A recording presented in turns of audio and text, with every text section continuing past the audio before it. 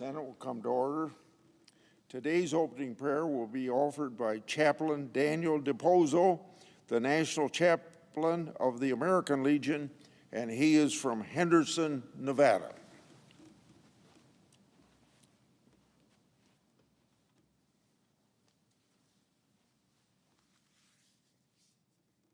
Let us pray.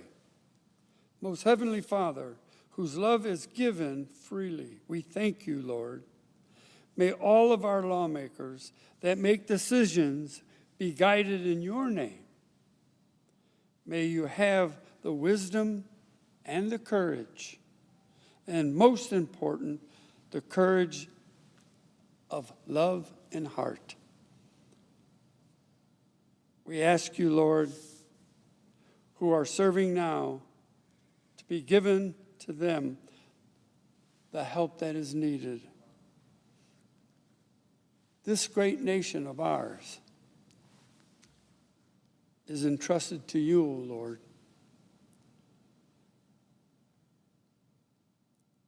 Your blessings on the men and women that are protecting us as a great nation, also under your care. We ask you to bless them as well. We ask this all in your name. Amen.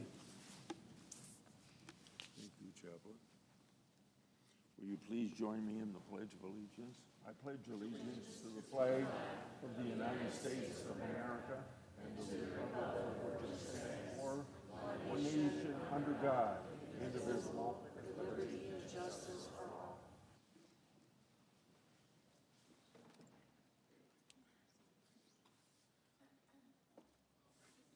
Thank you, sir.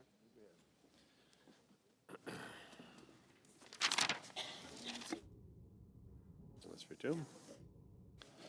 Under the previous order, the leadership time is reserved. Morning business is closed. Under the previous order, the Senate will proceed to executive session to resume consideration of the following nomination, which the clerk will report. Nomination, Department of Defense, Daniel Driscoll of North Carolina to be Secretary of the Army. Mr. President, I recognize the senator from Iowa. soon we'll be voting on the nomination of Jamison Greer of Maryland to be United States Trade Representative. I will be supporting that nomination. I voted for his nomination to get out of the Finance Committee because I believe we need a clear change from the last 4 years when there was never any attempt to do anything to reduce trade barriers. Unlike his predecessor, I'm confident that Mr. Greer will pursue an aggressive trade strategy that includes opening access to new markets through new trade deals.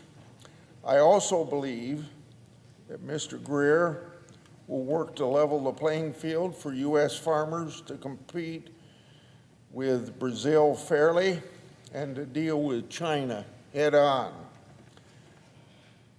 As my colleagues know, I'm a free and fair trader, and though I would not like to see extreme tariffs, I'm hopeful that Mr. Greer and President Trump We often think of Europe, Brazil, Japan, South Korea, China as big problems for us when it comes to trade. I'd like to remind my colleagues that there's about 190 other countries on this globe that we can seek agreements with, and taking time to seek those agreements would be good. Along this line, Senator Boozman, chairman of the Ag Committee, and I, a member of the Finance Committee, which has jurisdiction over trade, sent letters to members of the Finance Committee, Agriculture Committee, and Ways and Means Committee of the House of Representatives. We ask our colleagues to listen to somebody that's had some experience dealing with some of these smaller nations with bilateral trade agreements. That person is a person by the name of Al Johnson. During the George W. Bush presidency, he negotiated trade agreements with about a dozen countries. It added up to about 6 or 7 different agreements, all bilateral, which I think is the way that President Trump prefers bilateral negotiations rather than multilateral negotiations. He was very successful, and that success can be measured by the fact that he has shown on his studies that with these dozen countries that were negotiated bilateral free trade agreements during the George W. Bush administration, that we have increased our trade with those nations by about 600%. So I hope my colleagues will give Al Johnson a chance to talk to them. I know he's already visited with some members of this United States Senate, and he's very vigorously promoting the idea that we ought to have bilateral negotiations, and with a lot of countries that we never think about that could be beneficial to American exports. I yield the floor and suggest the absence of a quorum. The clerk will call the roll. Ms. Alsobrooks.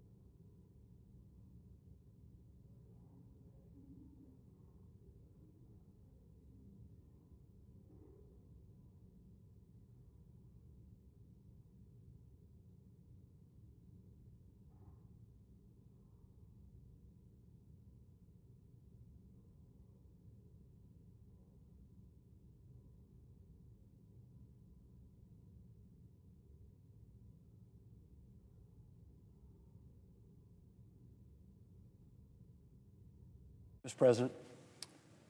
I recognize the Majority Leader. Thank you, Mr. President. Mr. President, I ask that the unanimous consent the quorum call be dispensed with.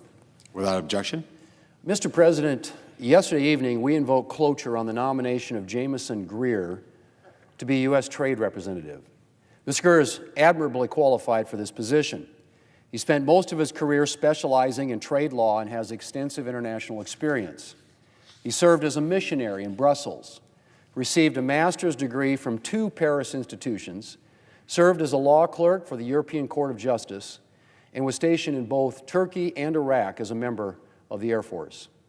Most significantly of all, he spent 3 years of the previous Trump administration serving as Chief of Staff to then U.S. Trade Representative Robert Lighthizer, who spoke highly of Mr. Greer's work. He is, in short, very well prepared for this role. Mr. President, one of my top priorities when it comes to trade is expanding opportunities for our nation's agricultural producers, like the many farmers and ranchers in my state of South Dakota. The Biden administration frequently seemed to have no interest in trade beyond negotiating on climate and labor issues. Witness the fact, Mr. President, that there was not a single FTA negotiated during the Biden administration. Not a single one. All the opportunities across the globe to enter into trade agreements, to open up and provide access to America's farmers and ranchers and small business people. Well, that was a real disservice, Mr. President, to America's ag producers and to our small businesses. Trade is critical to the continued success of American agriculture. 20% of U.S. ag products are exported yearly, and exports provide substantial farm income. Soybeans and corn alone accounted for 22% of all U.S. exports by value in 2024. But thanks in part to the Biden administration's almost complete inaction on trade, the current agricultural trade deficit is at an all-time high. And Mr. President, that's an area of our economy where we've always run trade surpluses, historically. Consistently over time, decade after decade, we've always run trade surpluses in agriculture until the last few years under the Biden administration, where we started racking up not only deficits, but now record trade deficits. They're at an all-time high. And I have to say that's a real problem for ag producers, especially considering the other challenges they've been facing. And it's something that needs to be addressed. And I know that the Trump administration is committed to meeting the needs of farmers and ranchers, and I'm looking forward to working with Mr. Greer to expand opportunities for our agricultural producers. I'm very encouraged by the fact that Mr. Greer has expressed his commitment to working closely with the Senate Finance Committee, of which I am a member, and with Congress. President Biden's trade representative was completely uninterested in working with Congress, so it is very encouraging to hear Mr. Greer's commitment to communication and collaboration. And I look forward to a close partnership between the administration and Congress in the coming months and years as we work to expand opportunities for American producers. Mr. President, this afternoon we're going to vote on a resolution to end the energy emergency that President Trump declared upon taking office. Apparently, according to the resolution's authors, this energy emergency declaration isn't justified. And Mr. President, in response to that, I'd like to just read a headline from the Washington Post last March. And that headline is, and I quote, "Amid explosive demand, America is running out of power," end quote. Now let me just repeat that, Mr. President, for my Democrat colleagues. Amid explosive demand, America is running out of power. Running out of power. The article stated, and I quote again, "Vast swaths of the United States are at risk of running short of power as electricity-hungry data centers and clean technology factories proliferate around the country, leaving utilities and regulators grasping for credible plans to expand the nation's creaking power grid," end quote. And then, of course, there was this headline from another major news outlet in December, and I quote again, "More than half the U.S. faces blackout risks in next decade," the NERC finds, end quote. Again, more than half the U.S. faces blackout risks in next decade. Large swaths of the U.S., the article noted, could experience rolling blackouts due to capacity shortfalls during extreme weather events in the next decade, according to a grid reliability analysis released Tuesday. The Mid-Continent Independent System Operator faces the highest risk of energy shortfalls starting as soon as this summer, according to the report from the North American Electric Reliability Corporation, which can force grid operators to trigger rolling outages to prevent wider system harm, end quote. Mr. President, these aren't niche publications. These are mainstream media outlets. Mainstream media outlets reporting on the fact that, and I quote again, America is running out of power. If my Democrat colleagues don't consider that an emergency, I just don't know what to say. Mr. President, as these articles and others make clear, the United States electric grid is extremely shaky. Thanks in substantial part to a movement to shut down fossil fuel-fired power plants before reliable sources of clean energy are available to replace them, America is running out of power, even as we face huge new power demands. The boom in data center construction in particular to power the rise of artificial intelligence is placing and will place vast new demands upon the grid. A recent CNBC headline noted, and again I quote, "Data centers powering artificial intelligence could use more electricity than entire cities," end quote. More electricity than entire cities. And Mr. President, if we continue on our current course, there is a very real risk that we're not going to be able to meet that demand, that we're going to end up with widespread brownouts and blackouts, or electricity rationing, or de facto rationing forced by sky-high energy bills. Now, Mr. President, I realize that this is an inconvenient truth to my Democrat colleagues. Why? Because it interferes with their plans to force the United States off conventional energy. If Democrats acknowledge that we are rapidly approaching an energy crisis, they might have to actually consider the consequences of their energy plans. To consider what might happen when you put immense new power demands on an already shaky grid by forcing Americans into electric vehicles. To consider what might happen if you drastically limit domestic oil and gas production, even as the nation continues to require a steady and affordable supply of conventional fuels. And so I do understand why Democrats would prefer not to acknowledge our national energy emergency. But acknowledge it or not, it's there. And if we don't take action, we're going to be facing some very serious problems in the very near future. So I'm grateful to have a president who recognizes and acknowledges the energy emergency facing our nation. And I look forward to working with him to unleash American energy production and achieve a secure, affordable, and reliable energy future for the American people. Mr. President, I yield the floor, and I suggest the absence of a quorum. The clerk will call the roll. Ms. Also Brooks.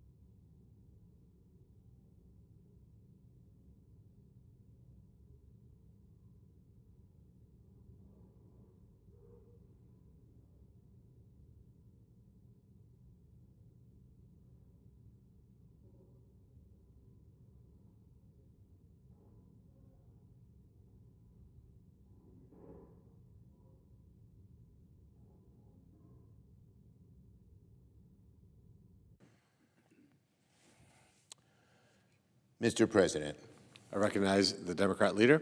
I ask unanimous consent the quorum be dispensed with. Without objection. So, Mr. President, over the last month, it's become clear how Donald Trump and Republicans govern. Donald Trump and Republicans have focused on things most Americans don't care about or don't like, while refusing to focus on things Americans actually do care about. Donald Trump and Republicans have focused on things most Americans don't care about or don't even like, while refusing to focus on things Americans actually do care about. Exhibit A of these things that Americans don't like is what's happening today in the House of Representatives. As soon as today, House Republicans will advance a budget resolution clearing the way for perhaps the most draconian cuts to Medicaid in American history. Also, Republicans can cut taxes for their billionaires club and have the American people pick up the tab and pay the price. This is in the category of things Americans really don't like. There's only one proper way to describe the Republican plan that's moving through the House this week: radical. Radical. The Republican plan radically hurts American families while radically helping the billionaires club. Republicans are so eager to cut taxes for billionaires that they'd increase the deficit by $1 trillion or more to make room for their sweetheart deal tax cuts for billionaires like Elon Musk.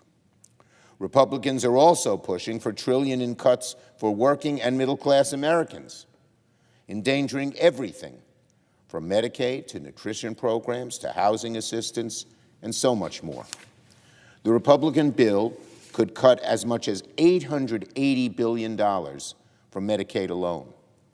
That means 80 million Americans, kids, veterans, people with disabilities, rural Americans, the elderly, are all at risk. And why? Why are Republicans putting these people at such risk and hurting things that benefit them, not waste, things that actually go to people and help them? They're doing it to make life easier for the billionaires club. They're doing it to cut taxes for the ultra-wealthy. Last week, here in the Senate, during Vote-A-Rama, I pushed an amendment that said we should have no tax breaks for billionaires. I pushed an amendment calling for no billionaire tax breaks if even $1 of Medicaid spending was cut. What's more important? Helping people get health care? Helping the elderly stay in nursing homes? Helping our veterans, especially those who may be out of work, from getting the health care they need? What's more important? That or a tax break for someone who's very wealthy already? Well, on both amendments, the one that said no tax breaks for billionaires and the one that said no tax breaks for billionaires even if $1 of Medicaid spending was cut, both times Republicans overwhelmingly said no. Let us hope, maybe a distant hope, but let us hope that House Republicans show more courage, more compassion, more common sense to reject these horrible, harmful, radical cuts. This is not what the American people signed up for in this election. Billionaire tax cuts is a clear example of things Americans don't like. Just look at all the backlash Republicans are seeing in their town halls. And Republicans know this. Republicans know that cutting taxes for wealthy billionaires is something most Americans don't like at all. They didn't campaign on it. Oh, no. I didn't hear any of our Republican colleagues who were running go home and say, I want to cut taxes for the billionaires, although that's the first thing they're doing when they get here. And yet Republicans seem to be full steam ahead all the same. This, of course, is part of the pattern I'm talking about. Over the last month, Donald Trump and Republicans have spent their energy focused on things Americans don't like, while refusing to focus on things Americans actually do care about, like inflation, rising prices. You already see Americans are upset with the Trump administration because prices continue to rise, as they have over the last many years. Donald Trump promised to bring down costs on day one. He said the first day he's elected, he's going to start bringing costs down, but instead, inflation has gone up, grocery prices are up, chicken, pork, steak, all more expensive, eggs are up 15% from last month. All the while, Republicans are focused on things that Americans either don't like or don't care about. Americans don't like, for instance, pardoning violent insurrectionists. It was one of the least popular things that we have seen. A recent poll in the Washington Post is clear. But that was the first major decision Donald Trump made as president, the first major decision.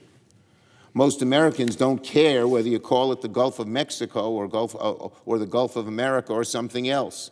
Most Americans don't care about building hotels in Gaza or annexing Canada. Yet these are the things that Donald Trump is focused on to distract people from the fact that he doesn't actually have real solutions to the things Americans really worry about. And of course, there are things that Republicans are focused on that make things actively worse. Most Americans don't think it's a great idea to get into a trade war with our closest allies. That's going to make trips to the grocery store even more expensive than they are now.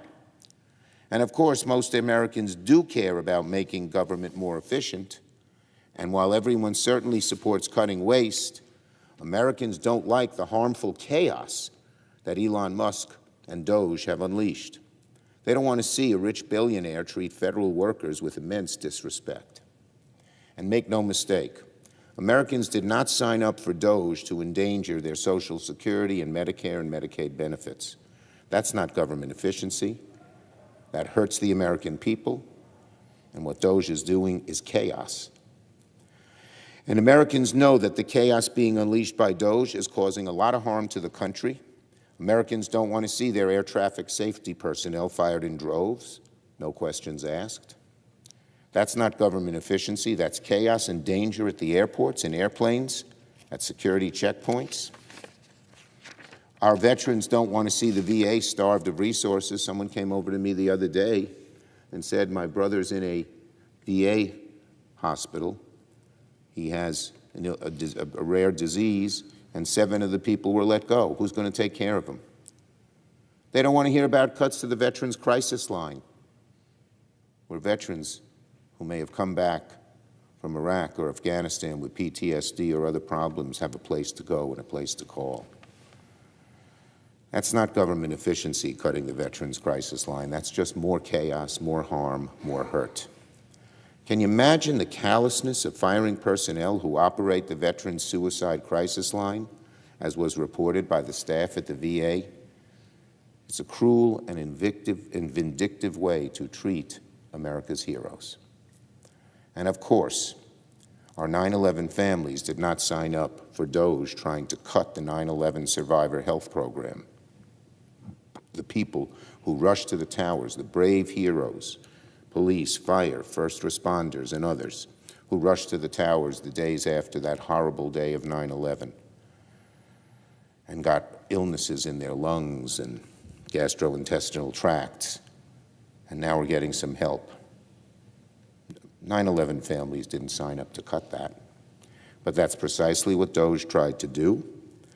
We've pushed back, and I'm glad that President Trump and Doge reversed themselves on that issue. They should be reversing themselves on many other issues also that hurt people so badly. But the takeaway is they're very clear. What Doge is doing is not making government more efficient. It's creating more chaos. And if there's one thing Americans don't want in these turbulent times, it's more chaos. Rather than actually cut waste in government in a smart way, a careful way, an efficient way, rather than putting the needs of working people first, Donald Trump, Elon Musk, and the Republican Party have plunged basic government services into chaos and taken a meat axe at programs that help workers, middle-class families, and low-income Americans, all for the sake of cutting taxes for billionaires and mega corporations. Republicans are focused on the wrong things, They are helping the wrong people, and they are ignoring the vast majority of Americans they promised to serve. Under Donald Trump's Republican Party, billionaires win, American families lose. So let me say it once again. Over the last month, it's become clear how Donald Trump and Republicans govern. Donald Trump and Republicans have focused on things Americans don't care about or don't like, while refusing to focus on things Americans actually do care about. I yield the floor. Note the absence of a quorum. The clerk will call the roll. Ms. Alsobrooks.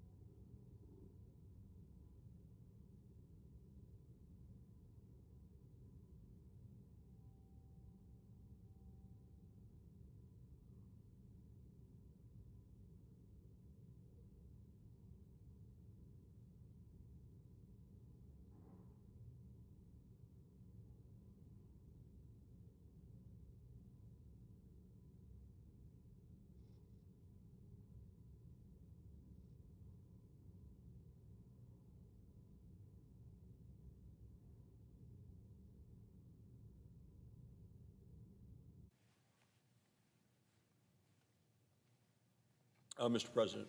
I recognize the senator from Wyoming. Thank you, Mr. President. I ask unanimous consent that the quorum call be vitiated. Without objection. Mr. President, I just come to the floor having listened to the minority leader, the Democrat senator from New York, say something to the effect that he thought that President Trump's policies were not popular with the American people. And as he was saying this, I recalled a poll, a Harvard-Harris poll conducted just this past week.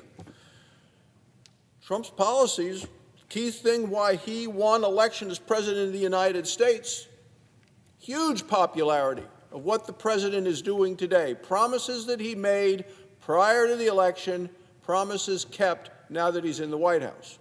Let's take a look at number one. Deportation of illegal immigrants who've committed crimes. 81% of the American people, and that includes a lot of Democrats, say that is a very popular position taken by President Trump and now being enforced by President Trump. Eliminating fraud and waste in government expenditures. 76% of Americans agree. What have we seen happen with DOGE? What we have seen is actually pointing out fraud and waste in government. The American people are supportive. And then, of course, closing the border. Again, 76% of Americans, Republicans, Democrats, Independents, all across the board, support what President Trump is doing. President Trump ran for office against a party that was the party of high prices and open borders. And it's because of those things that President Trump won, and Republicans won the House and the Senate. So now the minority leader comes to the floor and says that what President Trump's doing aren't popular. Well, they sure are in terms of wasteful Washington spending and closing the border, which were the two reasons that President Trump and Republicans won the elections in November. So let's talk about the things that the American people care about. Republicans, President Trump, all of us promised to get America back on track. That's what we said we would do. That's what we are doing right now. We committed to cutting Washington's wasteful spending. We committed to reducing the size of a bloated government. This is going to make life more affordable for all Americans. President Trump and Republicans are now doing exactly what we promised we would do. We're rooting out waste, we're rooting out fraud, and we're rooting out abuse by a bureaucracy, all across a bureaucracy. And we are ripping it out root and stem. The Department of Government Efficiency has already uncovered more than $55 billion in savings. Who benefits from the savings? The American taxpayers. U.S. taxpayers were spending $2 million. I mean, you take a look at this list. $2 million to develop, quote, sustainable recycling models in the Balkans. Well, we've canceled that. U.S. taxpayers were spending $19 million on, quote, biodiversity conversations in Nepal. Well, that's been canceled. U.S. taxpayers were spending $47 million to improve, quote, learning outcomes in Asia. Canceled that. U.S. taxpayers were spending $1.5 million on, quote, voter confidence in Liberia, Africa. Well, we've canceled that. U.S. taxpayers were spending $21 million for voter turnout in India. Canceled. More savings are on the way. The Environmental Protection Agency Administrator Lee Zeldin, who we recently confirmed to that post, he uncovered $20 billion with a B, $20 billion in taxpayer money that the Biden EPA shoveled out the door on their last days before leaving office. This was a slush fund, and it was funneled to 8 left-wing climate groups.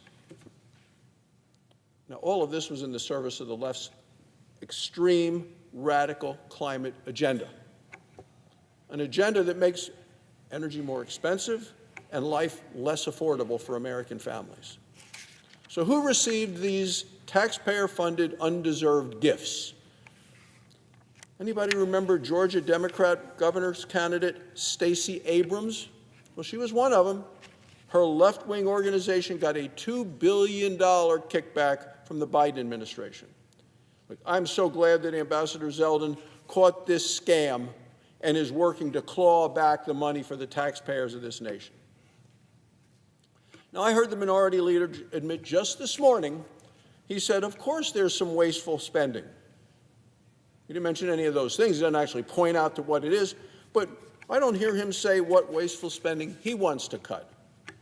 In fact, I haven't heard any Democrats say what wasteful spending any should be cut. What about that $2 billion that's been sent to Stacey Abrams? Democrats added almost $5 trillion to our debt in 4 years. Joe Biden and Democrats' reckless spending caused painfully high prices. Look, cutting wasteful Washington spending has been long overdue. President Trump and Republicans are uncovering massive evidence of wasteful Washington spending, and we're stopping it. Democrats seem more upset that the waste they support is now being exposed than the massive waste itself. Instead of defending the indefensible and the obscene level of spending, what are they doing? What are the Democrats doing? They are demanding that the courts intervene. Hey, let's get the courts involved. This is the next chapter of destructive Democrat behavior. Democrats have now filed over 80 lawsuits in 1 month against the Trump administration. Now, often they go judge shopping. What are they looking for? They're looking for partisan activist judges. So how does that work? Well, last month, I mean, it's unbelievable. Last month, the state of New Jersey wanted to sue the administration. So they filed suit, not in New Jersey, but in Massachusetts. They sued in a district where 11 of the 13 district judges were appointed by Democrat presidents. They didn't think they could accomplish what they wanted to accomplish in their own home state, so they go to Massachusetts, one of the most liberal states in the country. That is not a coincidence. It's intentional. It's premeditated. What's the aim of it? It's to obstruct President Trump's popular cost-cutting efforts. Let me tell you how far the Democrats are taking this. Earlier this month, a federal judge in New York issued a knee-jerk order that forbids political appointees from accessing records within the Treasury Department. The judge actually went so far as to block the Secretary of the Treasury, Scott Bessent, from accessing important data within the agency that he runs, that he has been confirmed to serve as the Secretary of Treasury by this very body, by the United States Senate. And you get a judge saying he doesn't have access to the Treasury records. So a federal judge blocks a Senate-confirmed Secretary of Treasury from getting the information he needs to do to run the U.S. Department of the Treasury. That's where the Democrats are headed. District courts should not get to micromanage the executive branch. Yet that's what Democrats want to do with the courts, and that's why they filed 80 lawsuits so far.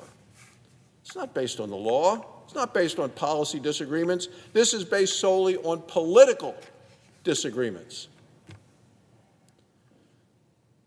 This is the real crisis we're facing in America. It's what I hear about in Wyoming, heard about it this past weekend. It's the unelected, unaccountable, heavy-handed federal bureaucrats who have taken America off track. We're getting America back on track. The American people are being strangled by Washington's wasteful spending, by burdensome red tape.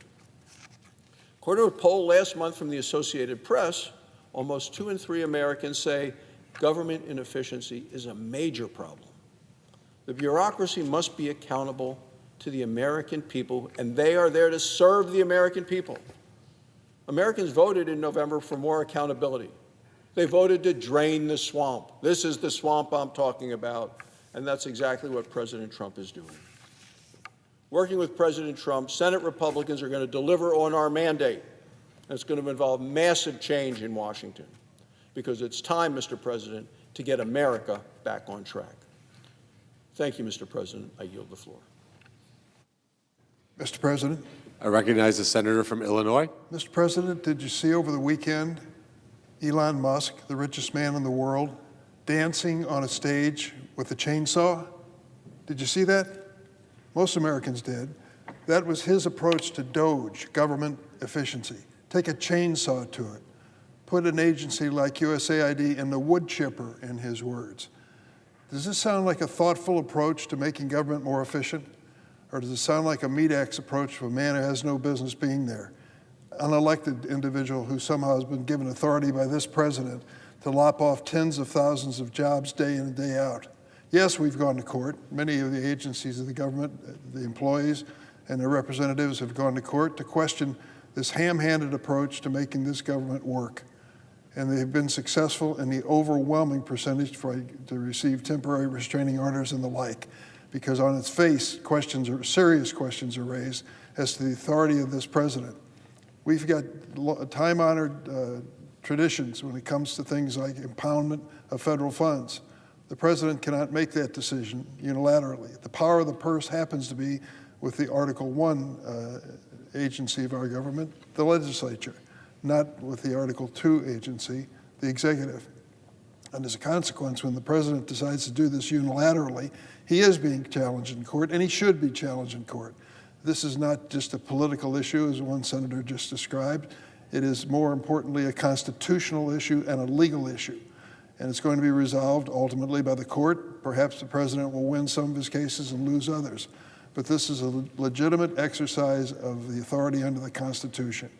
And I might add that this notion that we're going to start lopping off air traffic controllers and people responsible for aviation safety, I would just say to those who are for that and believe that's draining the swamp, pay attention to what's happening across America. These terrible aviation disasters, like the one that happened here in Washington, D.C., should be taken seriously by us every day. And putting people in charge of these departments who don't have adequate staff to monitor the flights in our nation is an act of irresponsibility as far as I'm concerned. The same thing's true with avian flu. Yes, the price of eggs is terrible. And one of the reasons is avian flu is killing off the flocks of laying hens, and as a consequence, we have fewer eggs and higher prices. There's a very real concern that this avian flu is going to jump from these birds and fowl into the human chain, and we'll face another pandemic. Do we want that? For God's sake, no. But the notion that we're going to lop off employees that are responsible for public health one after the other and somehow make this a safer nation is irresponsible on its face. Should it be challenged in court? Of course it should be, and I stand by that. I just want to say to the senator and others who make these comments, think about what you're inviting here, to give the president the authority this Congress has, authority under the Constitution, to just give it away. Are we going to give away our responsibility under the Constitution? Because of the popularity of this president with some members, I pray that we won't. On a totally different subject, Mr. President, I'd like to tell you about one of my constituents. He's a man from New Lenox, Illinois. It's in the suburbs of Chicago. Late last year, he received an urgent phone call from someone claiming to be a deputy in the Will County Sheriff's Office. This self-proclaimed deputy informed my constituents that he had missed jury duty. As a result, the deputy said, "There's a warrant out for your arrest." The man was stunned. "Don't worry," the deputy further explained. The man could avoid arrest and put the whole matter behind him. All he had to do was pay the fine. But he couldn't pay by check or credit card. The deputy directed the man to a local cryptocurrency ATM machine and told him to deposit $15,000 into the machine, pay the fine, and all would be forgiven. If you've been following the news, you might have guessed by now the man on the phone wasn't a sheriff's deputy at all. He was a scammer. And once my constituent deposited his money into the crypto ATM, it was gone. Gone. There was no way to trace the transaction to the scammer and no way to get the money back. This is just one example of growing and alarming trend of crypto ATM fraud. There are now more than 30,000 cryptocurrency ATMs in this country, and they are being used by criminals to cheat Americans out of their hard-earned savings to the tune of $114 million in 2023 alone. Most of the victims are senior citizens. While these scams aren't all identical, they generally play out just like the one I described. A stranger calls and pretends to be from the government or the victim's bank. They make claims of unpaid fines, a frozen bank account, a credit card in default, or even threaten arrest. The scammer then tells their victim that they must immediately go to a crypto ATM at a nearby grocery store, gas station, or convenience store. Often the scammer will try to stay on the phone with the victim throughout the scam, warning of dire consequences if they don't make their payments immediately. It's a way of preventing their victim from getting a moment to take a breath and just maybe realize what's going on. Once the victim arrives at the crypto ATM, the scammer will walk them through the process of depositing real money, cash, into the machine, buying a Bitcoin or another cryptocurrency, and sending it to the scammer's digital wallet. Last summer, a small business owner in my hometown of Springfield, Illinois, removed a crypto ATM from his store after witnessing senior after senior walk in, talking on their phones, looking stressed, and depositing huge sums of cash into the machines. He said, quote, 100% of the time that we saw somebody at the machine, they were being scammed. This was in a small store in Springfield, Illinois. It wasn't just happening there. There are tragic stories of seniors losing their savings through these machines in every state in America. South Carolina, retired couple lost $390,000 over the course of several months to a scam involving crypto ATMs. Just this month, the sheriff's office in Walton County, Florida, reported a resident was cheated out of $129,000 through a crypto ATM. Mr. President, it's past time that we put some common sense guardrails in place to stop fraud in this largely unregulated industry. That's why today I'm joining with Senators Blumenthal, Reed, and Welch to introduce the Crypto ATM Fraud Prevention Act. This bill will require crypto ATM operators to warn consumers about scams and take reasonable steps to prevent fraud at their machines. It will also put in place measures to limit the amount that consumers lose when they do fall victim to scams, and will give law enforcement new tools to track down and fight back against criminals. I want to share a few of the key measures of this bill with you. First, the bill will provide special protection for consumers during the 2 weeks after they make their first transaction at a crypto ATM, the period when a consumer is most likely to be a victim of fraud. During this time, customers will be limited to deposits of $2,000 per day and $10,000 total. While this is still a lot of money, it ensures people's entire life savings are not put at risk. The bill will also require crypto ATM operators to obtain verbal confirmation via a live phone call for any transaction with a new customer over $500. Do you remember when I told you scammers often stay on the phone with victims until the money's been deposited in their digital wallet? Well, this requirement will break that communication, give victims a chance to think, perhaps reach out to another member of the family, and make sure crypto ATM operators can assess whether the customer is being scammed. Next, the bill requires crypto ATM operators to give prominent, clear warnings about the risk of fraud and to tell consumers about common types of scams. While warnings alone are not enough, they're part of the key to preventing fraud. Operators also will be required to issue paper receipts to customers after each transaction. The receipt will include, among other things, the date, time, and amount of transactions and the transaction hash, which will allow law enforcement to more easily trace the transaction, collect evidence of the crime, and maybe even recover the stolen funds. Next, operators will be required to use the analytics to screen for suspicious, illicit transactions. Some companies are effectively using this technology already. It should be used across the board. Finally, crypto ATM operators will be required to issue refunds to consumers who are victims of fraud. As long as victims make a sworn report to law enforcement and notify the operator within 30 days of the transaction, they will be entitled to a refund. New customers will get full refunds. All other customers will be entitled to refund of, at minimum, any fees associated with the transaction. Mr. President, these measures are common sense guardrails that will prevent countless Americans, particularly senior citizens, from losing thousands of dollars of their hard-earned savings to criminal scams. I urge all my colleagues on both sides of the aisle to join me to pass this bill into law. We don't have any time to waste. Mr. President, I yield the floor. I suggest the absence of quorum. Clerk will call the roll. Ms. Alsobrooks.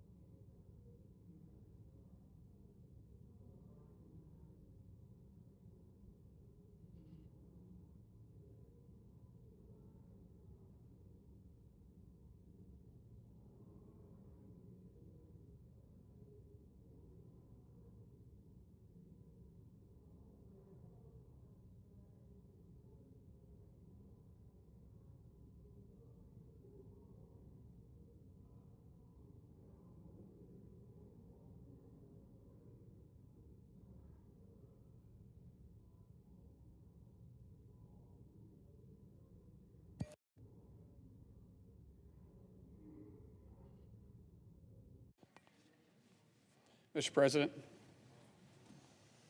Senator from Oklahoma. I ask for unanimous, consent to call off the quorum. Without objection. Thank you. The question is on the nomination. I ask for the yeas and nays. Is there a sufficient second? There appears to be. Clerk will call the roll. Ms. Alsobrooks, Ms. Baldwin, Mr. Banks, Mr. Barrasso, Mr. Bennett, Mrs. Blackburn, Mr. Blumenthal, Ms. Blunt Rochester, Mr. Booker, Mr. Bozeman, Mrs. Britt, Mr. Budd,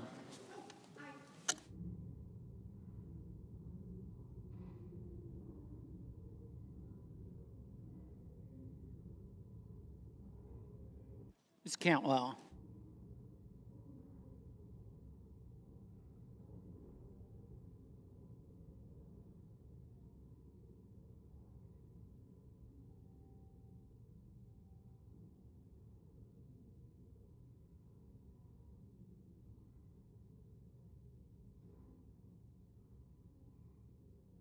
Mrs. Capito,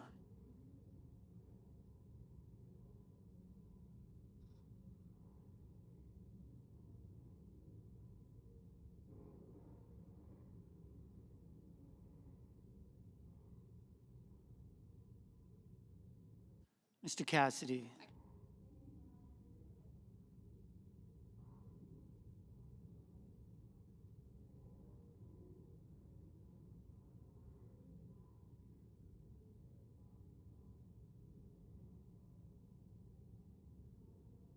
Ms. Collins, Mr. Coons,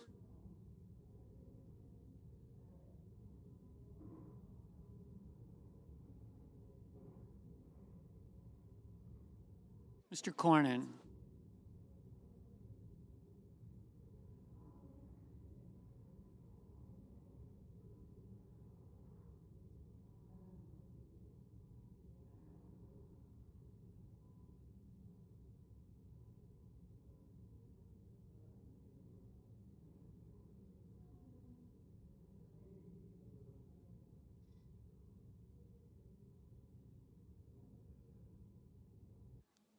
Ms. Cortez Masto, Mr. Cotton, Mr. Kramer, Mr. Crapo, Mr. Cruz,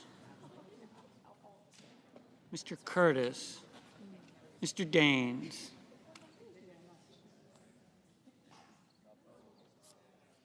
Ms. Duckworth, Mr. Durbin, Ms. Ernst,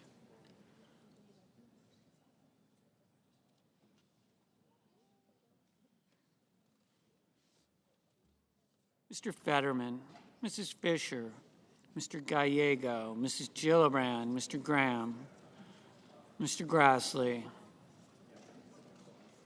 Mr. Haggerty,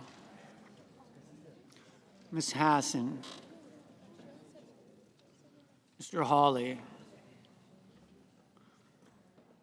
Mr. Heinrich, Mr. Hickenlooper, Ms. Hirono, Mr. Hoven, Mr. Husted, Mrs. Hyde-Smith, Mr. Johnson, Mr. Justice, Mr. Kane, Mr. Kelly, Mr. Kennedy, Mr. Kim, Mr. King, Ms. Klobuchar, Mr. Langford, Mr. Lee, Mr. Lujan, Ms. Lummis, Mr. Markey, Mr. Marshall, Mr. McConnell, Mr. McCormick, Mr. Merkley,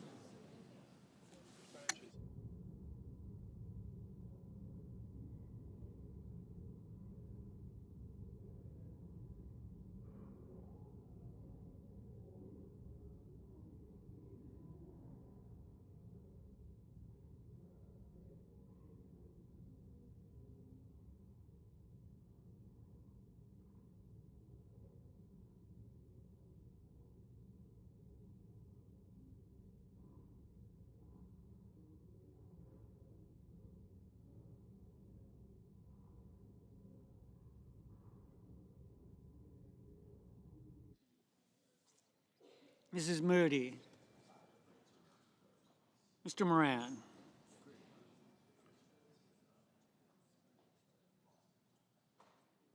Mr. Moreno, Mr. Mullen, Ms. Murkowski,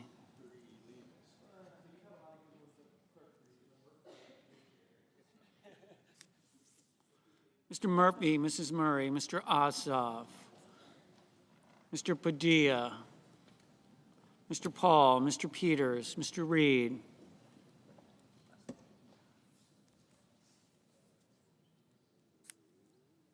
Mr. Ricketts, Mr. Resch, Ms. Rosen, Mr. Rounds, Mr. Sanders, Mr. Schatz, Mr. Schiff, Mr. Schmidt, Mr. Schumer, Mr. Scott of Florida, Mr. Scott of South Carolina, Mrs. Shaheen, Mr. Sheehy, Ms. Slotkin, Ms. Smith, Mr. Sullivan, Mr. Thune, Mr. Tillis, Mr. Tuberville, Mr. Van Hollen, Mr. Warner, Mr. Warnock, Ms. Warren, Mr. Welch, Mr. Whitehouse, Mr. Wicker, Mr. Wyden, Mr. Young.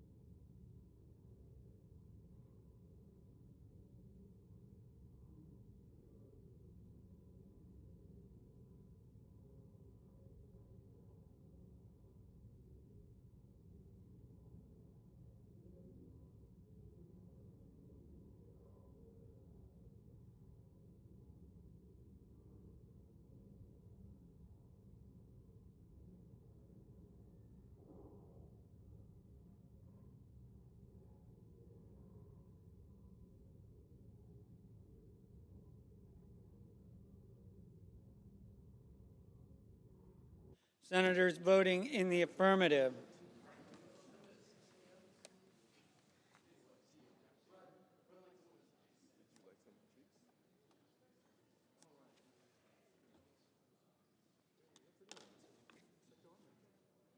Senators voting in the affirmative: Bennett, Britt, Cotton, Fisher, Grassley, Hassan, Heinrich, Hickenlooper, Johnson, Kane, Klobuchar, Marshall, Moody, Mullen, Peters, Ricketts, Scott of Florida, Scott of South Carolina, Sheehy. Senators voting in the negative: Coons, Merkley, Murray, Ossoff, Schatz, Whitehouse.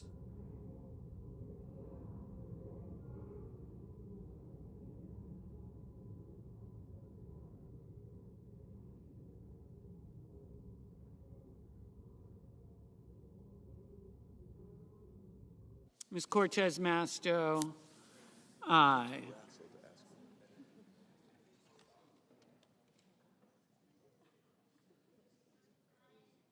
Ms. Baldwin, no.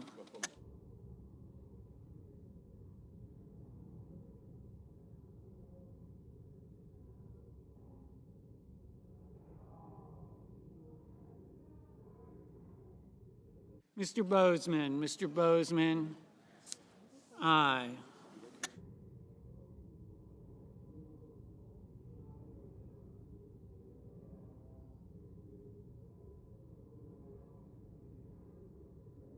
Mr. Wicker, aye. Ms. Markowski, aye. Mr.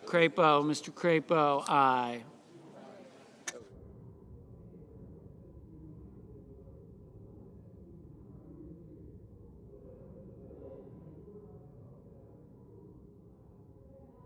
Mrs. Gillibrand, no.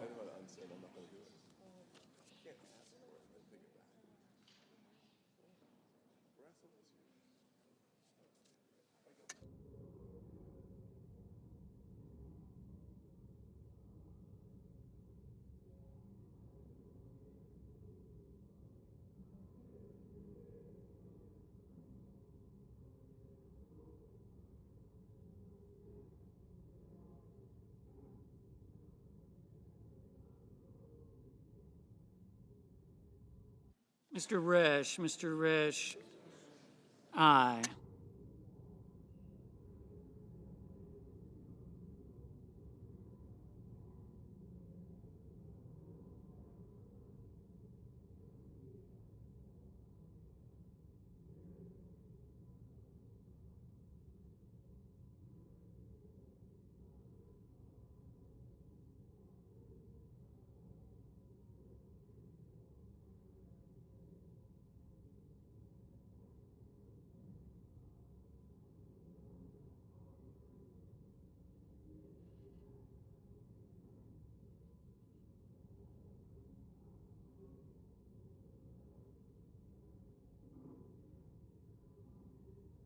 Ms. Hirono, no.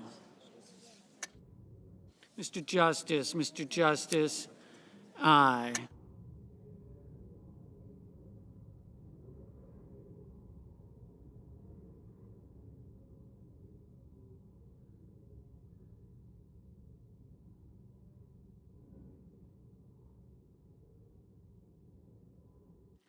Mr. Warnock, no.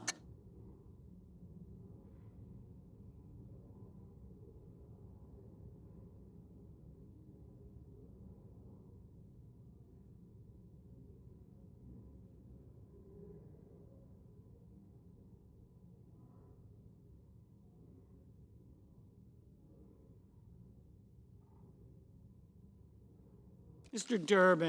Durbin, aye. Mrs. Shaheen, aye.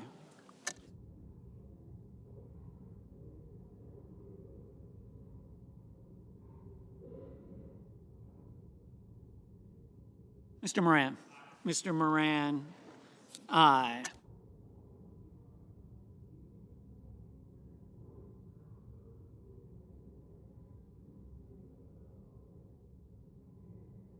Ms. Warren, no.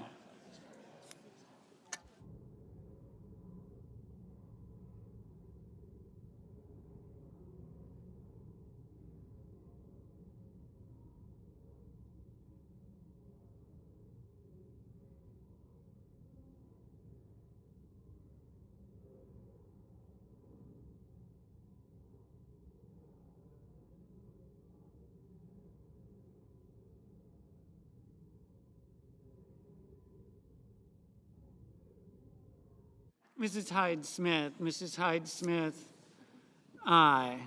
Ms. Smith. Ms. Smith, no.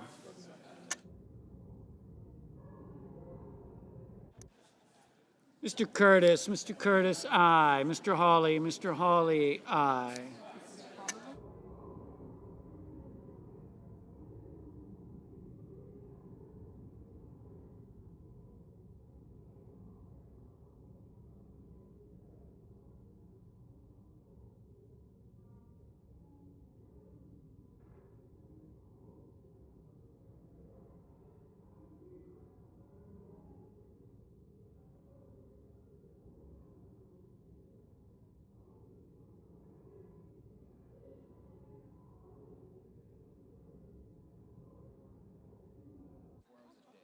Mr. Barrasso.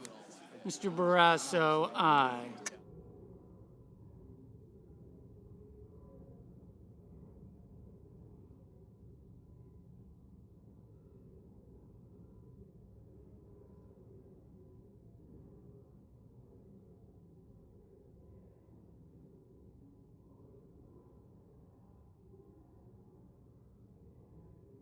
Ms. Duckworth. Ms. Duckworth, no.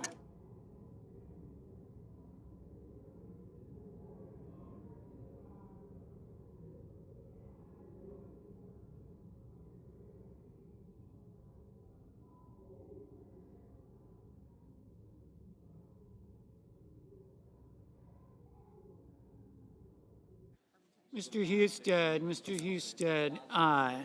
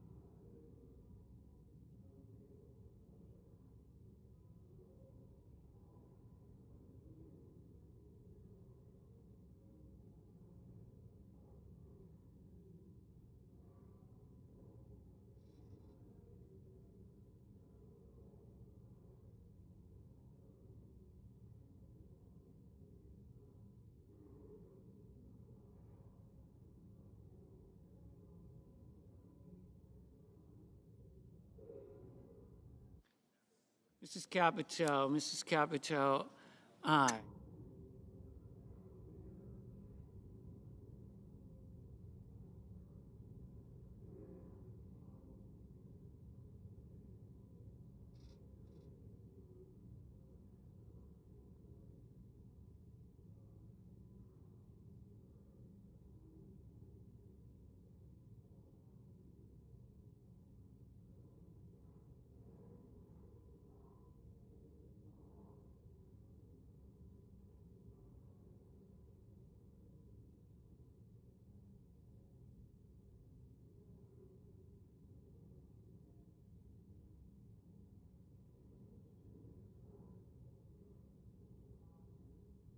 Ms. Cantwell. Ms. Cantwell, no.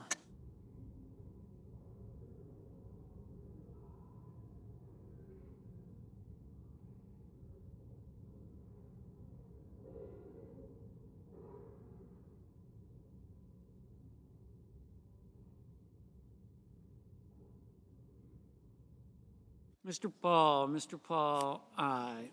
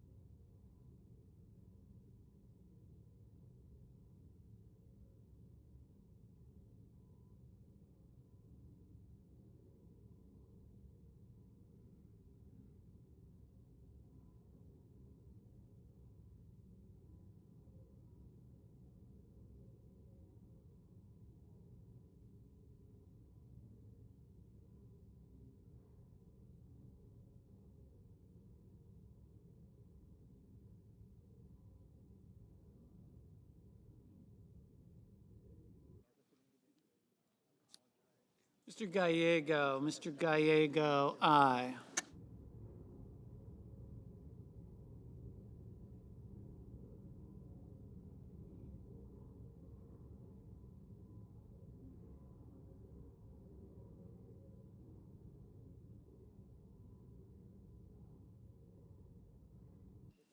Mr. Welch, no. Mr. Cornyn, aye. Mr. Wyden, no.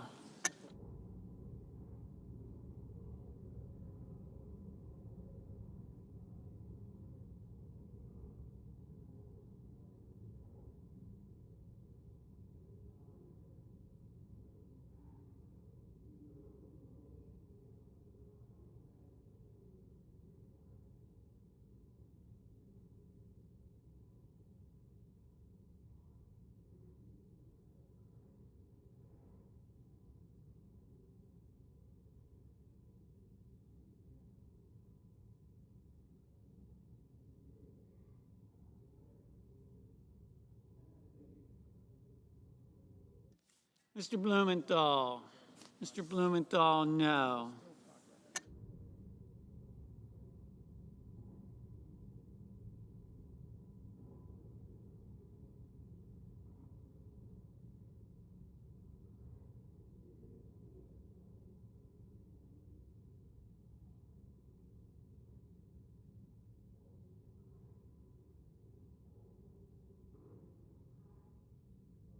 Mrs. Blackburn, aye.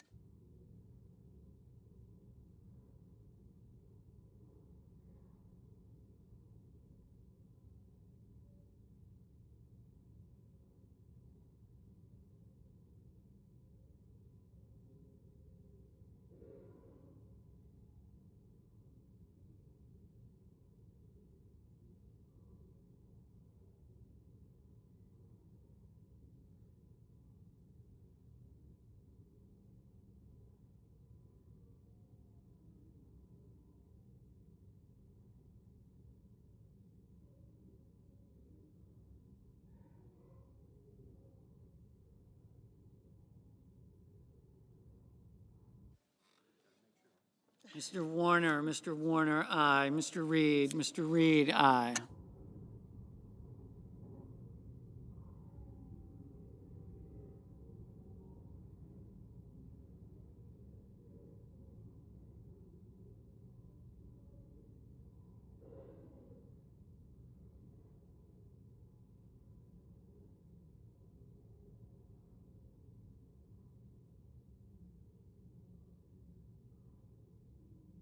Mr. Markey, no.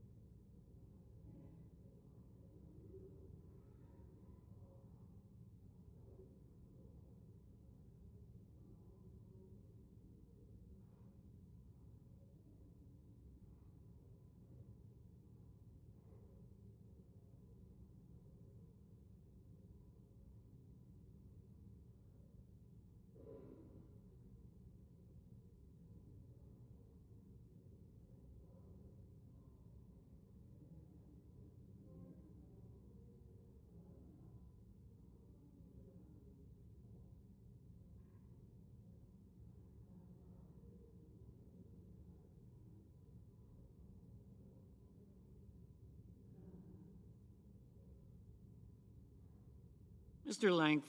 Langford, aye.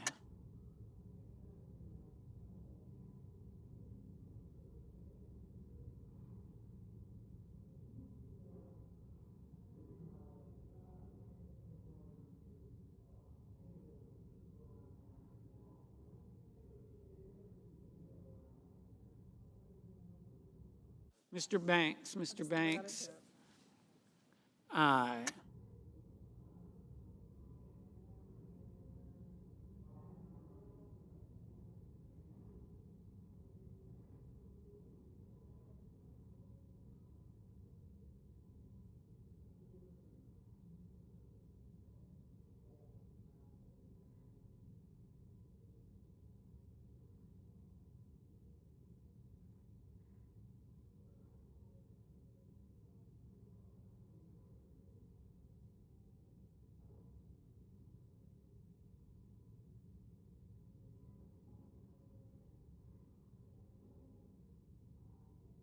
Ms.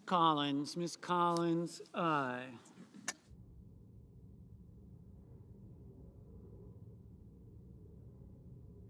Mr. Budd, aye.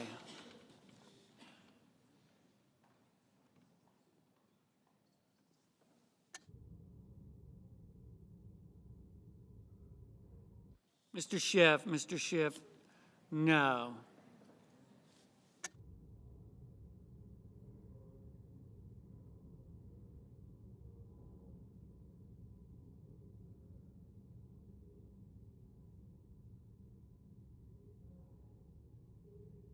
Ms. Rosen, aye.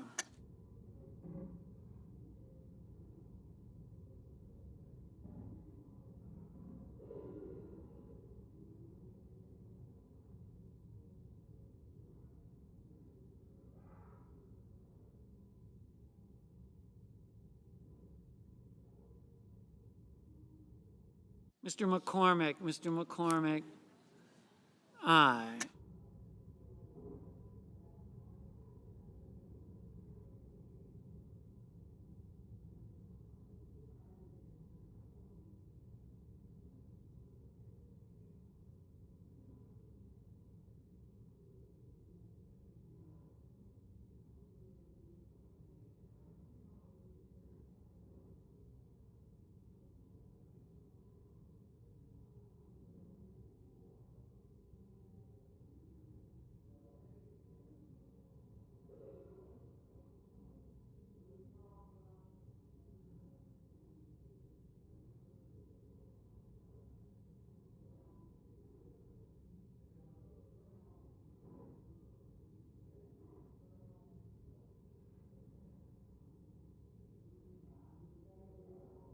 Mr. Cassidy, aye.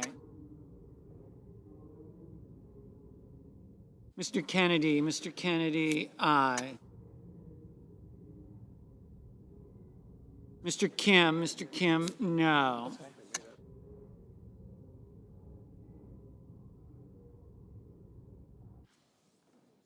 Mr. Schmidt, aye.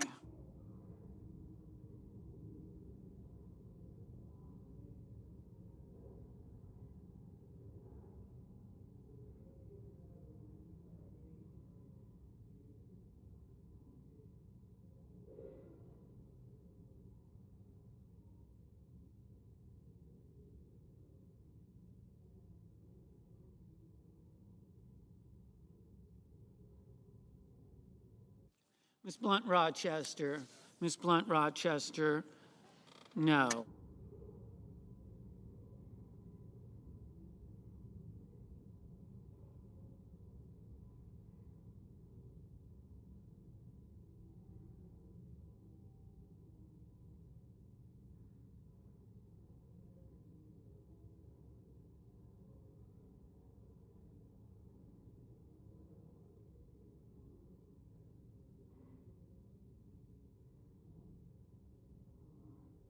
Mr. Sullivan, aye. Mr. Rounds, aye. Ms. Slotkin, no.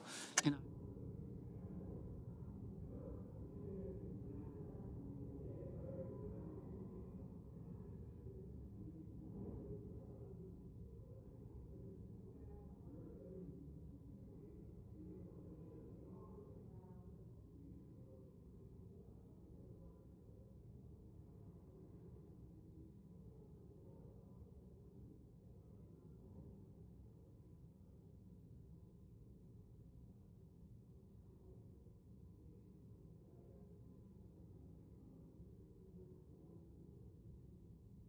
Mr. Hoven, aye.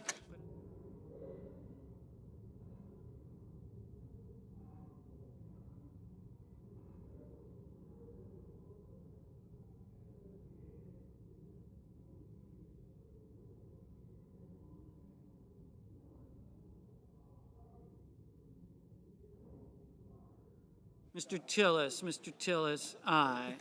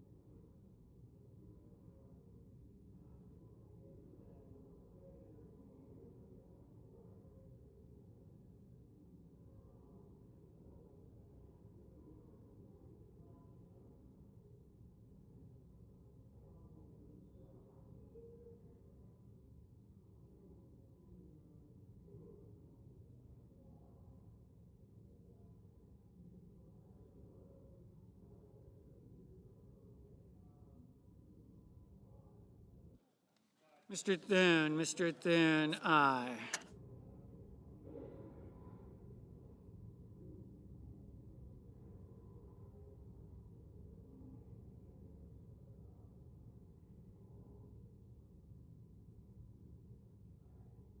Mr. Lee, aye.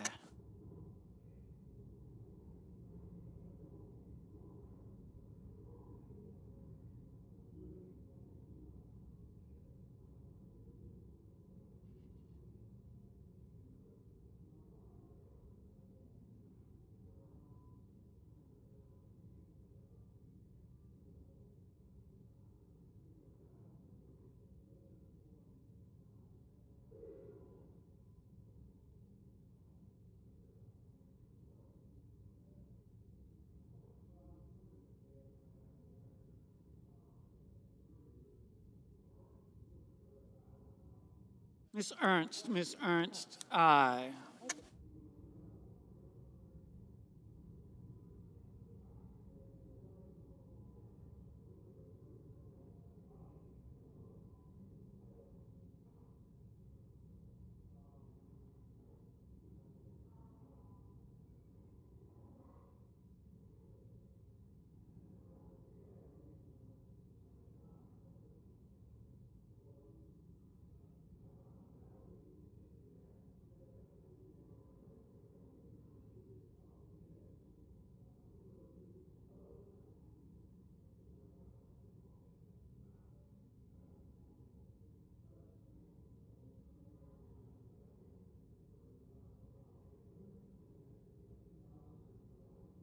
Mr. Fetterman, aye.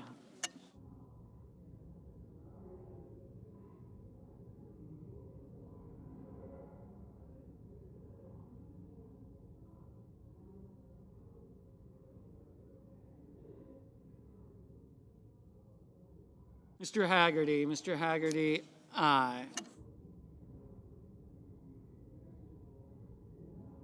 Mr. Kelly, aye.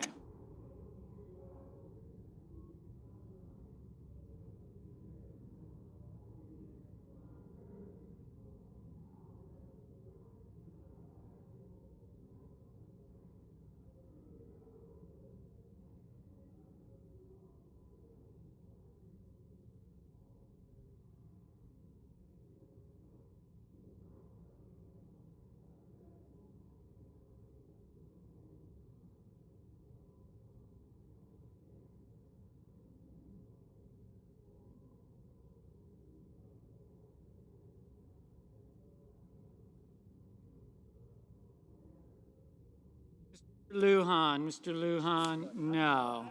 Mr. Padilla, no.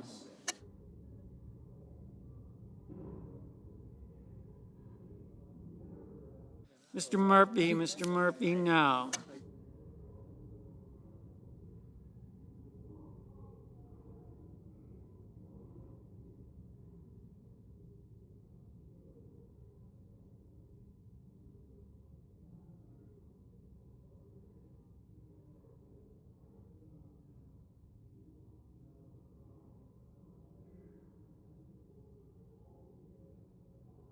Mr. King, no.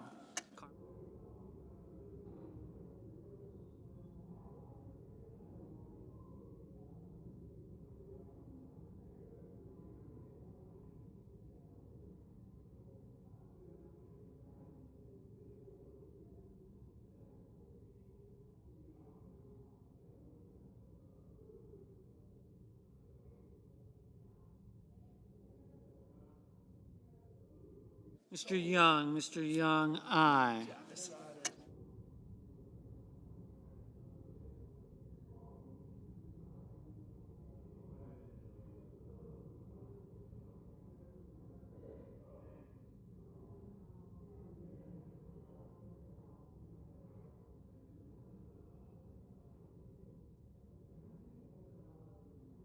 Mr. Booker, no.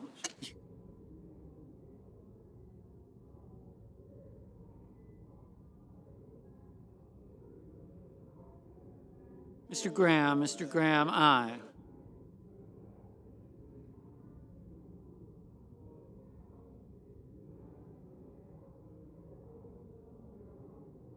Mr. McConnell, aye.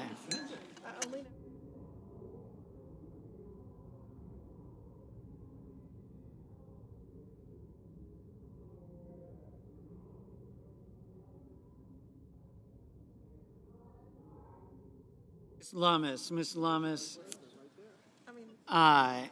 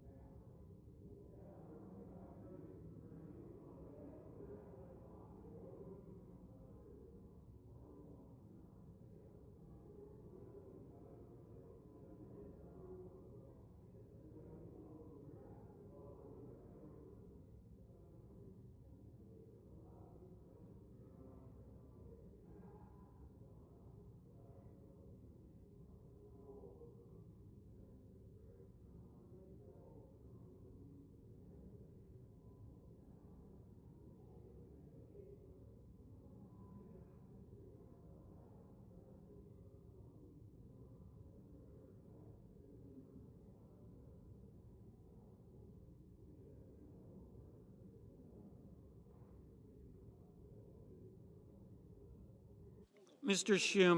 Schumer, no.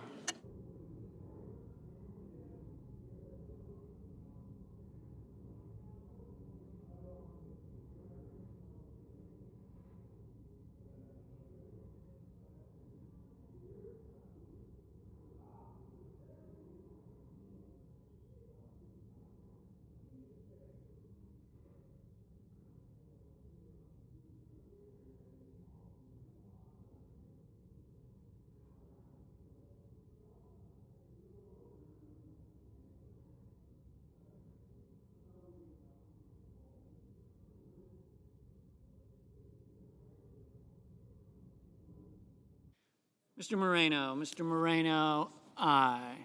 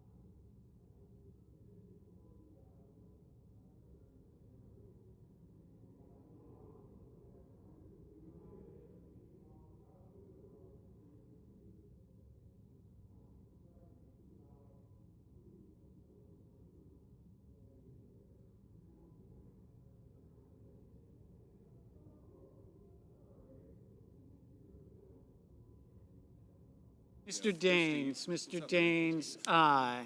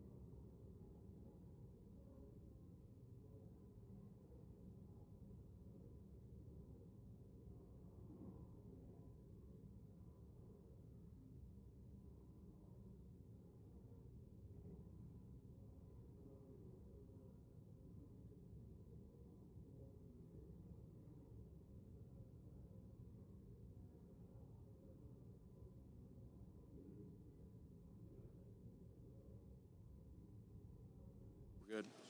Okay. So just read off this one then. All right. On this vote, the yeas are 66, the nays are 28. The nomination is confirmed. Under the previous order, the motion to reconsider is considered made and laid upon the table, and the President will be immediately notified of the Senate's actions.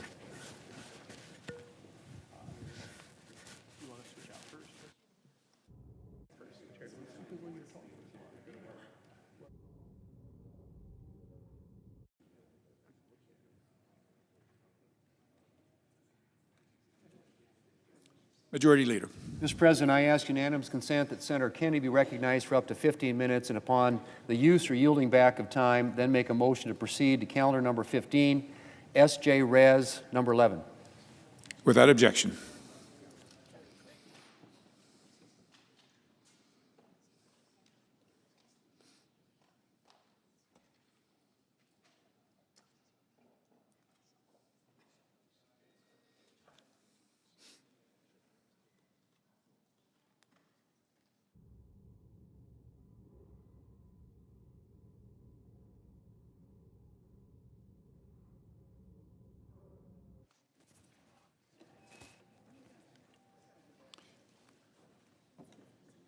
Senator from Louisiana. Mr. President, I rise today for two reasons.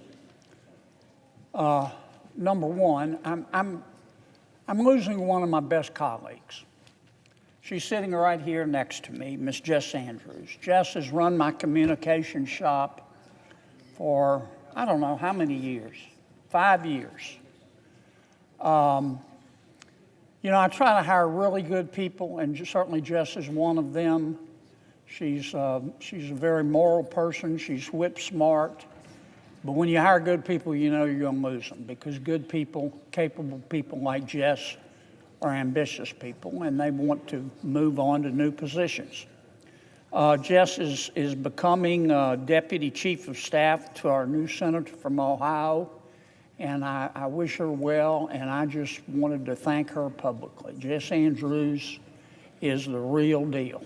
And she has just done an extraordinary job for the people of Louisiana and for the American people, and I am so, so grateful. I congratulate our new Senator from Ohio. He's getting a good one. So thank you, Jess. Mr. President, the second reason I rise is to talk about a regulation that I'm trying to get rid of.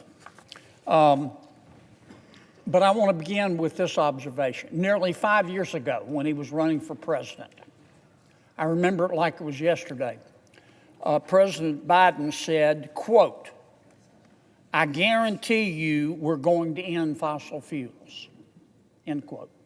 I guarantee you, he said, in front of God, country, and the American people, I guarantee you, he said, we're going to end fossil fuels. And he tried. For 4 years, he tried. Here's why I point that out. The first well drilled in the Gulf of America, I know some people call it the Gulf of Mexico. I don't want to get off into that discussion. But the first well drilled offshore in the Gulf of America was drilled in 87 years ago in 1938. Since then, we have drilled, I think, 6,000 wells. There are 6,000 platforms in the Gulf of Mexico. Now, before an oil company drills a well, on its own volition and at the suggestion of the Department of Interior, the oil company surveys the seabed. Just makes sense for safety reasons, but also for the sake of history, because we want to look for shipwrecks. We have found, I don't know how many shipwrecks, Mr. President. I had it written down, and 4,000 shipwrecks. We've surveyed the entire Gulf of America in the 87 years since we started drilling there. We have surveyed 311,652 square nautical miles, the surface area of Texas and California put together. That's how we found 4,000 shipwrecks. And it's cost hundreds and hundreds of millions of dollars. So we know what's there. We know what's there. Well, in September of 2024, the Department of Interior, in a midnight regulation, in an effort to try to further hurt fossil fuels, passed a new rule. And they said, look, we know we've surveyed the entire Gulf, and we know we found 4,000 shipwrecks. And we know that the area that we surveyed is the size of California and Texas put together. But every time you drill a new well, we want you to survey again. Well, why? I mean, what's the benefit? We know what the cost is. It costs anywhere from $10,000 to $1 million to resurvey again. It just makes no sense. And a third of the production in the Gulf is from independent oil companies. Maybe the majors can support this, but if an independent oil company has to survey what's already been surveyed, it can add, as I said, $10,000 to $1 million to well cost. What's the point? I can tell you what the point is. Somebody over at BOEM, the Bureau of Ocean Energy Management, Department of Interior, hates fossil fuels. Somebody or somebodies.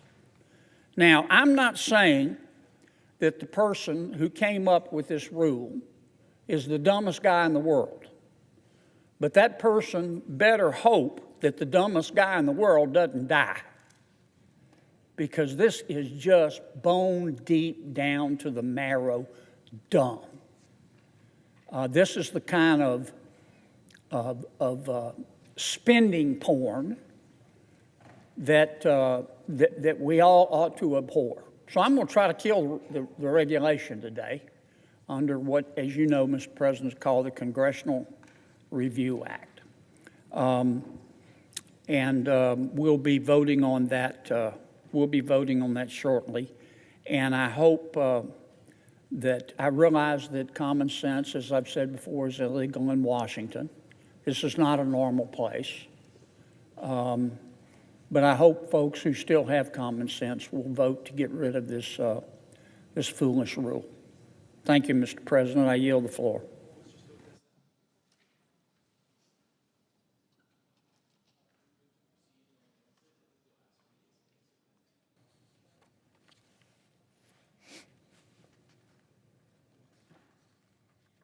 Mr. President. Senator from Louisiana. I move to proceed to Cal number 15, SJ Res 11. Clerk will report. Motion to proceed to calendar number 15, SJ Res 11, providing for congressional disapproval under Chapter 8 of Title 5 United States Code of the rule submitted by the Bureau of Ocean Energy Management relating to protection of marine archaeological resources. I ask, Mr. President, for the yeas and the nays. Is there an official second? There appears to be. The clerk will call the roll. Ms. Alsobrooks, Ms. Baldwin, Mr. Banks, Mr. Barrasso, Mr. Bennett, Mrs. Blackburn, Mr. Blumenthal, Ms. Blunt-Rochester, Mr. Booker, Mr. Bozeman, Mrs. Britt, Mr. Budd, Ms. Cantwell, Mrs. Capito, Mr. Cassidy, Ms. Collins, Mr. Coons, Mr. Cornyn, Ms. Cortez Masto.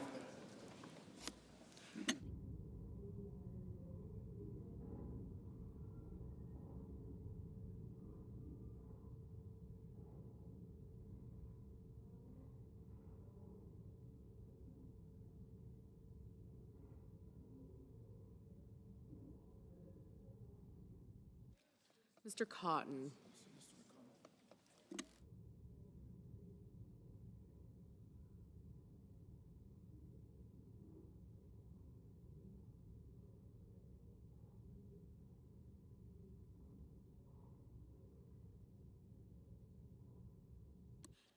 Mr. Crapo. Mr. Cruz. Mr. Curtis. Mr. Daines.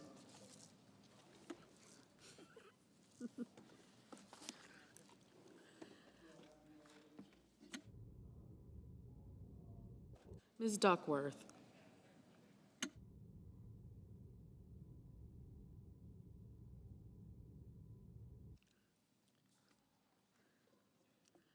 Ms. Duckworth. Mr. Durbin. Ms. Ernst. Mr. Fetterman.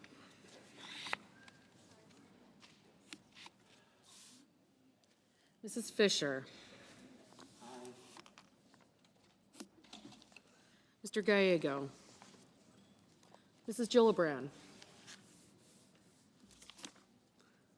Mr. Graham. Mr. Grassley.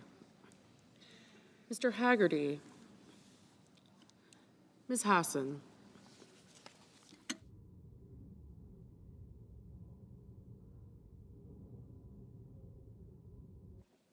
Mr. Hawley, Mr. Heinrich, Mr. Hickenlooper, Ms. Hirono, Mr. Hoven, Mr. Husted, Mrs. Hyde-Smith, Mr. Johnson, Mr. Justice, Mr. Kane, Mr. Kelly, Mr. Kennedy, Mr. Kim, Mr. King, Ms. Klobuchar, Mr. Langford, Mr. Lee, Mr. Lujan, Ms. Lummis, Mr. Markey,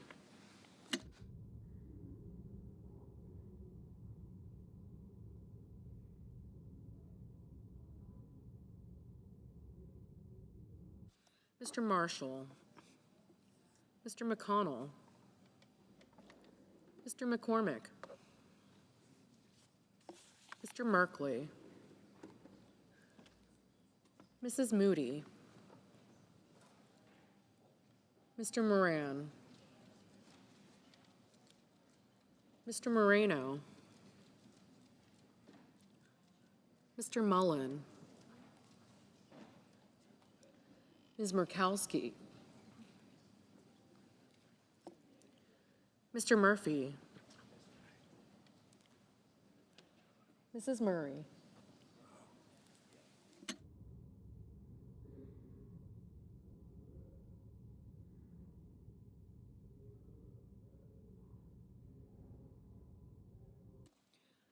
Mr. Ossoff, Mr. Padilla,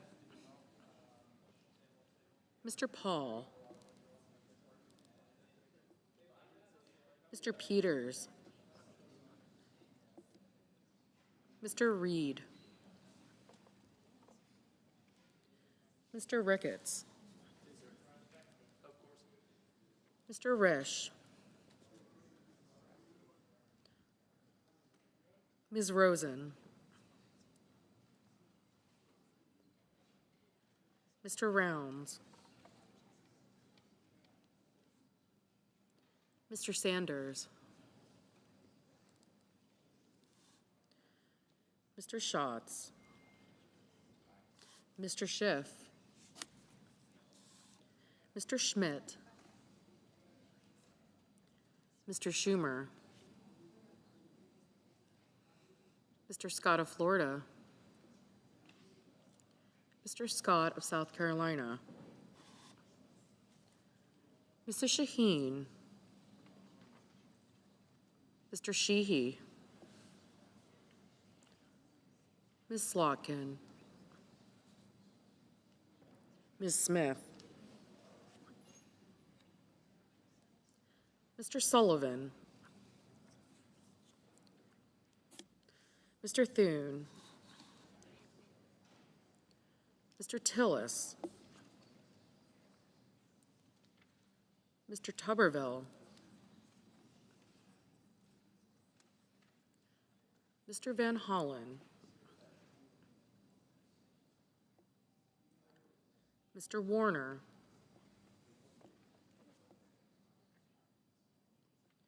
Mr. Warnock,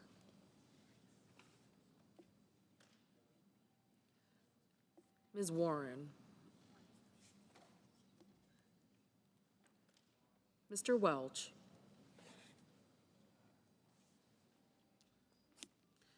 Mr. Whitehouse,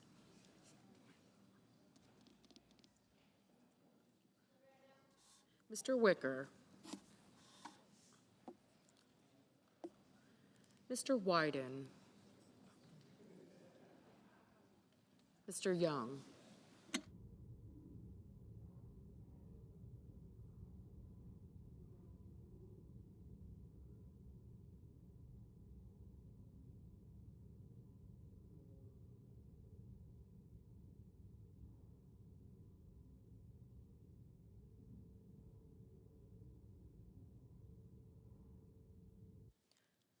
Senators voting in the affirmative: Cassidy, Cortez Masto, Crapo, Curtis, Daines, Haggerty, Hoven, Justice, Kennedy, McConnell, McCormick, Schatz, Tillis, Welch, and Wicker. Senators voting in the negative: Booker, Fetterman, Gillibrand, Heinrich, Kane, King, Merkley, and Ossoff.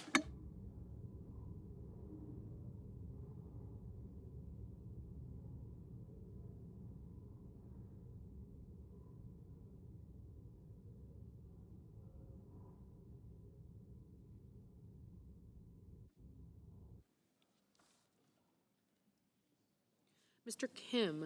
Kim, no. Ms. Warren, no.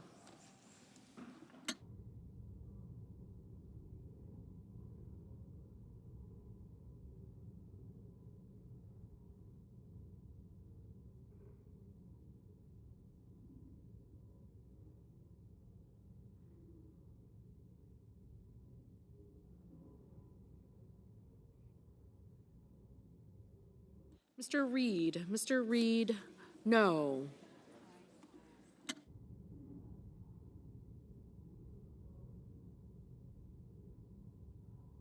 Ms. Collins, aye.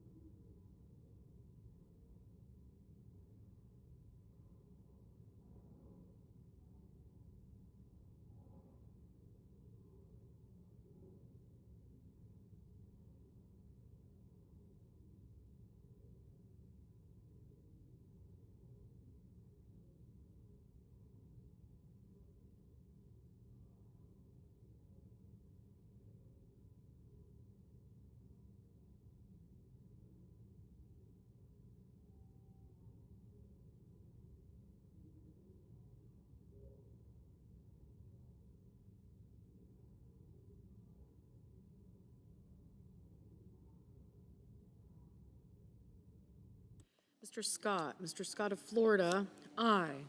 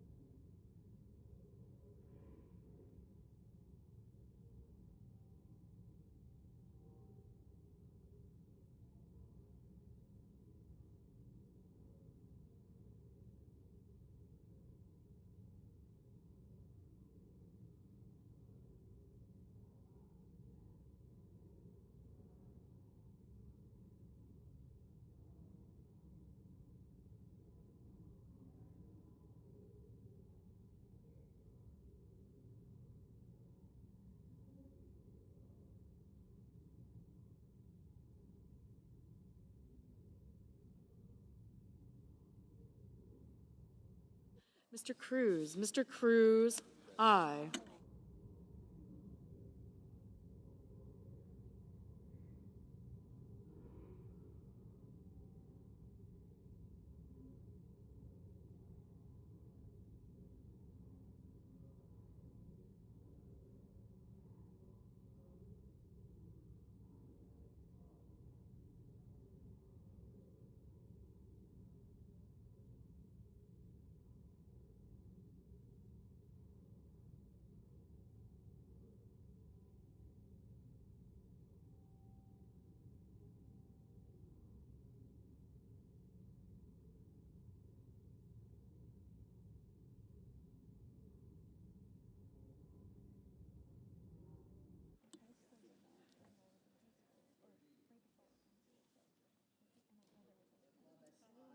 Ms. Lummis, Aye. Mr. Cornyn. Mr. Cornyn.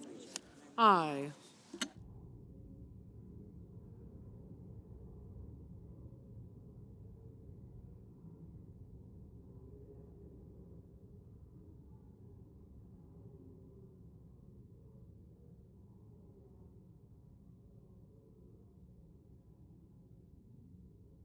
Mrs. Fisher. Mrs. Fisher.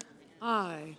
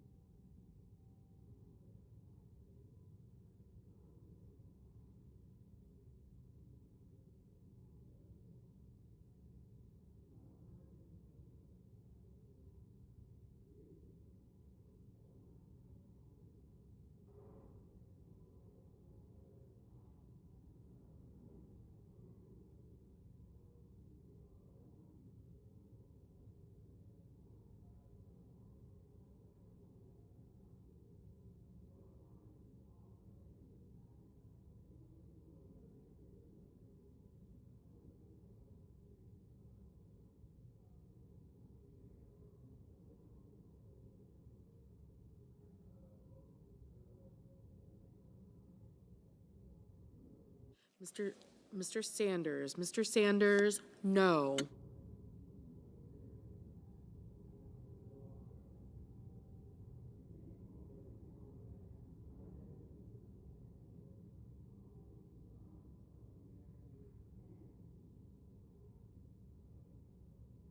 Mr. Mullen. Mr. Mullen. Aye.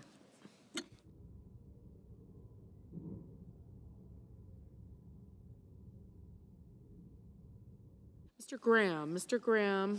Aye.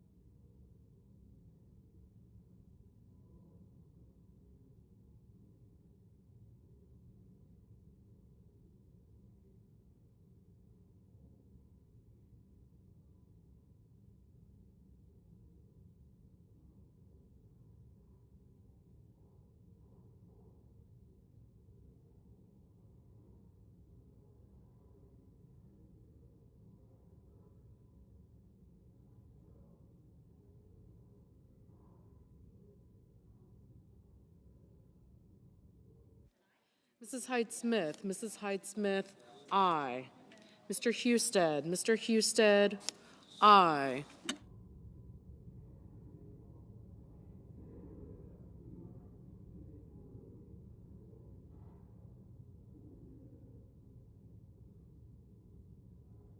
Mr. Whitehouse. Mr. Whitehouse. Aye.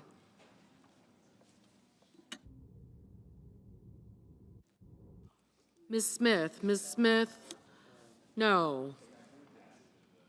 Mr. Thune. Mr. Thune. Aye.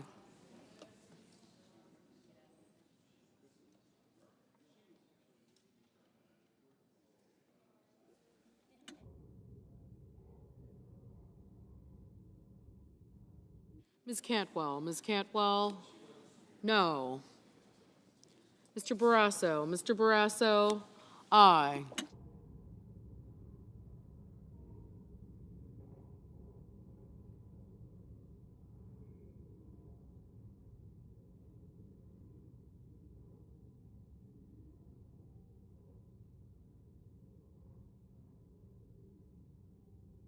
Mr. Padilla. Mr. Padilla, no.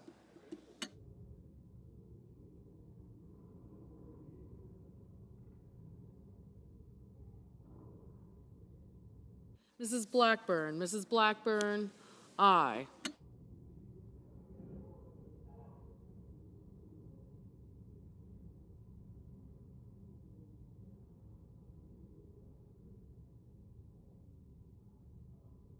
Ms. Ernst. Ms. Ernst, aye.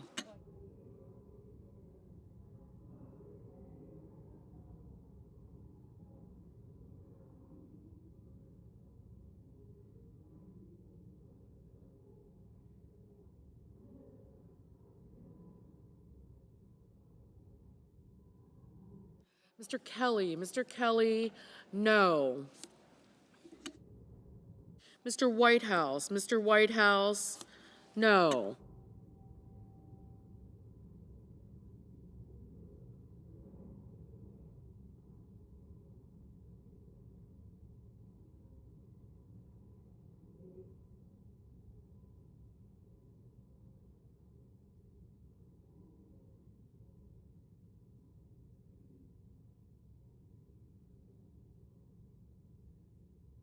Mr. Risch. Mr. Risch, aye.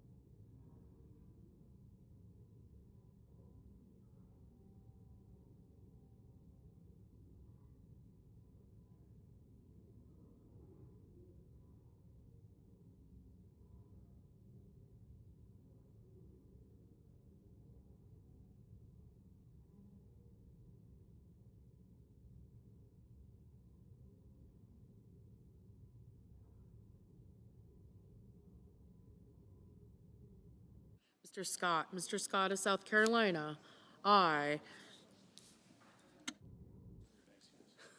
Mr. Banks. Mr. Banks, aye.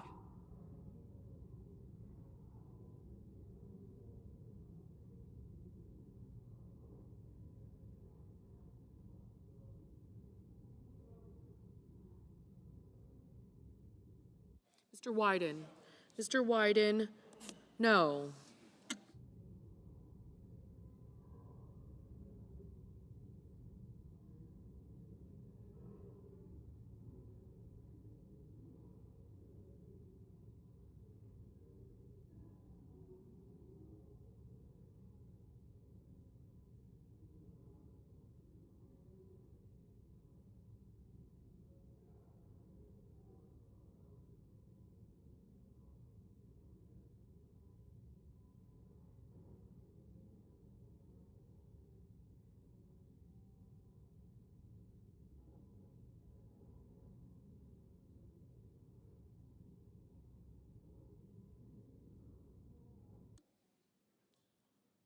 Mr. Lee. Mr. Lee, aye.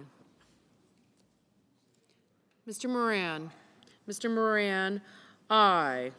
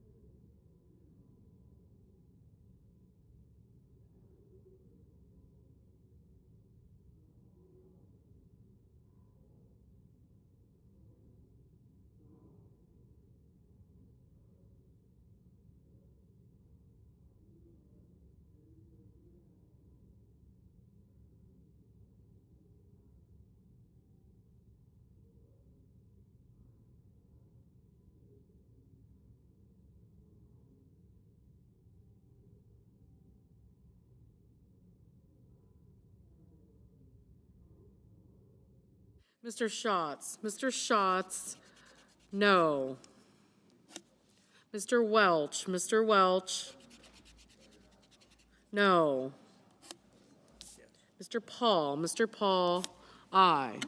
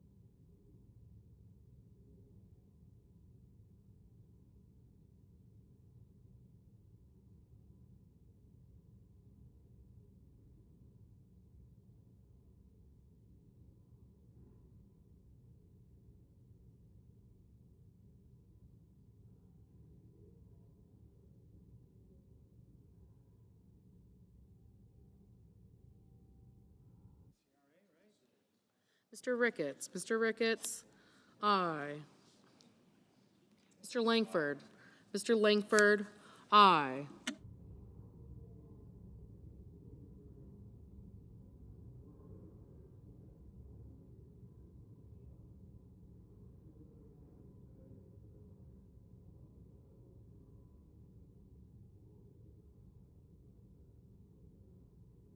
Mr. Blumenthal, no.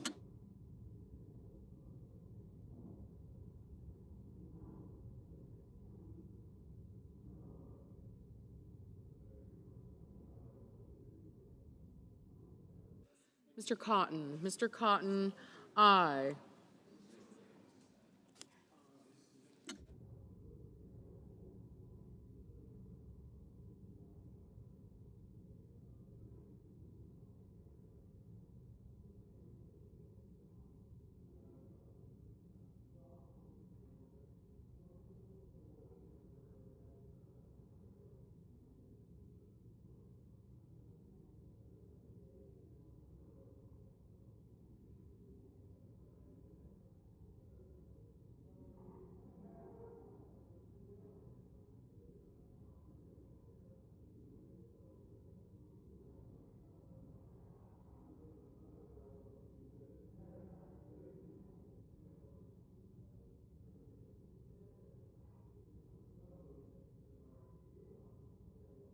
Ms. Blunt Rochester, no.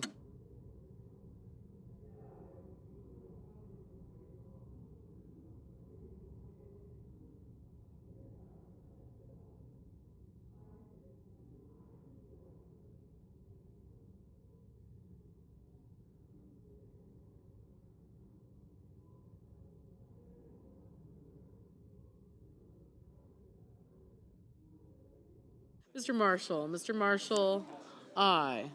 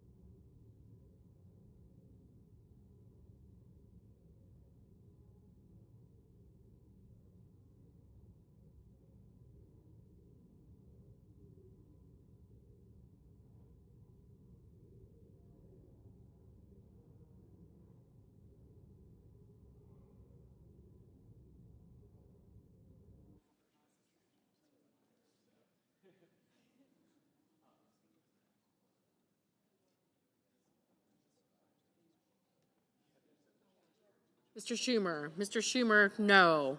Mr. Schiff, no.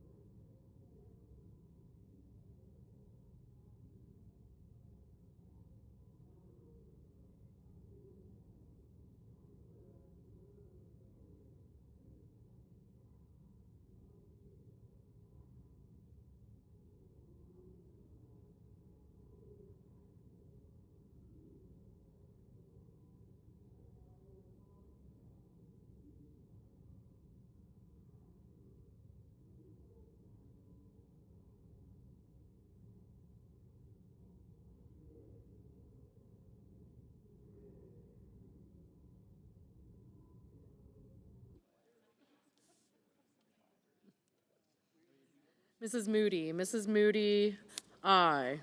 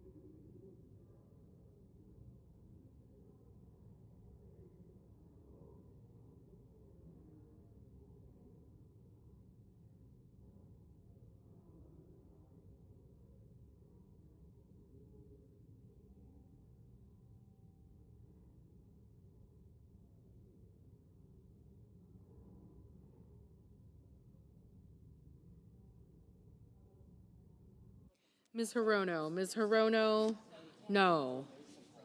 Mr. Rounds. Mr. Rounds, aye.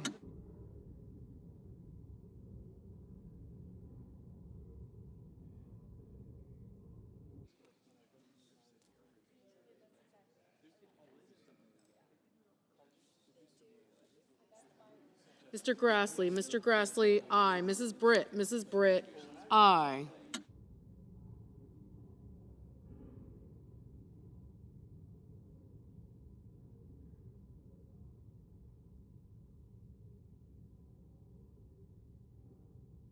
Ms. Hassan. Ms. Hassan, no.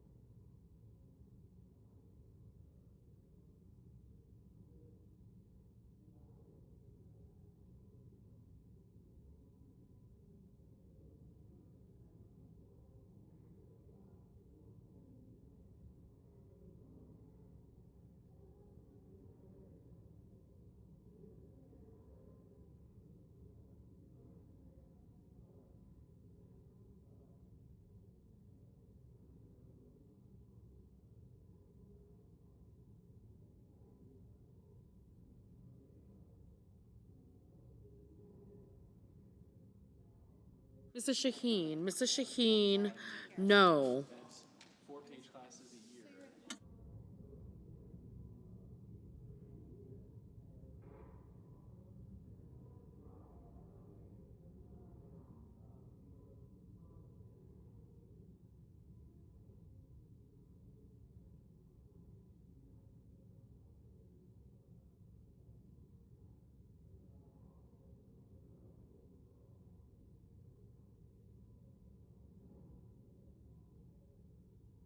Mr. Johnson. Mr. Johnson, aye.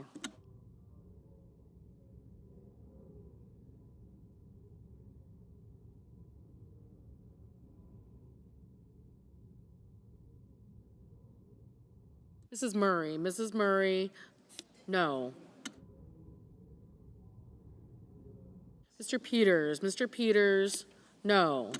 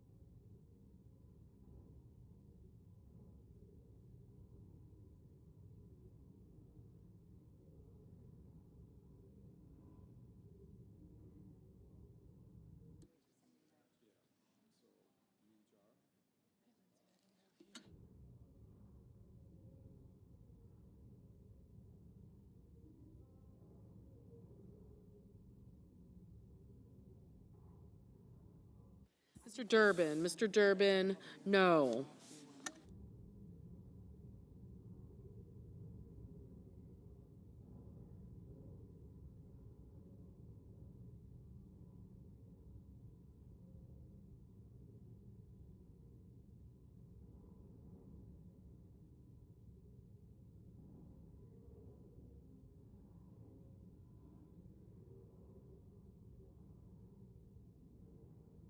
Mrs.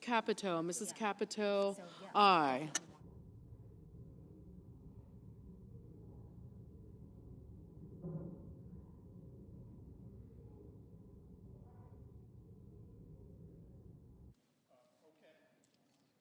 Mr. Young, aye.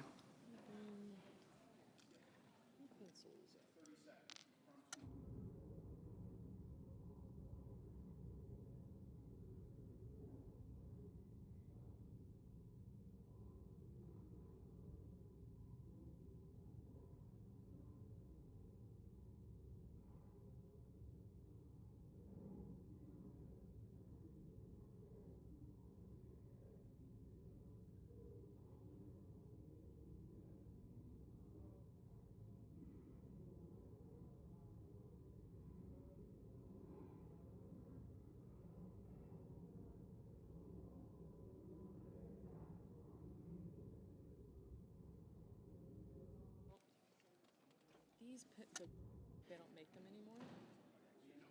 Mr. Lujan, no. Mr. Warnock, no. They made. Mr. Moreno, aye.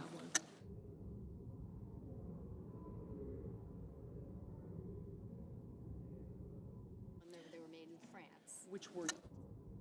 Mr. Murphy, no.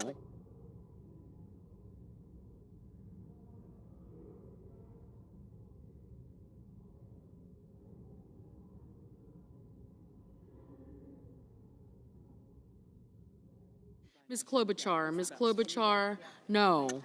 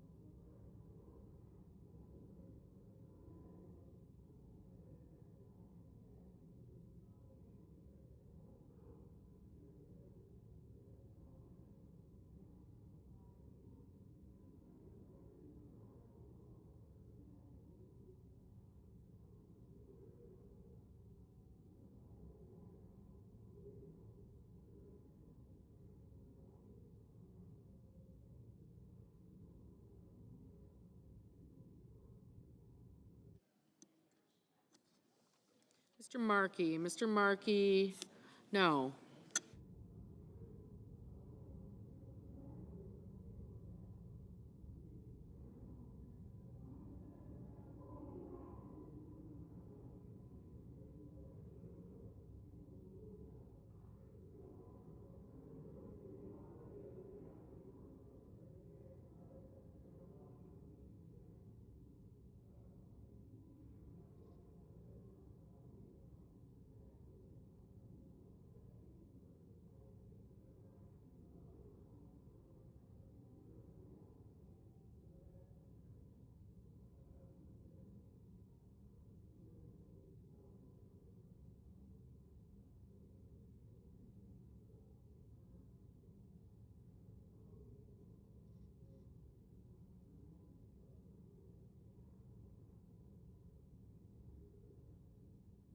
Ms. Slotkin, no.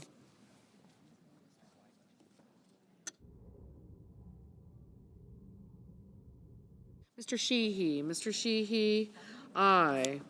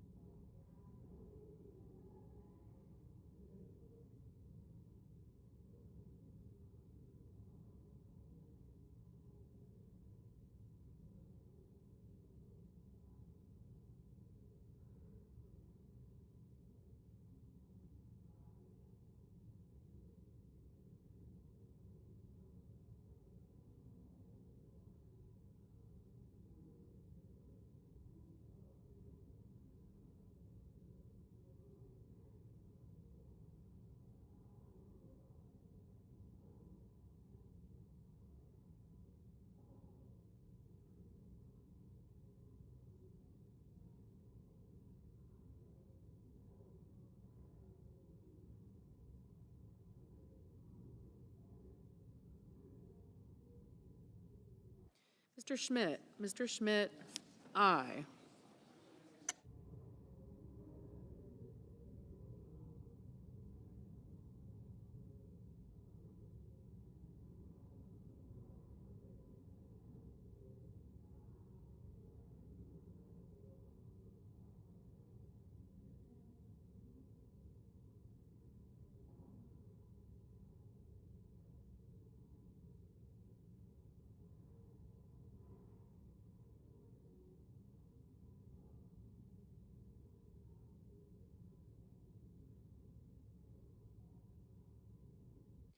Ms. Murkowski. Ms. Murkowski, aye.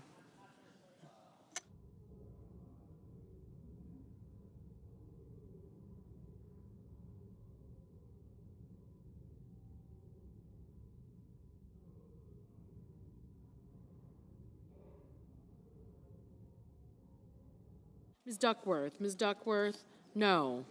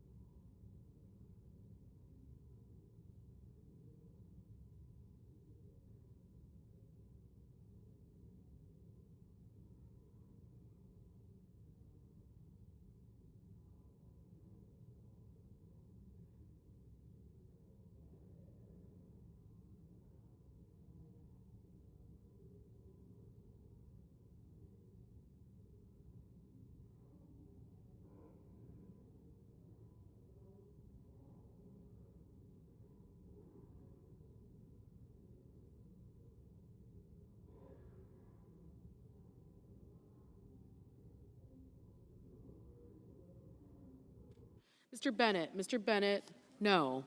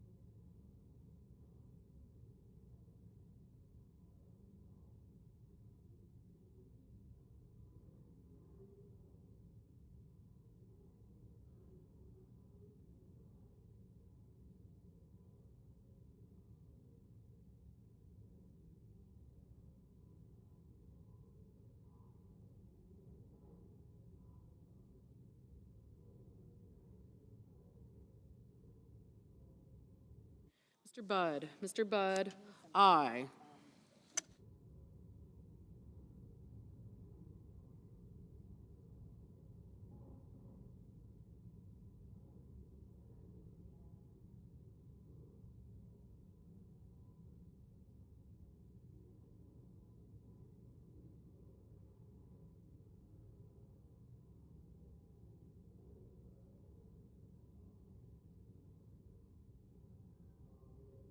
Mr. Warner. Mr. Warner, no.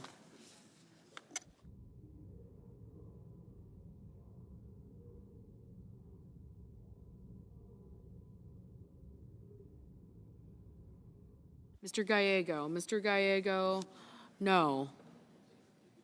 Mr. Hickenlooper. Mr. Hickenlooper, aye.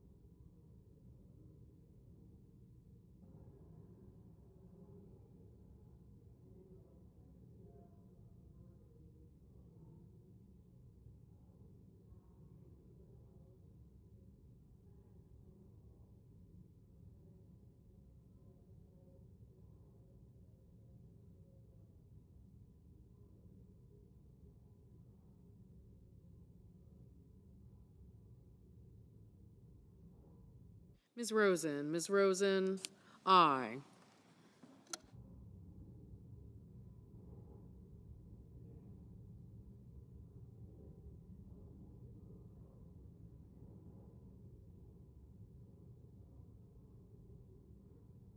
Mr. Bozeman, aye. Mr. Coons, no.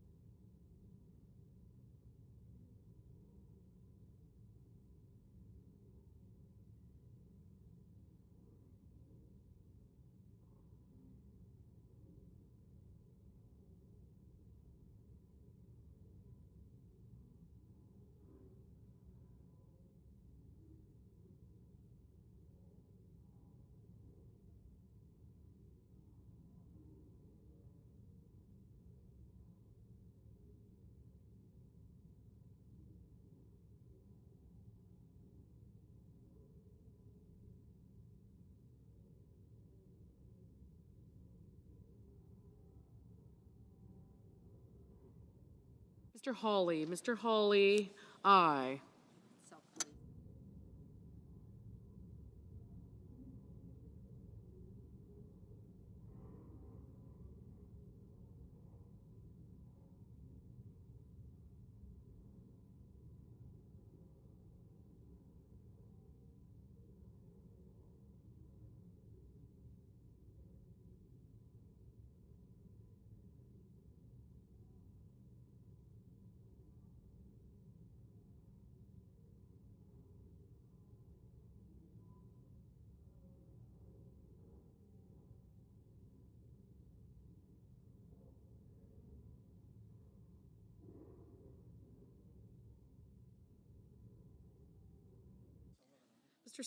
Mr. Sullivan, aye.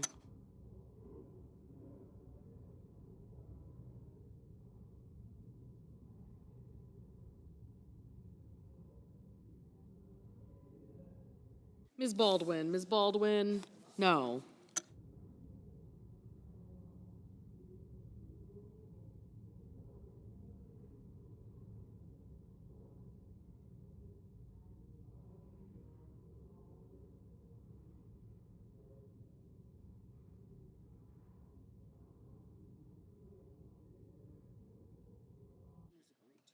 On this vote, the ayes are 54, the nays are 42. The motion is agreed to.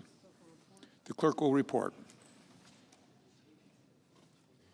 Counter number 15, S.J. Res. 11, providing for congressional disapproval under Chapter 8 of Title 5 and so forth.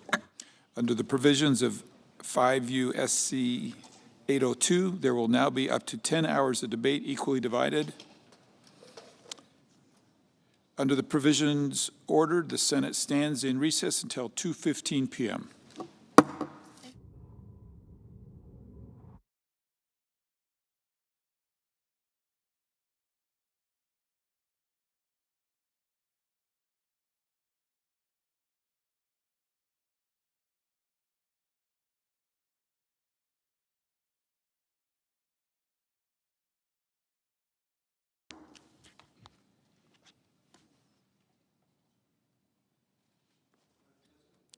The senator from Texas. Madam President, it's been a little over a month since President Trump was inaugurated as the 47th president. One of his key promises on the campaign trail and really throughout his service in the White House has been to confront the threat of the Chinese Communist Party and to hold China accountable for failing to play by the rules. The American people voted resoundingly for that agenda this past November, delivering both the electoral vote and the popular vote for President Trump, as well as Republican majorities in both the House and the Senate. Now the task at hand is to actually begin to implement those promises to hold China to account. Xi Jinping made it clear that his plans to, quote, reincorporate Taiwan in just 2027, just 2 years away. We don't know exactly what that entails, but the threat is ominous. Time's running short to make any potential conflict with China undesirable from their standpoint. In other words, to reestablish deterrence. But the good news is we have a number of tools available to us and a track record of success on confronting the threat of the CCP during the Trump administration. Back in 2018, I was proud to work with President Trump on modernizing the Committee on Foreign Investment in the United States, otherwise known as CFIUS. This interagency committee reviews foreign direct investment into the United States for potential national security concerns. The bill we ultimately passed and that was signed into law by President Trump was called FIRMA, the Foreign Investment Risk Review Modernization Act. And in that law, we updated CFIUS to expand its scope and process to ensure that we are more comprehensively reviewing any investments that might allow for influence by foreign entities for nefarious purposes in the United States. This bipartisan legislation was signed into law by President Trump as part of the 2019 National Defense Authorization Act. FIRMA was a critical step toward de-risking from China. While this was a big win for Republicans and for President Trump, the truth is we still have more work to do. The top of our to-do list now is to address outbound investment flowing into China by American investors. At this very moment, American investors, some of these are businesses, some of these are individuals, the investments they are making are fueling China's military buildup and modernization by funneling capital into potentially dual-use technology and military capabilities that could eventually be used against the United States and our allies. According to the U.S.-China Economic and Security Review Commission's 2024 report to Congress, U.S. investments in China's semiconductors, quantum computing, and AI alone totaled about $2 billion in 2023. In 2020, more than 90% of these investments were concentrated in the semiconductor industry. And from 2015 to 2021, U.S. investors made up 37% of China's global funding for artificial intelligence. Madam President, Congress is acutely aware of the threat posed by China's rapid capture of the autonomous vehicle market, the advanced cellular technologies, and semiconductor manufacturing. We've acted on these issues before, and it's time to do so again.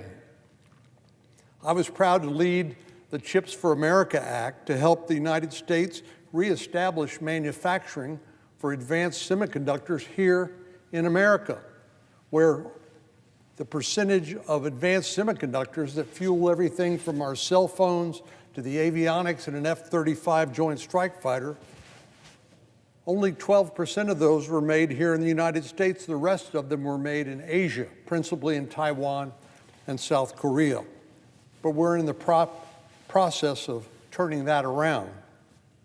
But there's another side to this coin. How can we expect to outcompete or even catch up to Chinese companies if, unbeknownst to us, American dollars are continuing to fuel their rise economically and militarily? We're simply not being serious about confronting our greatest strategic adversary if we continue to be blind to the investment of billions of dollars in the very technologies that could be potentially used to kill American soldiers sailors, airmen, and Marines. Now we have an opportunity on a bipartisan basis to finish the job we began with CFIUS reform just a few short years ago. We can do this by passing legislation to address outbound investment into China. To start with, we need greater transparency. We need some sort of accountability so we know exactly what the facts are. It's no secret to any of my colleagues that I've been working on this issue for some time now. During the previous Congress, my amendment to the National Defense Authorization Act with provisions to increase transparency around outbound investment passed by a vote of 91-6, demonstrating the high level of consensus in this chamber on this issue. But unfortunately, this amendment was dropped from the National Defense Authorization Act when it went to conference, and it didn't make it into the final version that was sent to the President's desk and ultimately signed into law. Then last year we made progress along a bipartisan path and in a bicameral manner with Speaker Johnson and Congressman Michael McCaul, who was then the chairman of the House Foreign Affairs Committee, working on the House's legislative provisions around outbound investment. But unfortunately, that didn't make it into across the finish line before the end of the year. But there are reasons for optimism that this year will be the time we get these provisions over the finish line. And we've worked hard to work with the House's version and to work with the Senate version that passed overwhelmingly previously to make sure we marry those up and we establish a bill that enjoys bipartisan, bicameral support. I've been working with everyone from the Speaker of the House to the Chairman of the Select Committee on the CCP, John Moolenaar, to Congressman McCaul, as well as Tim Scott, Chairman of the Banking Committee here in the Senate. And we've all made input into a piece of legislation that will finally accomplish what we've been working on for these last few years. We know time is of the essence, and we're working hand in glove with the Trump administration to ensure this legislation actually accomplishes the goals that we set out for it. I can't emphasize what a great opportunity this is and what a great win it will be for all parties involved. Addressing U.S. outbound investment in China will be a great opportunity for all of my colleagues here in the House and Senate to deliver a big win for our country and for our national security. It will be a home run for all Americans who can feel safe that American companies and investors are not helping China not only rebuild its economy, but also its military as well. And of course, China continues to be our greatest strategic adversary on the planet. The only party that stands to lose from this legislation will be the Chinese Communist Party, and it's high time that they be held accountable. Madam President, I yield the floor.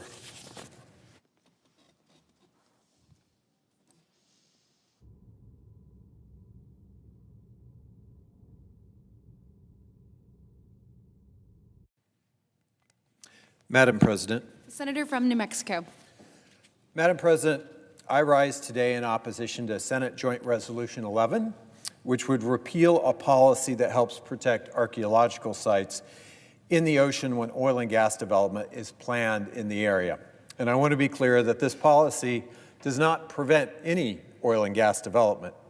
It simply requires that companies take a good look at the ocean floor with sonar where they are planning to drill a well and see what historic and prehistoric resources are there. The Outer Continental Shelf, where these wells are typically drilled, are home to one-of-a-kind cultural resources, from incredibly historic shipwrecks to old maritime infrastructure, even evidence of human settlements on land that used to be on dry ground but is now on the sea floor. This policy is a small change, and it simply brings offshore oil and gas up to the exact same standard that we already apply to offshore wind projects. And it's entirely reasonable to require energy developers to identify archaeological sites and other cultural resources on the ocean floor, just as they do when they produce energy on land. And in fact, In my home state of New Mexico, energy companies routinely work with tribal representatives, state agencies, and other experts to identify cultural resources in an area proposed for development and to make a plan to limit the impact of development on those resources. It's reasonable for us to expect the same of offshore energy developers. Now, this policy was supported by two federally recognized tribes, the Chickahominy and the Rappahannock. Passage of this resolution means not only that this policy would be repealed, but that any similar policy could never be put back in place. Our cultural resources are too valuable to let them go unprotected just because they're on the ocean floor, and I would urge my colleagues to oppose the resolution.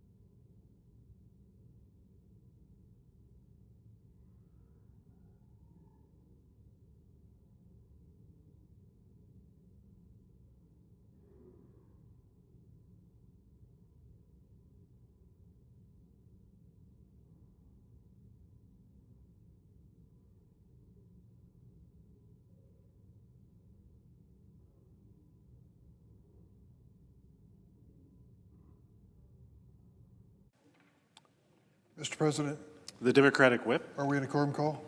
No. Thank you, Mr. President. Mr. President, over the years, federal funding for medical and scientific research has helped split the atom, defeat polio, create the internet, map the human genome, and so much more. No nation has ever made such a significant investment in science and medicine. None. And no nation's researchers have done more to improve the quality of life, not only here, but around the world. But we are at a pivotal moment in history. All the progress we have made, all the progress we hope to make, is in danger because of Donald Trump and Elon Musk. That's right. These two men promised to bring down the price of eggs and gasoline and make housing more affordable. Well, none of that has happened. Instead, they are carrying out an unprecedented and devastating campaign to cut research on cancer, ALS, Alzheimer's, dementia, and infectious diseases. Instead of making life better for Americans, they want to slash research funding for the National Institutes of Health. If you've never heard of this agency, I hope you'll Google it or take a look in research to figure out who they are and what they do. It is the premier medical research agency in the world. If you or someone you love receives a dreaded diagnosis, you turn to the doctor and ask, is there a cure, a surgery, a medicine? I know I've been there and asked those very questions. The difference between the doctor saying, I'm sorry, there's nothing we can do, and I've got some good news. There's been some research at NIH we should look into.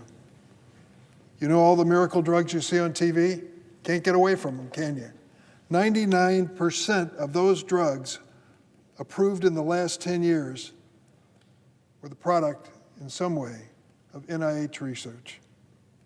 NIH funding is why people are beating cancer, why babies are being spared from preventable diseases, why HIV is no longer a death sentence, why progress is being made on dementia and other neurological diseases. Since the start of this administration, we have seen the White House unleash a lawless, chaotic attack on everything from funding for farmers to biomedical research. Planes are crashing, and they are cutting aviation safety. Avian flu is on the rise and threatening to make that leap to humans, and we're cutting public health experts. Elon Musk dances across the stage with a chainsaw. People laugh and cheer. First, let me tell you this. There's nothing to cheer about when it comes to medical research. It was this bizarre memo from Office of Management and Budgeting that illegally froze federal grant funding. They even prohibited the recipients of federal grants in medical research from physically meeting in the same place. Oh, you're going to hear arguments, we got to cut back on the waste and fraud and abuse. I'm all for that. But having researchers unable to even sit down and talk about the next breakthrough, how can that possibly be good for our country? These cuts that were announced by this administration were quickly halted by a federal judge in a federal court. There was comment on the floor earlier today that too many people are going to courts. Thank God they went to courts to keep this policy from being implemented by this administration. But it seems even though the court made a ruling, this administration is still holding up funding in violation of the court's order. As a result, NIH has delayed awarding approximately $1 billion in grant funding, delaying research at institutions nationwide. Does a delay hurt? Not unless you're the one sitting in that waiting room at the doctor praying to God there's a breakthrough to save your child. Listen to what's at stake for one of my constituents, Dr. Timothy Koh, professor of kinesiology and nutrition at the University of Illinois in Chicago. For 15 years, Dr. Koh has been researching why people with diabetes develop wounds that do not heal, as well as researching treatments to address these wounds. While having steady federal funding for his research through the years, Dr. Koh was recently informed in the last few weeks that his NIH grant application is on hold because of the Trump-Musk federal funding freeze. His current grant is scheduled to end on Friday of this week. And if his grant is not renewed, he will have to lay off his lab staff and will see major setbacks in the research he's been involved in. Dr. Coase said, and I quote, "It's going to potentially put an end to my research career, and we won't be able to develop these new therapies for diabetic patients." Is diabetes important? If it's someone in your family, it's very important. Make no mistake, under the Constitution, Congress is supposed to have the power of the purse. That's what it reads. But over the decades, bipartisan members of Congress have worked in concert on a bipartisan basis to do something about NIH funding. It was a little over 10 years ago. Francis Collins, I consider to be an American hero and a saint. He headed up the NIH, and I went out to see him and I said, "I can't double your appropriation, I'd do it if I could. What can I do to help you?" He said, "Give the NIH agency 5% real growth every year. And I'll tell you this, two things will happen. We'll light up the scoreboard with breakthroughs and cures for diseases in America. And secondly, my researchers will take heart, because one of the things that destroys their interest in pursuing a career is the uncertainty of federal funding." Well, we went from $30 billion to $48 billion in 10 years because we had a bipartisan team to do it. Patty Murray joined me on the Democratic side. She's always been a champion of medical research. And on the Republican side, Senator Blunt of Missouri was a leader. He was the best. When he chaired a subcommittee of appropriations that funded this agency, he was committed to the 5%. And then Lamar Alexander of Tennessee. Both of those gentlemen have retired.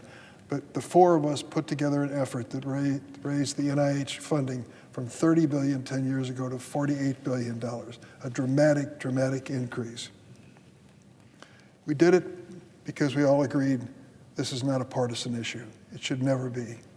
We knew that NIH funding leads to new cures and treatments for patients in need. It supports well-paying jobs nationwide, and it cements our global leadership. Illinois universities and hospitals receive approximately $1.2 billion in NIH funding a year, which supports 14,000 jobs in our state and $3.5 billion in economic activity. But I will tell you, Mr. President, there's virtually every state in the nation that can tell that story in one form or another. Each year, the state of Wyoming receives approximately $12 million in NIH funding. Now, Wyoming is a small state, but they clearly have good research facilities that merit NIH grants. This money supports 265 jobs in Wyoming and $49 million in economic activity. The top NIH-funded institution in Wyoming is the University of Wyoming.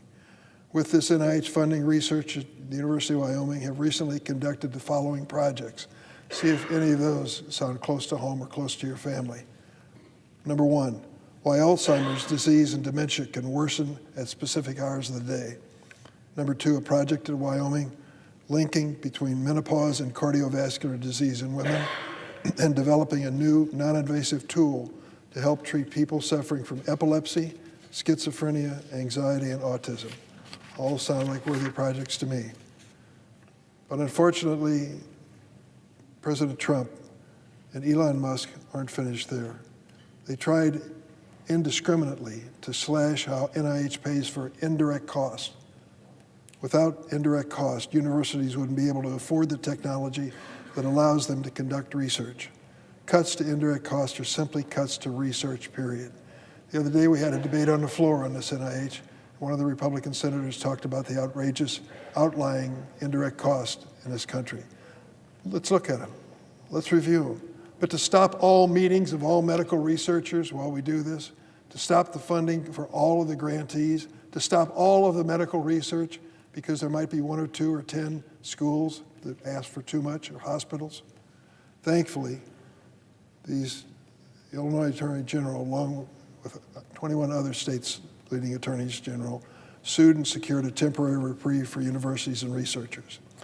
Trump and Musk illegally froze federal medical research funding. They tried to illegally cut funding for medical research, and now they're firing the medical researchers themselves.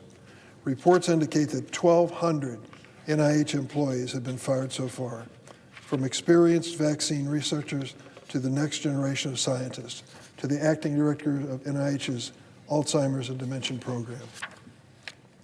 Further, Trump and Musk have reportedly ended a popular trainee program that brought 1,600 young scientists just out of college to the NIH world-renowned campus in Maryland to get them started working in labs and eventually running labs.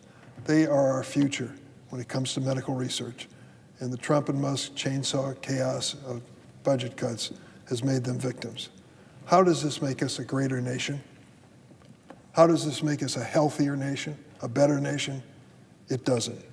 NIH research leads to new cures and treatments that extend, improve, and save lives, which is why I'm introducing this resolution today, to simply say to senators of both sides of the aisle, let's pledge our support to make NIH an exception.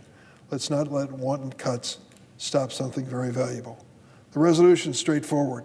It says the work of NIH should not be subject to interruption, delay, or funding disruption in violation of the law. In violation of the law. And it reaffirms that the workforce at NIH is essential to sustaining medical progress. Can we really debate that point? Do we think the best medical research agency in the world is being staffed by people who aren't the best? This is not controversial. It shouldn't be. Americans get sick on a bipartisan basis. Shouldn't we support medical research on a bipartisan basis? For as long as I can stand, for as long as I can speak, I will fight to protect NIH and medical research. I hope my Republican colleagues wake up and join me before it's too late. And so, Mr. President, I ask unanimous consent the Senate proceed to the consideration of SRES 93, submitted earlier today. Further, the resolution be agreed to, that the motion to reconsider be considered made and laid upon the table with no intervening action or debate. Is there an objection? Mr. President. The Republican whip. Mr. President, reserving the right to object, the American people voted to get spending under control.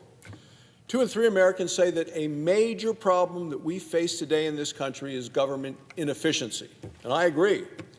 3 in 4 Americans support eliminating waste, fraud, and abuse in government spending, and there is plenty of it. We need to review how much money we spend. We need to see where it's going. We need to see what is effective and what is not. This is common sense. Families have to do it. States do it. Washington ought to do the same thing. Every family audits their own budgets, their own spending. Every CEO audits their business operations. President Trump and Republicans are doing exactly the same thing, and it's something that federal government has not done for a long time. Let me be clear. I'm a doctor. I support so much of the good work being done by the National Institute of Health and through the universities around the country. It is essential that America continues to lead the world in medical innovation. I'm a strong supporter of continuing smart investment in our National Institute of Health. Americans deserve better care. Americans deserve better prevention and, of course, better transparency. So the total budget for the NIH is almost $48 billion. Hardworking taxpayers deserve smart scrutiny and serious transparency over that kind of money. There is indisputable evidence that there is wasteful overspending of administrative costs associated with medical research, and this is why I'm here saying this must stop. In 2024, Harvard University spent $135 million of government grant money on overhead costs. Clearly, we can do better. They used hardworking taxpayer dollars to pay for heating bills, electricity bills, for maintaining buildings. They used it to cover payroll for people not involved in research. This is money that should have been spent on advancing researching for cures. Harvard's overhead costs related to the National Institute of Health research, 69% of the money goes for overhead. That's taxpayer money, Mr. President. That's one university, 1 year. Clearly, we can do better. So you look at that all across the country. Imagine all the new cures we could find if we just spent the money efficiently. That's what's at stake today, and that's why I'm here on the floor of the Senate. Democrats don't want to have a serious debate about wasteful Washington spending. Instead, they're wasting the Senate's time on predictable distractions like this one, and therefore, Mr. President, I object. The objection is heard. Mr. President. The Democratic whip. If standing in this Senate and asking Republicans and Democrats to come together to preserve and build medical research is a waste of time. What in the world are we doing here? If you were asked to take the federal budget and put your priorities in there, maybe number one would be national defense. Well, I might make that number one as well. But I can tell you number two is medical research. Because what happens when you reach a point where you cut off medical research, these researchers leave the laboratories and say, honey, I don't know if I'll have a job here next year. Let's start looking someplace else. That is not an unusual thing to occur. So the next generation of researchers are being discouraged by the uncertainty of funding. And this notion that we got to get spending under control. How much does it cost to find a cure? What does it cost to have no cure?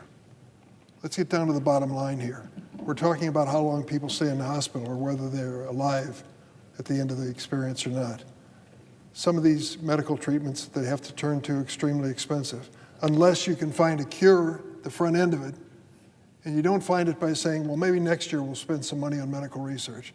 That isn't the way it works.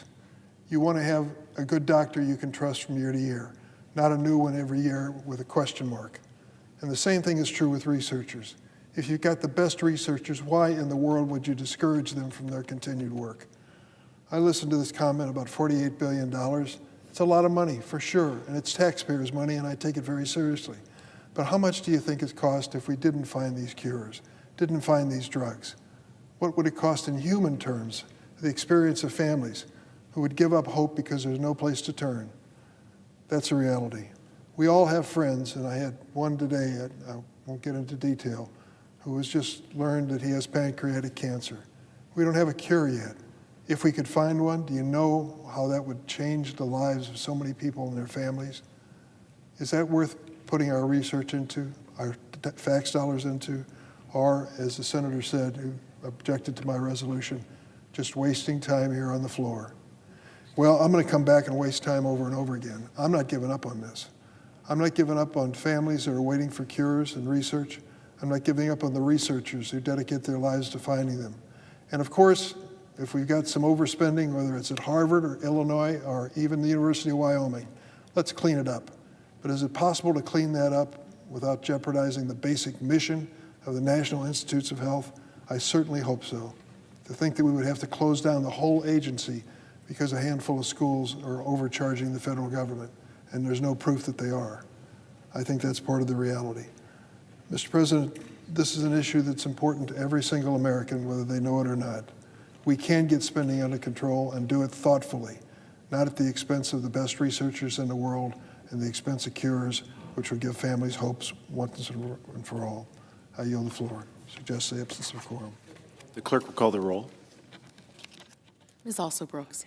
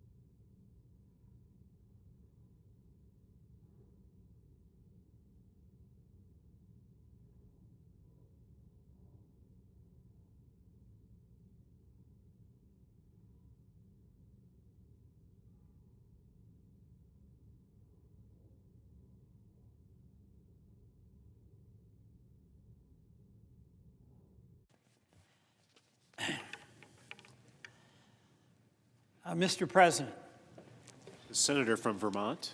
I'd like to speak about DOGE. The Senate is in a quorum call. Thank you, Mr. President.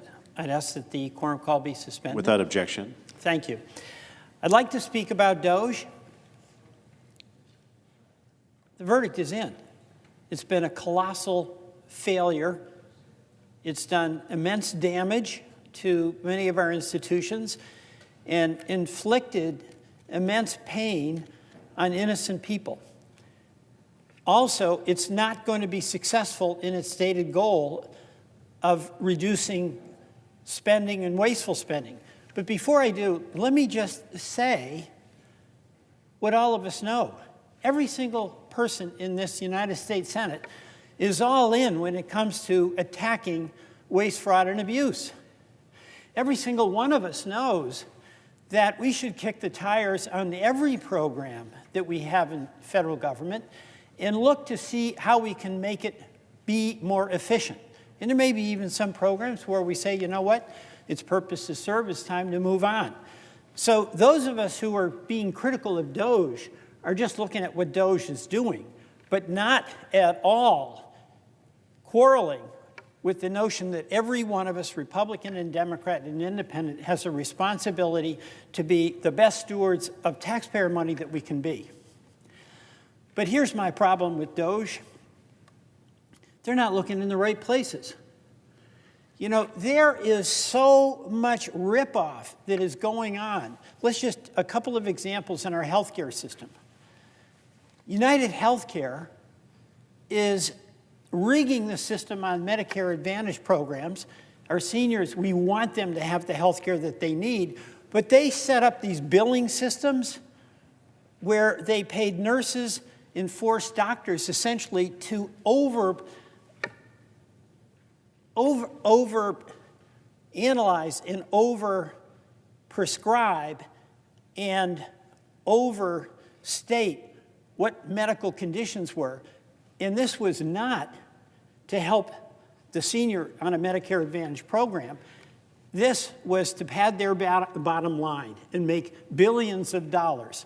And of course, I'm referring to the study, the series of articles that was in the Wall Street Journal that documented the ripoffs and what I think were corrupt practices by United Healthcare. Where's DOGE? All of that money is just wasted. It's gone into the pockets of executives at United Healthcare. It's gone into shareholder payouts and dividends. But it hasn't gone into improving health care for seniors. Or another one, the pharmacy benefit managers. They are ripping us off so bad. And we had a bipartisan bill with enormous Republican support and Democratic support to curb the ripoffs in the PBM industry. That was in our final budget deal last year. It got derailed. Why? Elon Musk. He was against it. And he gave the word that this has got to go down, and the thing blew up, and we don't have the PBM reform that both sides of the aisle knew was necessary, something that was going to save hundreds of billions of dollars for American taxpayers and allow us to reinvest in health care and make things better. So my first question with DOGE is, why don't you look where the money is, where the ripoffs are, instead of just sending out emails overnight telling people they're fired, whose performance has been absolutely exemplary.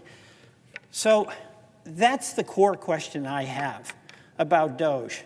Why are you leaving these practices that we know are really corrupt and a ripoff untouched, unexamined, and allowing them to continue when it is hammering taxpayers and citizens? We have work to do on saving money, and we have places where it's absolutely essential we act. DOGE is blind to all of those situations, and that's disgraceful, especially when you've got Elon Musk as the person who sabotaged our effort for PBM reform. The second thing is there's a basic question if you're going to go about examining a program. You can ask hard questions. You can look under the hood. How is it working? How is it not working? Where do we have too many personnel? Where can we actually improve the practices and the performance by some reforms? DOGE is not doing that. It literally is not doing that. It has not even taken a day, an hour, to come up with a plan of how to examine the various programs that they're engaging with. What they're doing is firing people. People are waking up in the morning, they're getting an email that says, due to your poor performance, you're gone. Now, this is a situation that obviously is incredibly cruel. You're working at the Department of Agriculture, you're working at the NIH, you're working on a USAID program, and life is going on, and suddenly you get this email out of the blue that it clearly is a mass email, but has a very specific impact on you, your life, your livelihood, and your hopes and dreams. I mean, that is just a savage, savage way to treat people who have been working in our various governmental agencies. And it has enormous impact on our communities. You know, some of the examples, by the way, DOGE is picking on veterans, literally. Thousands of veterans have been fired. The VA has announced the dismissal of more than 1,000 employees. That includes researchers working on cancer treatments, opioid addictions, prosthetics, and burn pit exposure. So the issue here was not how do we help them do that job better, where are the ways that we can economize. The procedure is you're gone. That's it. President Trump and Elon Musk fired around 350 employees at the National Nuclear Security Administration. These are folks who safeguard nuclear weapons. Now, it was so embarrassing that even Musk had to acknowledge it was a mistake, and those people are now back on their job. But what it does, I think very clearly, is show how there's nothing about a plan to execute a thoughtful way to save taxpayer money. It's just shoot first and aim later. 4,000 employees at the U.S. Department of Agriculture. You know, by the way, that's incredibly important. These are all things that affect red states and blue states. This has no political orientation on one side or the other, because the impacts of these are going to be felt by the farmers in Indiana, just as they're going to be felt by the farmers in Vermont. Another example that's really pretty cruel, and I just don't understand this. We have farmers across the country, but I've spoken to farmers in Vermont who entered into contracts with the federal government under the provisions of the Inflation Reduction Act. And what the deal was is the farmer agreed, like say, to install solar panels or create a buffer zone between cattle grazing in a stream bed, or to change the tillage practices to try to improve the soil. And I get it that President Trump and Mr. Musk are against the Inflation Reduction Act. And they have a right to do everything they possibly can to try to reverse that policy. So this is not about their right to use executive authority. But here's what I don't understand. How do you stiff farmers who went out and borrowed money because they had a contract? They agreed to do certain things around their farm, and then they get an email saying, just kidding, we, the federal government, are not going to honor our contract. And I'm thinking of one farm in my own town of Norwich, Vermont, where folks did borrow the money, and they did the work, and it was in anticipation of the federal government keeping its part of the bargain and coming through with the cash that it had agreed to. And they're told, no, we're not doing it anymore. You know, I know, Mr. President, that you're like me when it comes to keeping your word. You give your word, you keep your word. The folks you represent, the folks I represent, that's what they do, that's what they expect. But we have DOGE saying, well, that doesn't apply to us because we want to, quote, save money. That's just flat out disgraceful and unacceptable. FEMA. You know, FEMA is absolutely essential to help folks respond to a catastrophic event. We need reform in FEMA, and I want to work with colleagues in order to do that. But when that disaster comes, you know, a fire in Hawaii or California, floods in Vermont or North Carolina, hurricanes down south or drought, the response from FEMA is essential because the local community doesn't have the infrastructure in place to provide that immediate emergency assistance that folks need for saving lives and keeping themselves together during that immediate storm event. And we're hearing DOJ and the president want to just abolish FEMA. You know, we have to be there for one another when it's our community that is affected by a catastrophic event where our citizens, the folks we represent, to whom we have a real duty, it's no fault of their own. They're on the receiving end of Mother Nature. And it's always been the tradition in the Senate that we help one another on that. That's not a partisan deal. DOJ is hammering us on that. You know, and the people who get hurt, it's the everyday people that we represent that are working hard, are struggling each month to pay their bills. They're anxious about the safety of their kids. They're anxious about inflation. They're anxious about meeting the challenges of daily life, and they want to make a contribution to strengthening their community as well as their family. And they're getting hammered. And I mentioned, too, among them are the 6,000 veterans who've been fired by DOJ across the federal workforce. I mean, that just astonishes me. How do we say to a veteran who showed up to serve us and protect our country, and to whom we claim we have great respect and allegiance, by sending them an email that says you're fired, with no explanation, no sit-down, no face-to-face, just contempt for the value of what they contribute and how hard they're working? I do not understand that. I just don't. You know, even in a tough business environment where some of our employers have to make tough decisions because they just know that the business can't handle, their business can't handle the workforce that they have, and they may have to make, you know, against their desires, some reductions in force. Our employers will sit down with folks face to face. Here's what we can do. Let's work out a plan. We know you need health care. And DOJ just dispenses with that when it has no plan. So the cruelty of this is so abhorrent to me. You know, we as a society really, despite whatever our differences are, have to have some mutual respect. And it's so essential to people that they have meaningful work. And if we're going to make adjustments, we have to have a plan to include them. And where DOJ says we don't have to do that.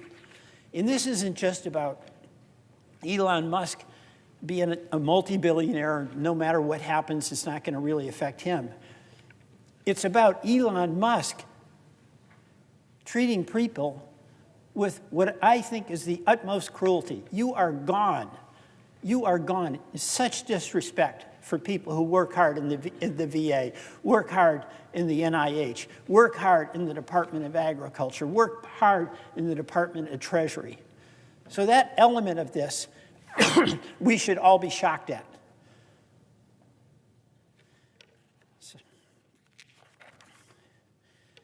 You know, I can give a few examples of people in Vermont, but I know I'm like every single member of the U.S. Senate.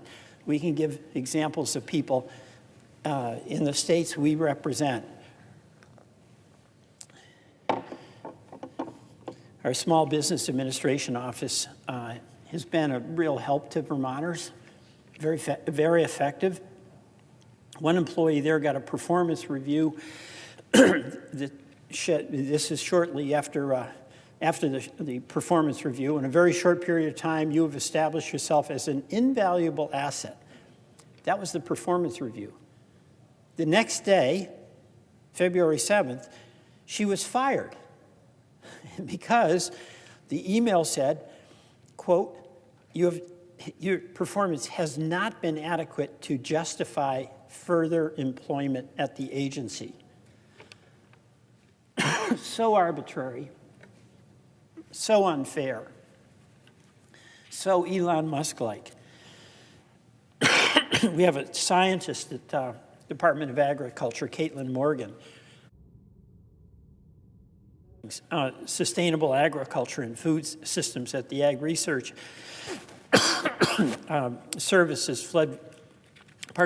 Ag Research Services Food Systems Center. She was fired despite glowing performance reviews. So what we have with DOGE is an assertion that they're seeking out to cut waste, fraud, and abuse. Who's to argue? There's not a person here that wants to vote in favor of waste, fraud, and abuse. But the reality is, they do have a plan. It's not to look at each agency and then make adjustments so that the agency at the end of the operation will be fit for purpose and better able to do its job. They have a very simple plan. Kill the headcount, reduce the headcount, fire people. That's it. That's the plan, all right? So we're going to be left with a decimated FEMA, a decimated Department of Agriculture, a decimated National Institute of Health, and then who's going to put it back together again? And this brings me back to the cruelty of a guy like Musk. He doesn't have to worry about that. That's not his concern. Tesla's doing fine. SpaceX is doing fine. You know, things are great for him. But they won't be great, not just for the people whose jobs have been savagely terminated. It'll be bad for the cancer research that scientists are doing. It'll be bad for our Vermont farmers who now find themselves deeply in debt because the federal government stiffed them. It'll be bad for our FEMA response to the next community in our country that gets hit hard by a natural disaster. So we've got to wake up here and be honest about what's going on with DOGE. We do agree, I believe, Republicans and Democrats, that we've got to kick the tires on programs in government. And it's everything from food programs to commodity programs to the Defense Department. And we may have some fierce debates about what the priorities are and what we think is important and what we don't think is important. But that's got to be an on-the-level debate. What Musk has done is just said, hey, leave it to me. Let me send out a bunch of emails. Let me fire a lot of people in a lot of agencies. Let's move fast and break things, and it'll come back together. It doesn't work that way. You know, you destroy the foundation of your house, just like if you destroy the foundation of a governmental program like FEMA or like the National Institute of Health. It just doesn't come back overnight because the organizations that we're trying to build, institutions that are so essential to the well-being of our country, those often take generations to create. It takes the commitment, the service, the dedication, and hard work of Americans of all kinds in all states. This guy, Musk, is just destroying it all and cavalier about it and contemptuous to the rest of America about what he's doing. We can pay the price. So it's wrong what they're doing and how they're doing it. And my view, Mr. President, is that we do, in fact, have an opportunity here because both sides are quite willing to come to the table and ask these questions. How can we do it better? But, you know, if we came to the table and we asked, how could we do it better, we would be looking at the long-term function. How do we have FEMA work better? How do we have our NIH work better? How do we assess grants better? How do we have our small business administration be more effective in helping our young entrepreneurs? We'd be asking those questions.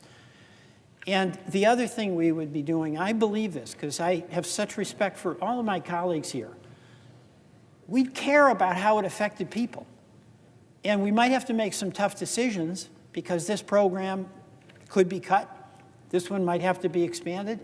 But we wouldn't just send off an email telling people to get lost. We wouldn't just be sending off an email to a farmer who just went to the bank and got a loan based on the credit of the United States of America promising to contribute a grant. We'd be considerate of that. DOGE isn't. In my view, we should all be outraged at the cruelty with which DOGE is operating. It's cruel to the institutions that are important for each of our states, and it's cruel to the people who've been doing this work in good faith for so long. So, Mr. President, we've got to speak up and acknowledge that DOGE is destructive. We can embrace the effort to address waste, fraud, and abuse. We can embrace the opportunity to streamline and save money, make things work better. But we can never abandon our commitment to the people of this country who work so hard. We can never abandon, in a cavalier way, the veterans to whom we have an immense debt of obligation. So, Mr. President, DOGE is pretty dumb and pretty cruel and pretty destructive the way it's operating under Elon Musk. I yield back.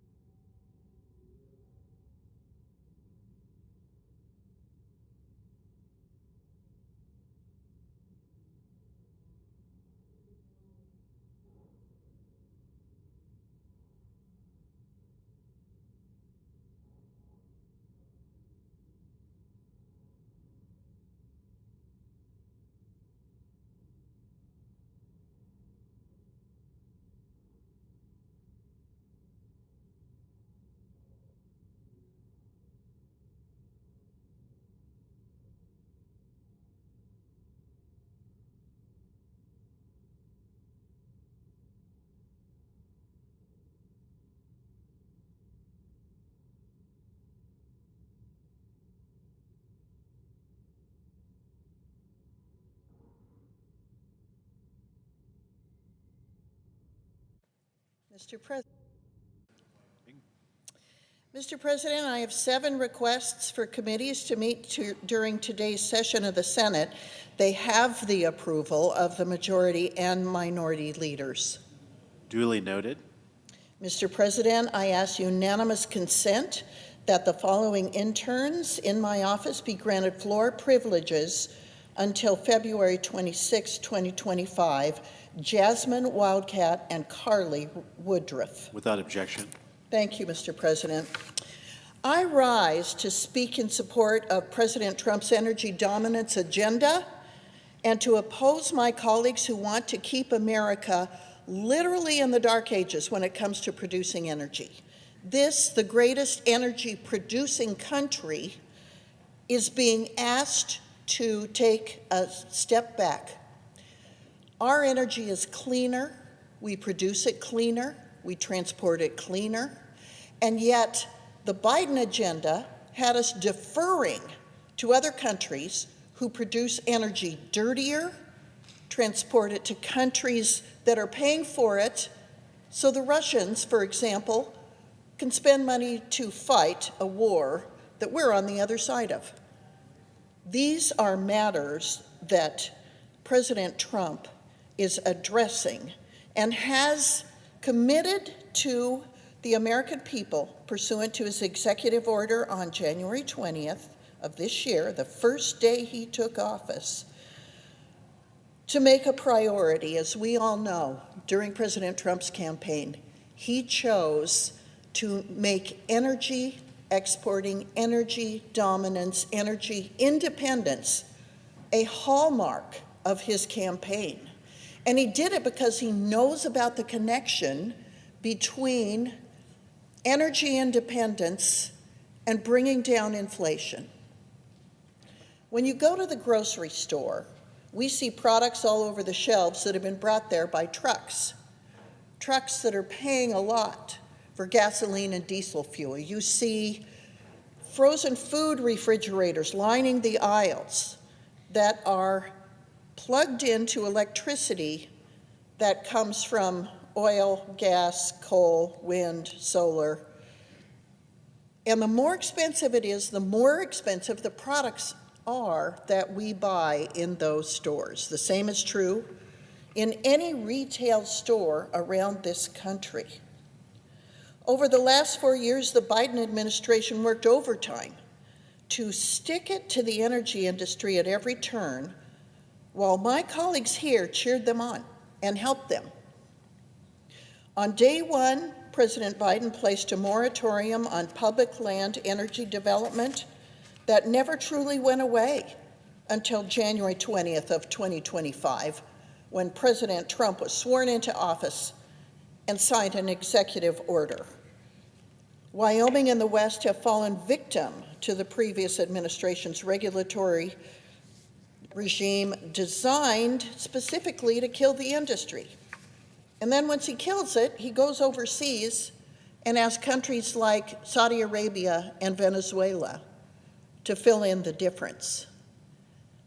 These are countries that cannot produce energy as cleanly as we can and do. And yet, he'd rather get the energy from them to placate the radical environmental community in this country, that very same community that knows that we can do it cleaner here. During the Biden administration, the BLM declined to offer up lands for oil and gas leasing. And when they did, they ignored the spirit of the law and offered the fewest acres possible. In September 2023, the BLM collected a measly and insulting $27,000 from an oil and gas lease sale in Wyoming. Compare that to the September 2021 lease sale that netted over $1.3 million. The people of Wyoming are elated that President Trump on day one committed to fixing the sins of the previous administration by declaring a national energy emergency. You know, I was in Seoul, South Korea, last spring. And one day we had clear air. The next day it was so dirty that you couldn't see, Mr. President, from where I'm standing to where you are sitting. And I said, what went wrong over 24 hours? And they told me the wind shifted and was coming in from China. China's dirty air was blowing in because China is producing dirty energy. And yet we would rather defer to them when we know we can produce it cleaner. In my state of Wyoming, the Dry Creek Energy Plant is the cleanest coal-producing energy ever produced anywhere. In fact, it is so clean that when they began emitting from that plant, they didn't want to tell the US EPA how clean they could do it for fear that the EPA would apply that same standard to all of America's legacy coal plants, none of which could afford to retrofit to the modern technology of Gillette's coal-fired power plant.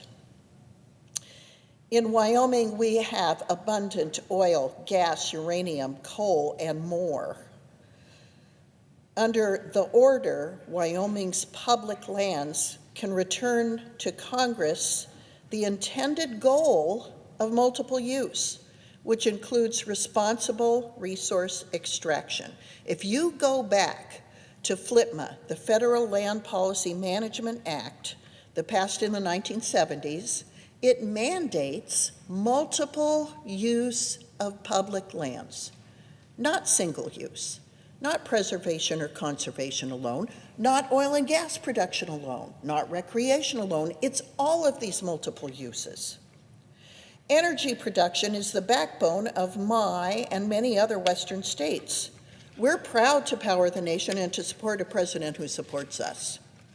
With the rise of artificial intelligence and a thriving data center industry, our nation will need all the energy it can get. Mr. President, I was out in California during October and went to AI companies, large, medium, and small, and they all told me the same thing, that the bottleneck for America in being the world leader in AI is energy. We're going to need way more energy than we've needed in the past. And in order to make artificial intelligence work for us and to be dominant in this technology, we need more energy, not less.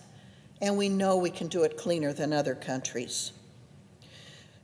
If my colleagues succeed in passing their resolution that is under consideration, we're setting the stage for failure. We're setting up our economy and future generations for failure. Voting to approve the resolution is a vote for an unstable energy supply, higher energy costs, and more. I urge my colleagues to vote no against the resolution that is brought by my colleague, Senator Heinrich from New Mexico. I urge my colleagues to stand with President Trump and to oppose this resolution. Mr. Chairman, I note the absence of a quorum. The clerk will call the roll. Ms. Alsobrooks.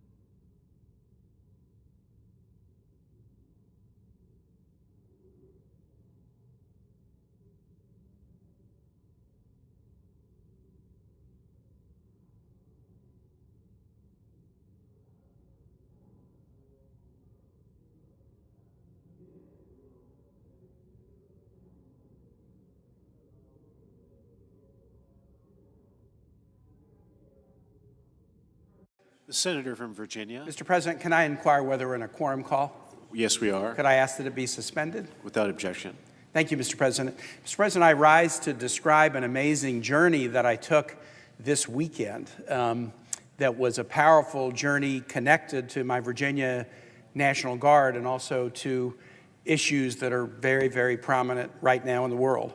We finished voting on the Senate floor a little bit before 5 a.m. on Friday on the reconciliation bill, and a few hours later I went to Dulles Airport and flew to Finland. Landed in Helsinki at about 1:30 on Saturday, went back to the airport at 1:30 on Monday, spent 48 hours on the ground with one of our newest NATO allies to work together with them on a number of issues. The reason for the visit over the weekend was to see my Virginia National Guard. The Virginia Guard, as most states, are active participants in the state partnership program that was established back in the 1990s, where a state's guard unit connects with the military of an allied country and engages in joint training exercises. Once Finland decided to join NATO, Virginia, which already has a partner in the state partnership program, reached out and said to Finland, we would like to work together with you as well. My governor, Governor Youngkin, helped preside over the signing of this partnership program in 2024, and the Virginia Guard, about 50 members of the Guard, were engaged in the first training exercises in Finland. As governor of Virginia, I used to be the commander-in-chief of the Virginia Guard. I've been very close to them, and I wanted to go see my Virginians training in snowy birch forests in southern Finland this weekend.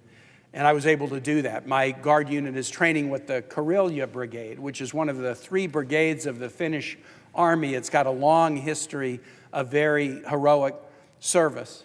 And on Sunday, it was a delight to drive 2.5 hours outside of Helsinki and visit with my 50 Virginians and to hear the Finnish Army brag about them. That your Guard are well-trained, they're great marksmen, even shooting Finnish rifles, which are different than the rifles they use every day, and doing it in temperatures that are far colder than Virginians normally have to experience on training exercises. In addition to my time with the Virginia Guard, I spent time in Finland with our own embassy team, with representatives from EUCOM, the European Command of the United States Army, with the president of Finland, President Stubb, who is a pretty amazing guy who attended Furman University on a golf scholarship and manages to drop the word y'all into a lot of sentences in a pretty thick Finnish accent.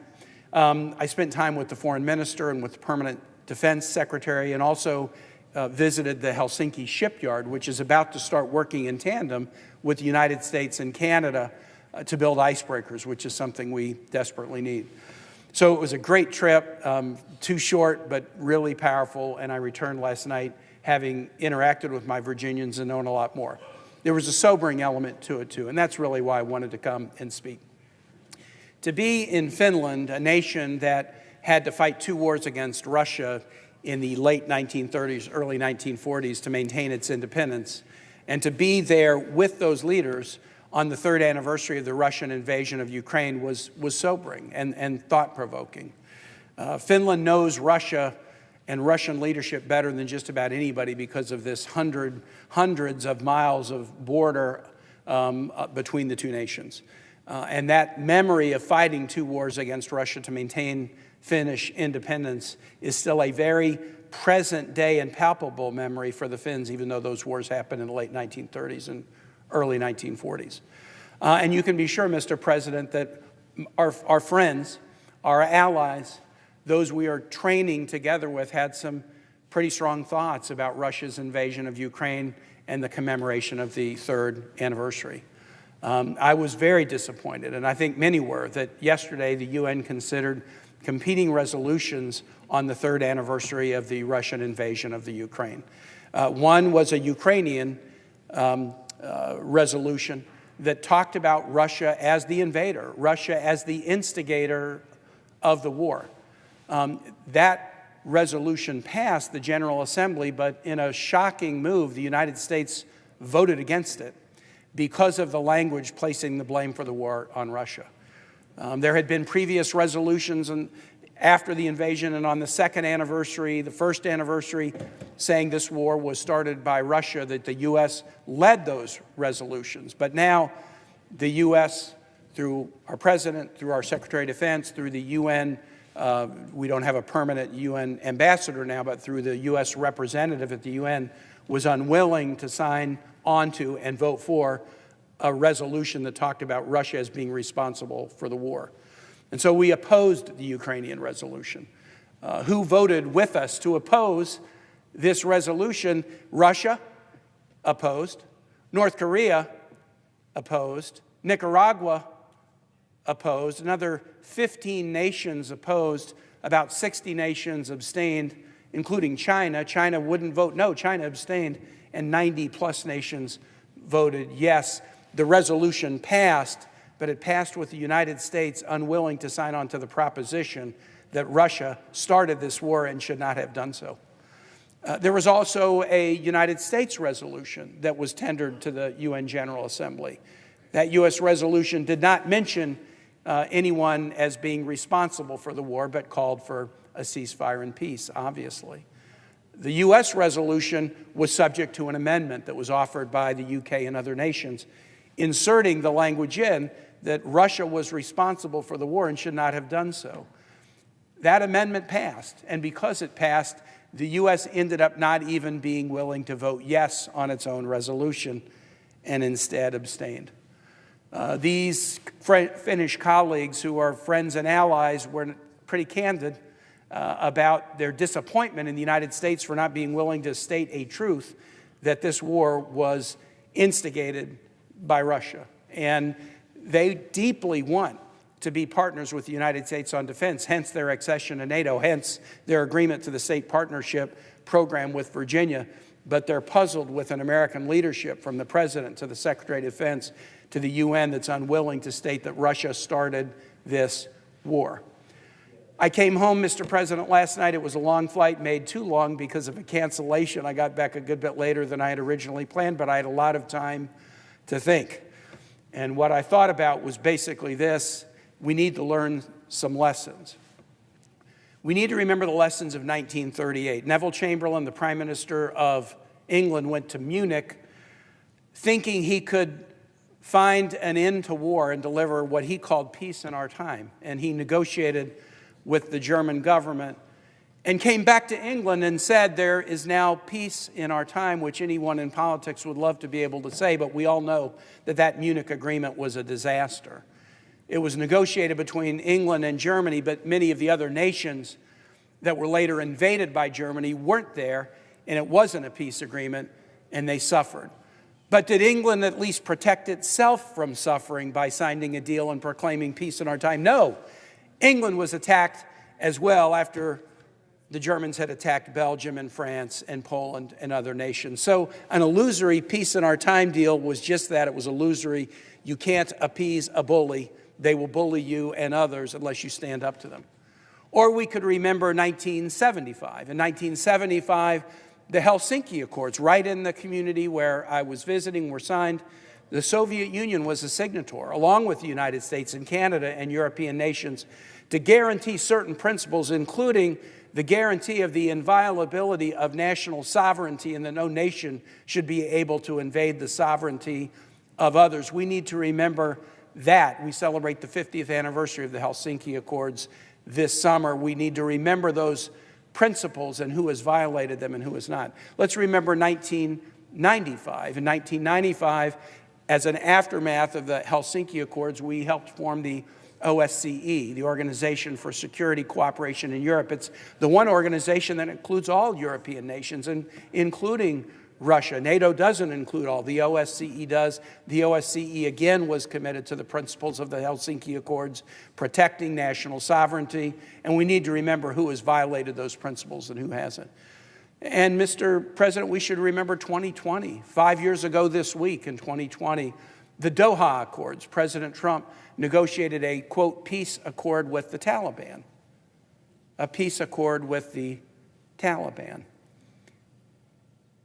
Afghanistan was not allowed to be at the table. The government of Afghanistan, that had been our partner, in whom we had invested hundreds of billions of dollars, was not allowed to be at the table. And so, yes, there was a, quote, peace deal. There was peace in our time, but the peace proved to be illusory and catastrophic months later when the United States removed troops pursuant to the Doha Accord. The absence of inclusion of the Afghan government led to a demoralization and a collapse, and the Inspector General that analyzed the end of our military participation in Afghanistan had plenty of blame to assign. Blame to the Biden administration, but also blame to a president, President Trump, who negotiated a deal without including the party that was most affected.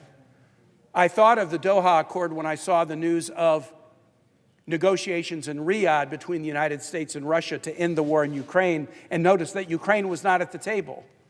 A peace deal about a nation's sovereignty where you're not allowing that nation to be at the table is doomed to failure. And we need to remember those lessons in connection with any discussion about the future of Ukraine. Mr. President, you don't even need to completely remember history. Just remember what your mom or dad told you. I know I had this call, and I think most people remember this. You're getting bullied at school, and you go home and you complain to your parents, and what do your parents tell you about bullies? If you give in to them, they will keep bullying you and others. If you stand up to them, they're more likely, not guaranteed, but they're more likely to stop bullying. The United States should have been willing yesterday in the UN to stand up to a bully. The United States should have been willing to say this was an illegal war unjustly initiated by Russia. If you're unwilling to state a truth, you begin in a very weak position. And so my thought in coming home from visiting my own troops who are sacrificing and risking to train for an action that they know they may one day be called on to support, else they wouldn't be conducting training in a snowy birch forest in southern Finland in February of 2025. They're there because they're willing to sacrifice.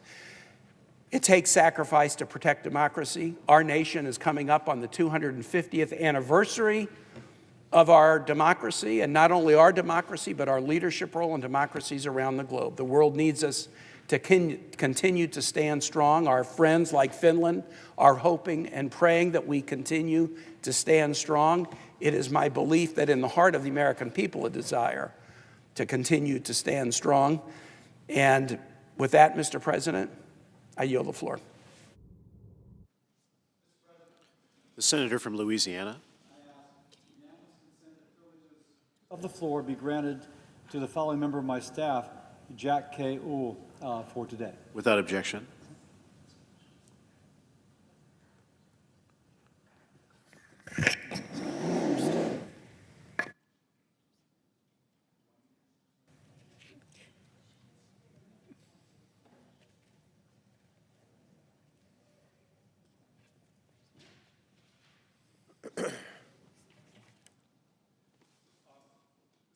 The senator from New Jersey. Not to be undone.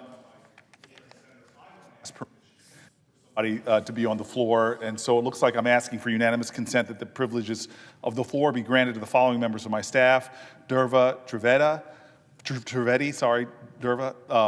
during the pendency of her legal fellowship until September 12, 2025, and Zachary Rosenfeld and Rachel Damond during the pendency of their legal clerkships until April 23rd, 2025. Without objection. I'm glad there's no objection. It seemed like I was asking for a lot there, but thank you.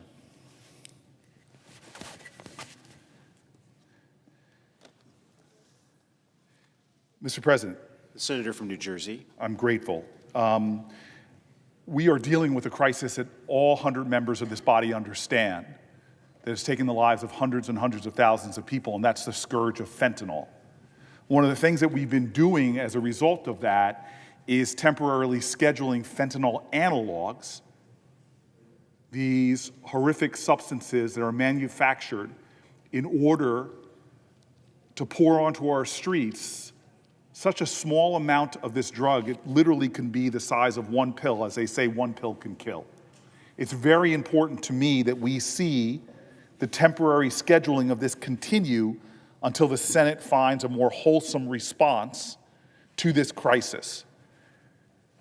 We must rise to meet this crisis in a wholesome way, in a way that meets the gravity of the crisis and not just continue to do the things we've done over and over again. And so as we are working in a bipartisan way in the Senate Judiciary Committee, with the understanding that the temporary scheduling may expire in the coming weeks, in order to remove that pressure and allow us to work in a bipartisan fashion, I've come to the floor today to ask for unanimous consent that we continue that temporary scheduling while we work in a bipartisan fashion to make sure that we give the most fulsome response possible to this crisis. And so I ask unanimous consent that the Senate proceed to the immediate consideration of S-724, the Temporary Extension of Fentanyl-Related Substances Scheduling Act, which is at the desk. I further ask unanimous consent that the bill be considered read a third time and passed, and the motion to reconsider be considered made and laid upon the table. Is there an objection? Reserving the right to object. Mr. President, for Senator years, from Louisiana. Mr. President, for years, one more time, Congress has refused to make a definitive, a permanent decision. It has failed to make Schedule I classification of fentanyl-related substances permanent. Law enforcement needs permanence. It needs a definitive change to combat the opioid crisis and to go after the criminals flooding communities with deadly drugs. Congress's inaction only emboldens China, drug cartels, and other criminals who exploit our communities, and that should not happen. We need a lasting solution. Mr. President, there is no reason to do any temporary extension. We have the bipartisan votes to make the Schedule I classification permanent. This Thursday, the Senate Judiciary Committee, with the support of Judiciary Chairman Grassley and Senator Heinrich, is marking up the Halt Lethal Trafficking Fentanyl Act, or the HALT Fentanyl Act. This legislation permanently classifies fentanyl-related substances as Schedule I controlled substances. Let's be clear. The HALT Fentanyl Act is not controversial. For 2 consecutive Congresses, it passed the House of Representatives with strong bipartisan support. There are enough votes to pass HALT in the Judiciary Committee and on the Senate floor this Congress. My Democratic colleagues' legislation delays that permanency. Schedule I classification will once more be in jeopardy when the next deadline comes around. Law enforcement cannot continue to have this uncertainty. That is why, after my objection, I will ask unanimous consent to pass the HALT Fentanyl Act.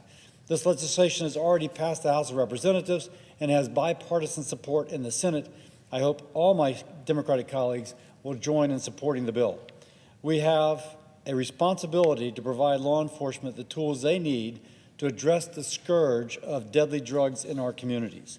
Failure to act puts Americans in harm's way. For those reasons, I object. Objection is heard. Mr. President. Senator from Louisiana.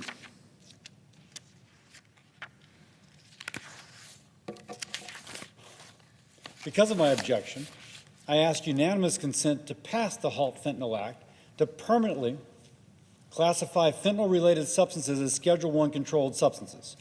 The bill also removes barriers that impede the ability of researchers to conduct studies on these substances.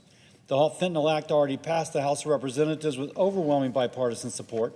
It has support from Democrat and Republican senators now.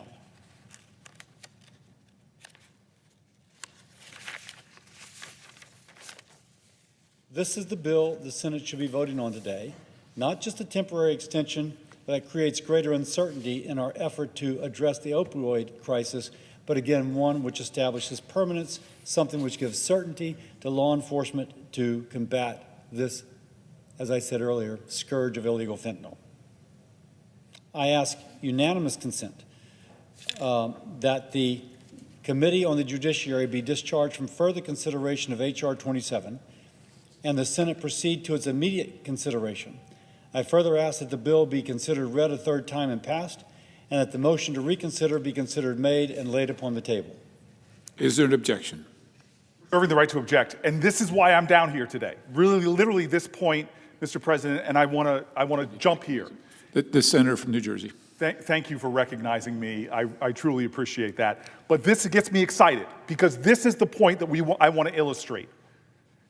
My colleague, far smarter than me on medical issues, I could not have passed organic chem at Stanford. I'm sure he passed it with flying colors. My colleague, who is truly one of my more favorite colleagues in this place because of how rational, pragmatic he is on approaching to real crises like this. This is what I'm begging. I'm hoping he will listen to me, and I'm begging this body to listen to me. We have had a fentanyl crisis in this country of monumental proportions. It is one of the greatest killers in America. Fentanyl and fentanyl analogs have literally been responsible for lowering the life expectancy for Americans. It is one of the greatest crises we have seen to human life in America in my lifetime. And there is so much data-driven evidence, evidence-based answers to this, of how we can approach this crisis. But yet the only bill that we seem to do is a bill that does what we've already done on a temporary basis. I support class-wide scheduling for fentanyl analogs. But here we have this bill, the HALT bill, that my colleague pointed out did pass in a bipartisan way and now is in the Judiciary Committee. The reason why I'm down here is not to drag my dear friend down here because he is a busy man, and I wanted to come over to him before this conversation started to apologize, but I needed to make this point on the floor in this kind of standoff. He is asking us to pass the HALT bill, which would give class-wide scheduling to fentanyl analogs, which we have already done for years. It has been temporarily scheduled. And what has happened to opioid deaths in America? When we have used this that law enforcement has called for, schedule it, give us these tools. Well, we've had these tools. And deaths in the presiding officer's state, deaths in my colleague's state, deaths in my state have continued to go up. Now, here's the beauty of the conversation we're having and why we should be passing the temporary one to let us go back to work. And I know this because I know his heart, I know your heart. There are evidence-based bipartisan amendments to that HALT Act that are widely supported. My colleague's partner senator from his state in committee said, I don't understand why we're not putting the test strips on this. Why? Because kids that are using fentanyl right now don't know that they're using this fentanyl analog. Kids in your state and my state, they think they're taking Adderall, not realizing that this has those toxic things that can kill. So here we were in committee with a bipartisan test strip bill that my colleague's partner senator said this makes sense to me, and the one excuse they were using for not doing a bipartisan bill to give us more of a response than doing what we're already doing and wiping our hands and say we did great things was saying we didn't have time because of this artificial deadline.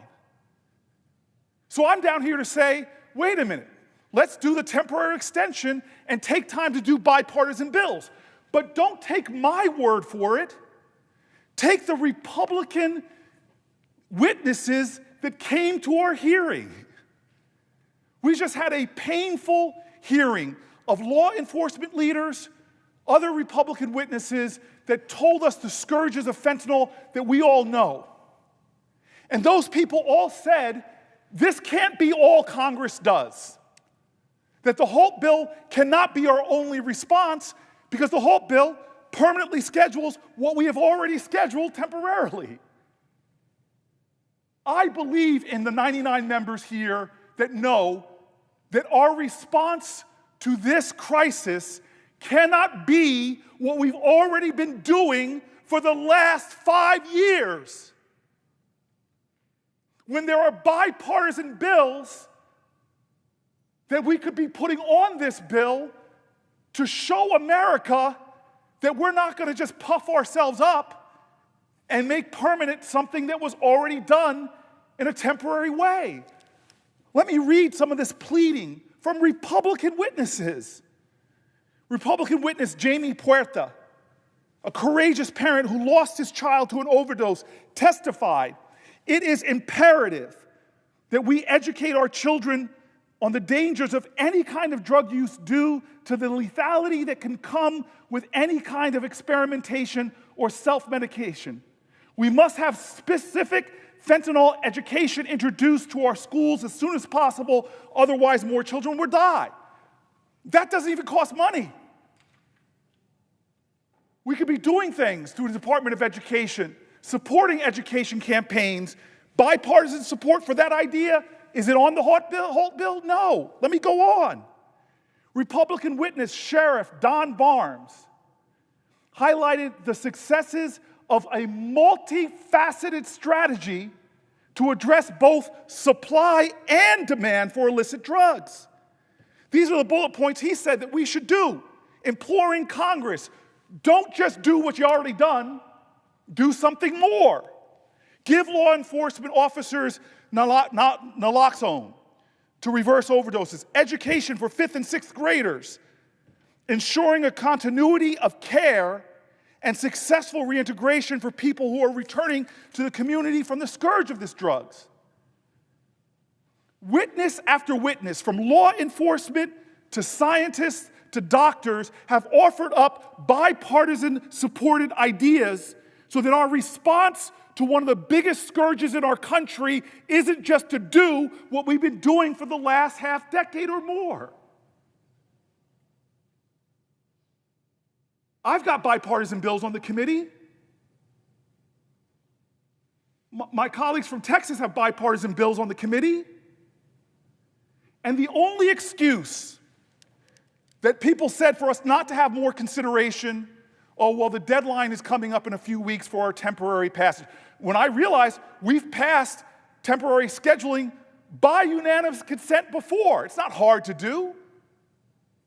I beg of my colleagues, I beg of my colleague that's here and others, we have a moving bill that has to go back to the House because we've already added a manager's package to it. And I promise you, if we add truly bipartisan things that give a more fulsome approach, a more comprehensive approach to stop our children from dying, it'll pass in the Republican-controlled House of Representatives because it was bipartisan here. I'm in agony over the deaths in New Jersey. I've met with parents who look at me and say, what are you going to do? Let me read you the words from one of these parents. Susan Austerman, a courageous mother who lost her son to an overdose. I beg of my colleagues, listen to what she said. I urge you to stop crafting policies based on stigma, false narrative, political loyalty, and most of all, stop using our dead children to justify these failed approaches. Harsher penalties for drugs, like those for the Holt Fentanyl Act, do not deter drug use. They only push people into riskier behaviors, increase the likelihood that someone will die rather than call for help, and make our communities less safe. How many more Americans must die before we finally admit that the war on drugs was a failure? I'm a former mayor. I oversaw a police department that had to answer to the calls with children dying on floors. They had these law enforcement tools. They would tell me more needs to be done. The Holt Fentanyl Act will get passed. Fentanyl analogs will never again be unscheduled in our country. That's not the challenge right now to save lives. The challenge to save lives in America right now is, what are we going to do more than it's being done right now? Fentanyl analogs are scheduled right now. And if the only thing we can do, the only bill that's moving through here is just doing what we've been doing, Shame on us.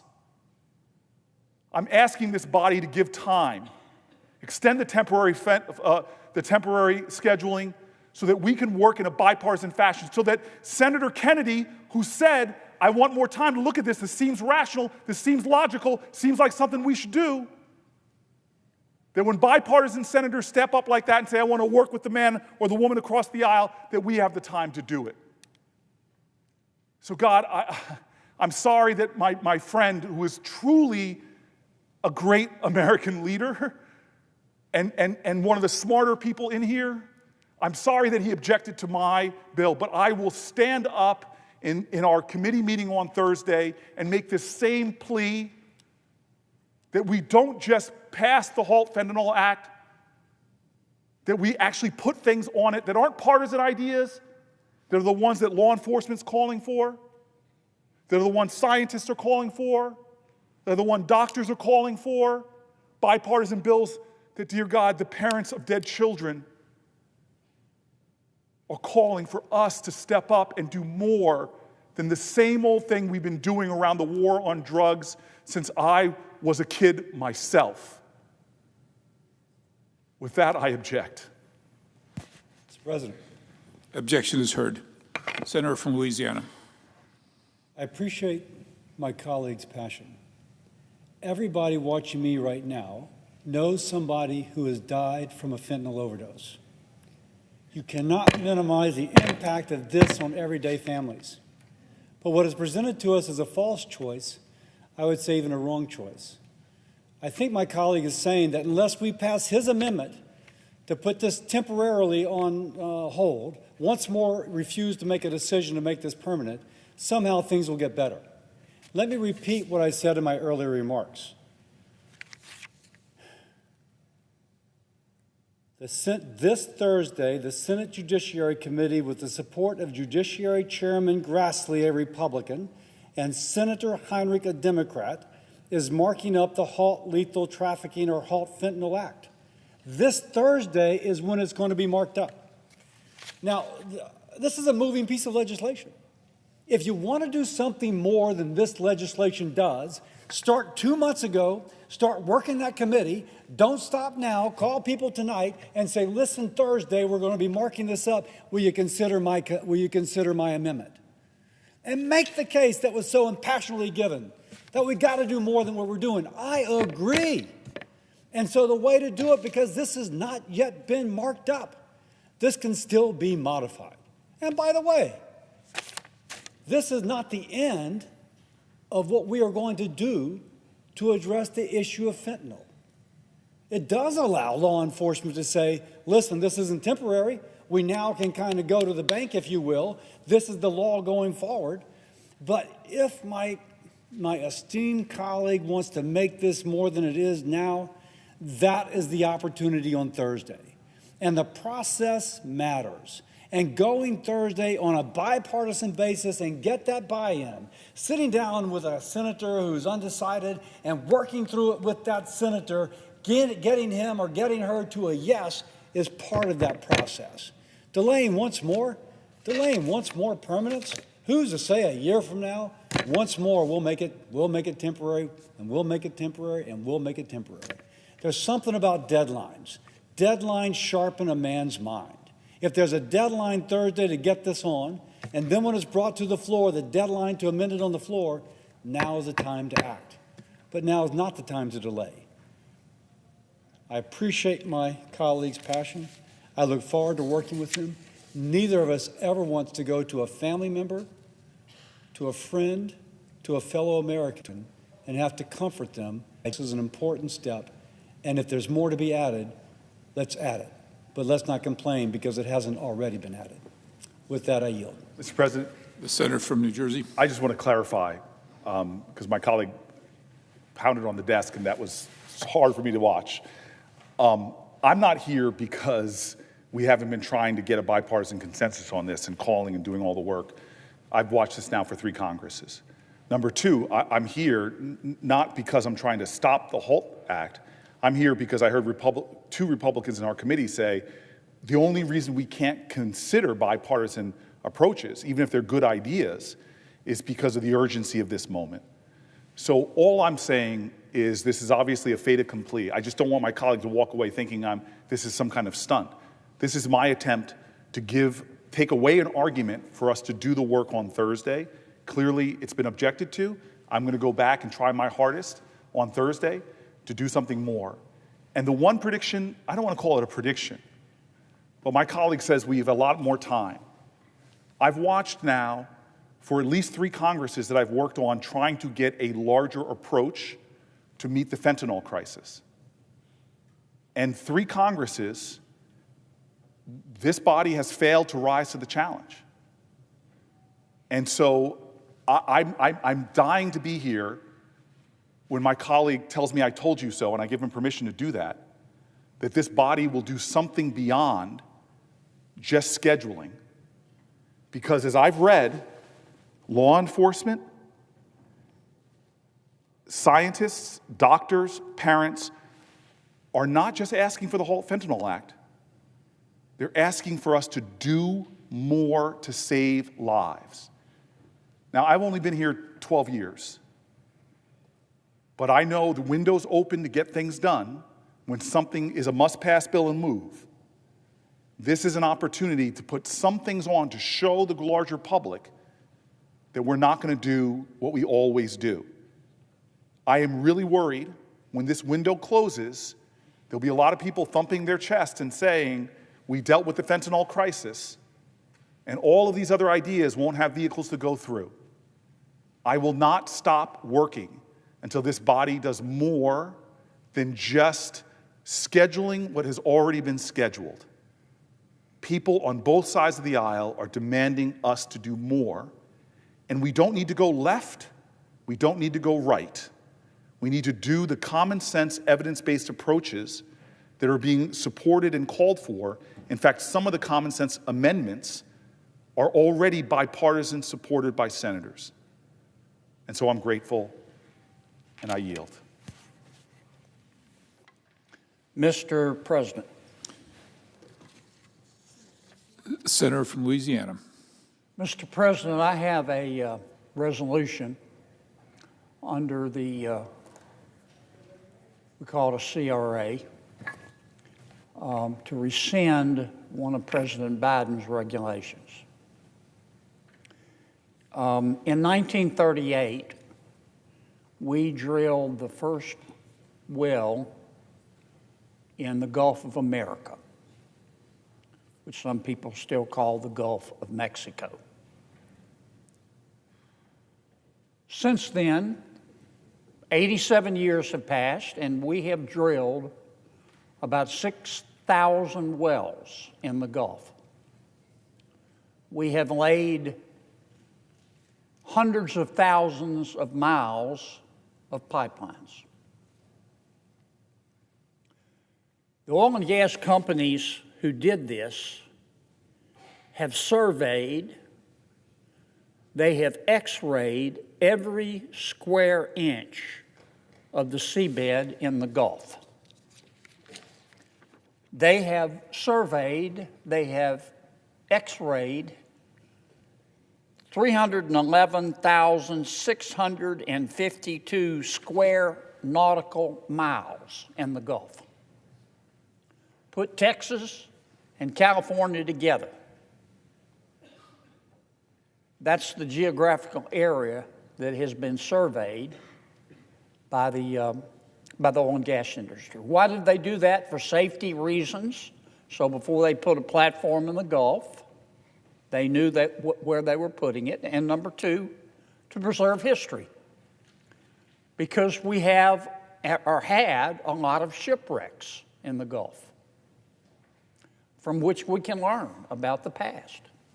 In fact, as a result of this effort by the oil and gas industry to x-ray the entire Gulf, we have discovered 4,000 shipwrecks.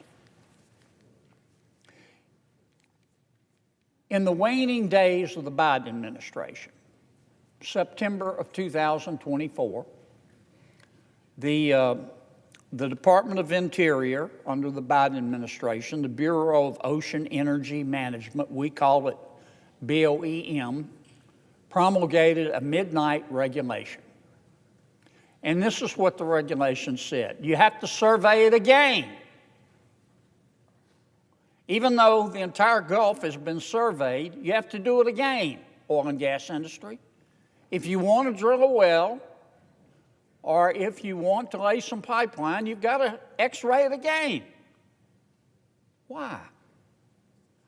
Because the government says so.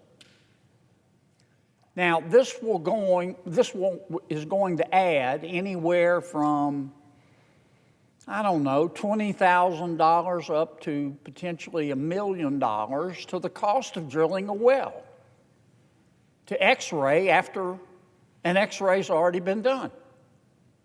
That, of course, is going to increase the cost of the well, which is going to increase the cost of the oil and gas from the well, which is going to be passed on to the consumer, which is going to raise the price of energy, which is going to contribute to inflation in America. You want to know why we had such outrageous inflation under President Biden? Because of regulations like this. And there are hundreds more that increased prices needlessly. That's why under President Biden, the average person's electricity bill in America went up 20% under President Biden. We don't need this regulation. I do not know, well, let me put it another way. I'm not saying that the person at the Department of Interior who came up with this idea is the dumbest person in the world. I'm not saying that. But I am saying that the person at the BOEM who came up with this idea better worry that the dumbest person in the world doesn't die because he's in the running. And my CRA would kill this rule dead as Woodrow Wilson, and I hope my colleagues will vote for it. I yield back all time, Mr. President, on calendar number 15, Senate Joint Resolution number 11. Without objection. The clerk will read the title of the joint resolution for the third time. Calendar number 15, SJ Res 11, Joint Resolution providing for congressional disapproval under Chapter 8 of Title 5, United States Code, of the rules submitted by the Bureau of Ocean Energy Management relating to protection of marine archaeological resources. The question is on passage of the joint resolution. Is there a sufficient second? There appears to be. The clerk will call the roll. Ms. Also Brooks, Ms. Baldwin, Mr. Banks, Mr. Barrasso, Mr. Bennett, Mrs. Blackburn, Mr. Blumenthal, Ms. Blunt Rochester, Mr. Booker, Mr. Bozeman, Mrs. Britt, Mr. Budd, Ms. Cantwell, Mrs. Capito, Mr. Cassidy, Ms. Collins, Mr. Coons, Mr. Cornyn.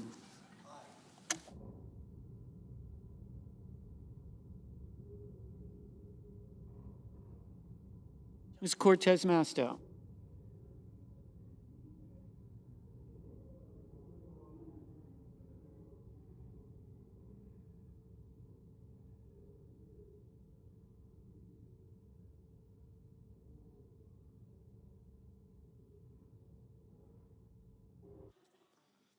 Mr. Cotton, Mr. Kramer, Mr. Crapo, Mr. Cruz, Mr. Curtis,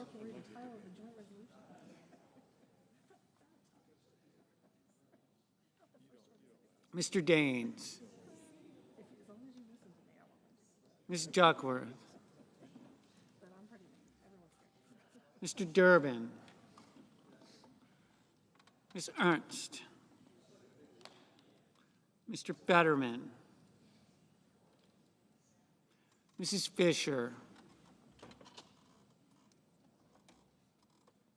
Mr. Gallego, Mrs. Gillibrand, Mr. Graham, Mr. Grassley, Mr. Haggerty, Ms. Hassan.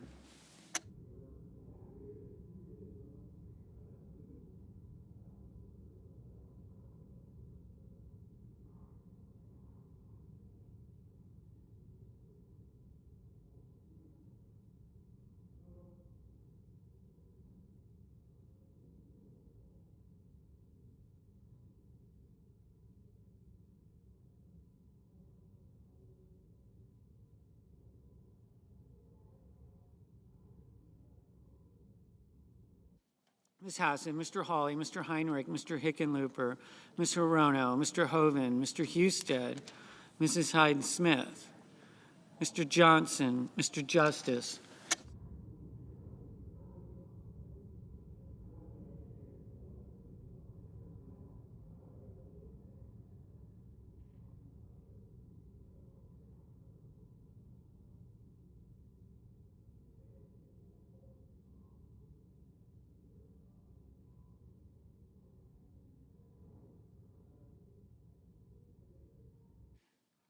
Mr. Kane, Mr. Kelly, Mr. Kennedy, Mr. Kim, Mr. King, Ms. Klobuchar, Mr. Langford, Mr. Lee, Mr. Lujan,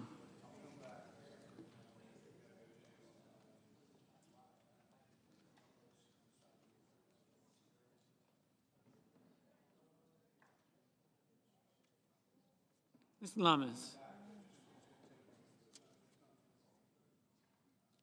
Mr. Markey, Mr. Marshall, Mr. McConnell, Mr. McCormick, Mr. Merkley, Mr. Moody, Mr. Moran,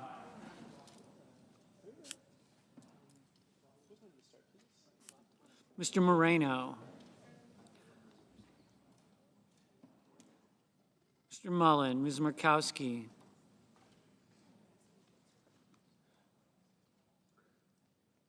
Mr. Murphy, Mrs. Murray, Mr. Ossoff, Mr. Padilla, Mr. Paul, Mr. Peters, Mr. Reed, Mr. Ricketts, Mr. Risch, Mr. Rosen, Mr. Rounds, Mr. Sanders, Mr. Schatz, Mr. Schiff, Mr. Schmidt, Mr. Schumer, Mr. Scott of Florida, Mr. Scott of South Carolina, Mrs. Shaheen, Mr. Sheehy, Ms. Slotkin, Ms. Smith, Mr. Sullivan, Mr. Thune, Mr. Tillis, Mr. Tuberville, Mr. Van Hollen, Mr. Warner, Mr. Warnock, Ms. Warren, Mr. Welch, Mr. Whitehouse, Mr. Wicker, Mr. Wyden, Mr. Young.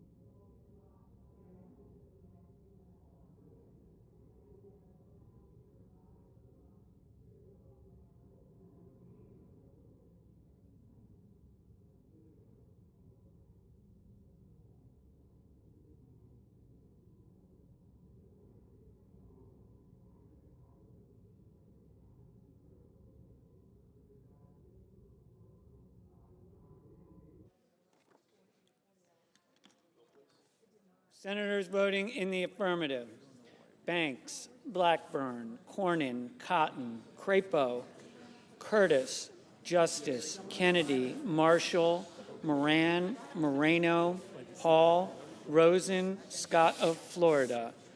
Senators voting in the negative: Bennett, Cantwell, Heinrich, Markey, Merkley, Sanders, Schatz, Smith, Van Hollen, Warnock, Whitehouse. Mrs. Hyde Smith. Mrs. Hyde Smith, aye.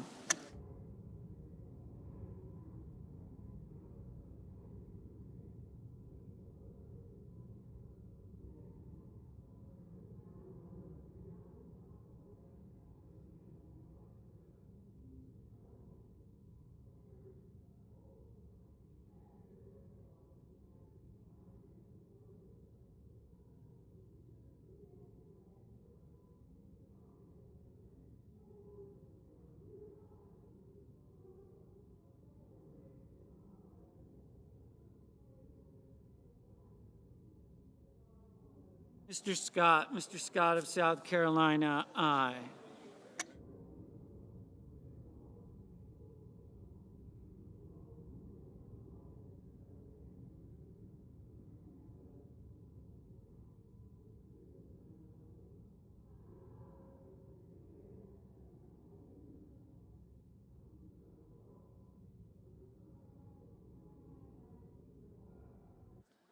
Mr. Booker, no.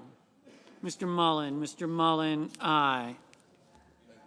Ms. Alsobrooks, no.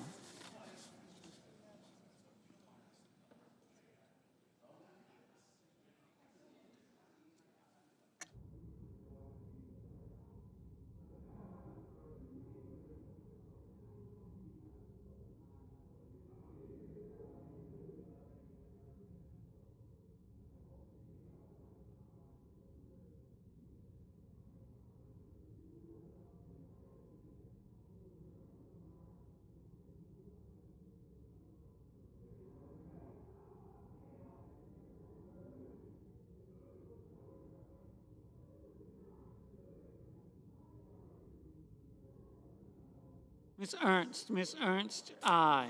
Mr. Grassley, aye.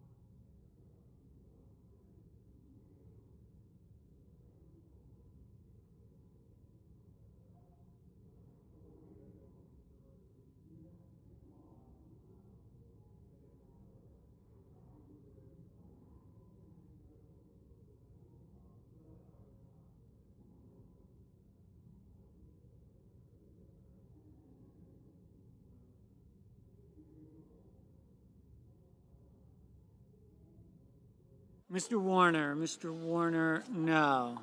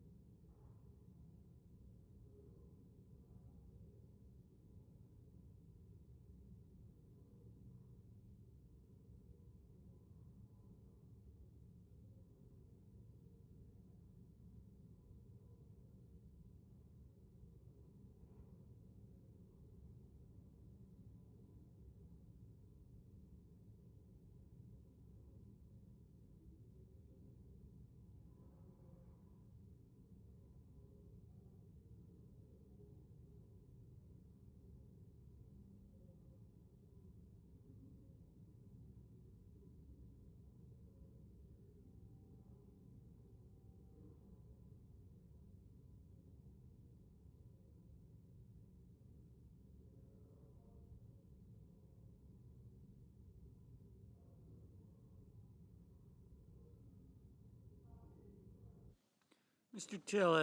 Tillis, aye.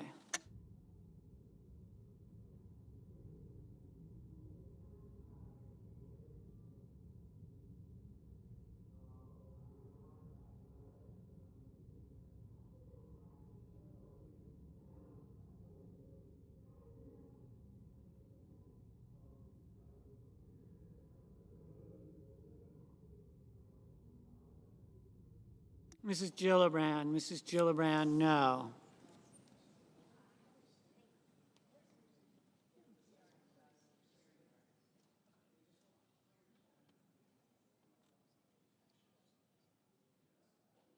Mr. Hickenlooper, aye.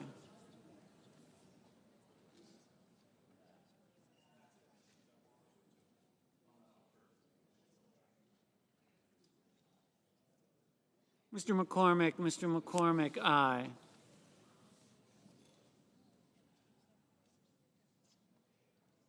Mr. Kim, no.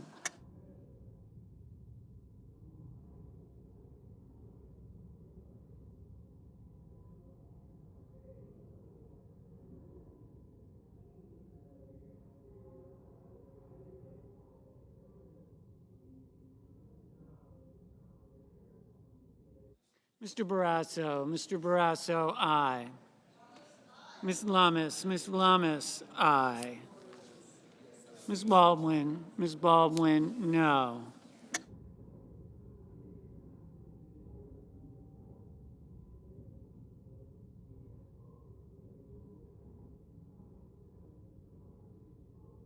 Ms. Blunt Rochester, no. Mr. Sullivan, aye. Mr. Durbin, no.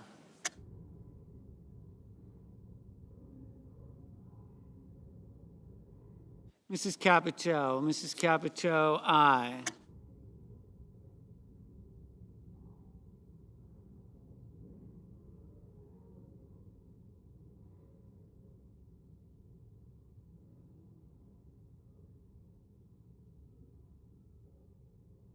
Mr. Reed, no.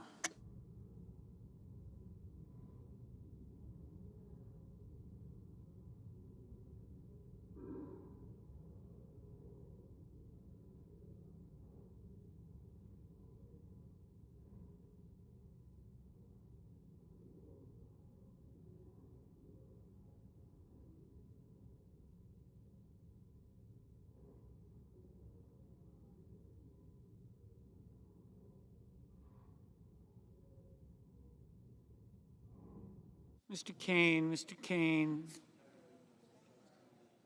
no.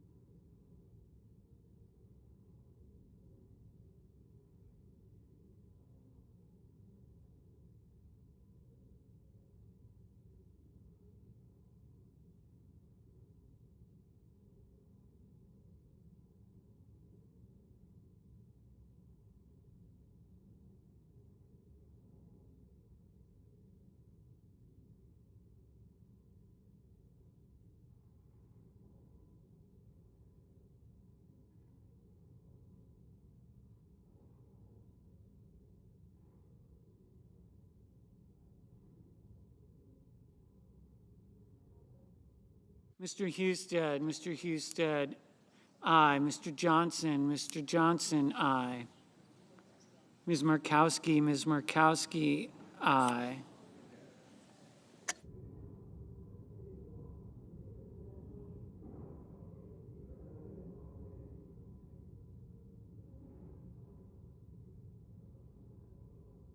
Ms. Hassan, no.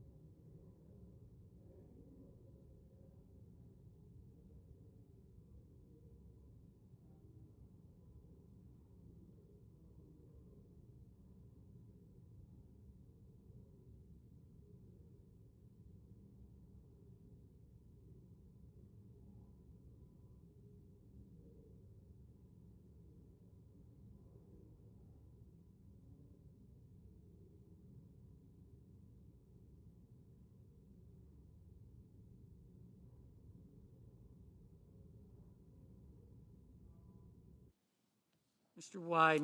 Wyden, no. Ms. Collins, aye.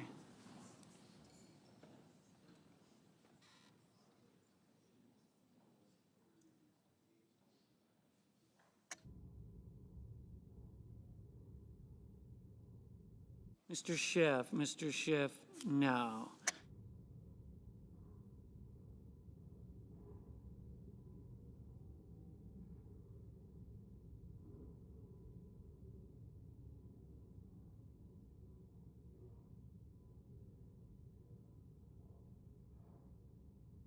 Mr. Rounds, aye.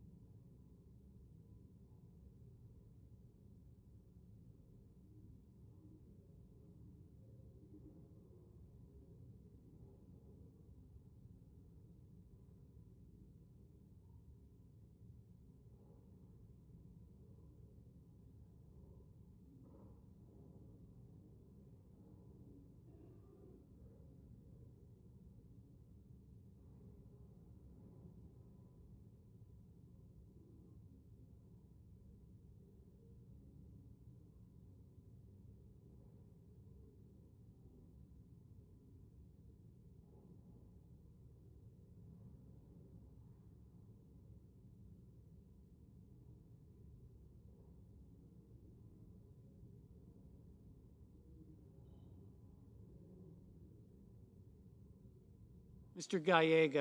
Gallego, no.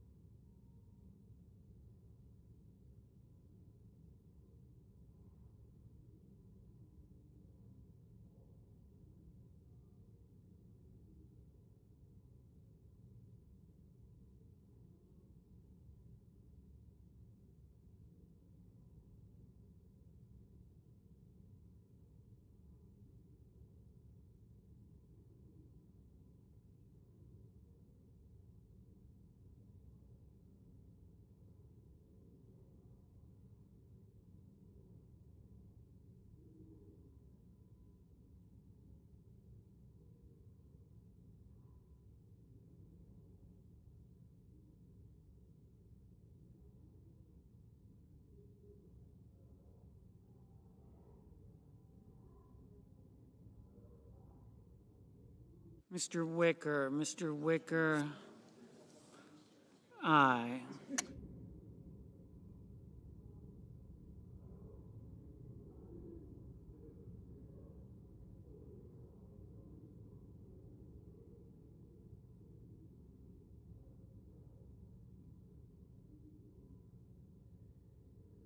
Mr. Rono, no.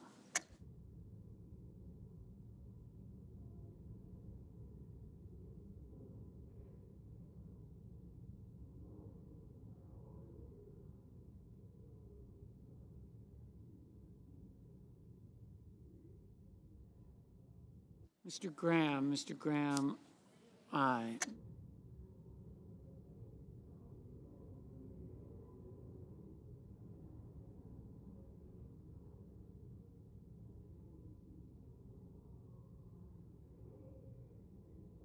Mr. Cruz, aye.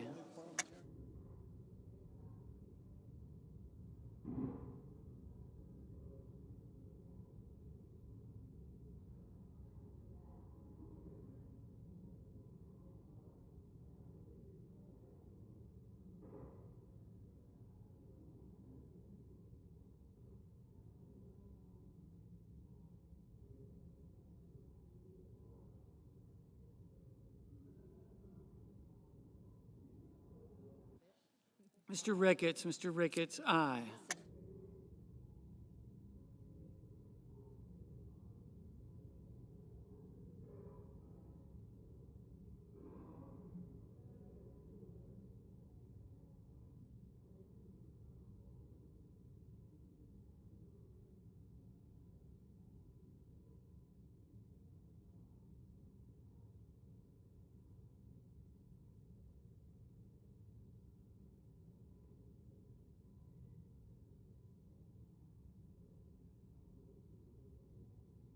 Mr. Peters, aye.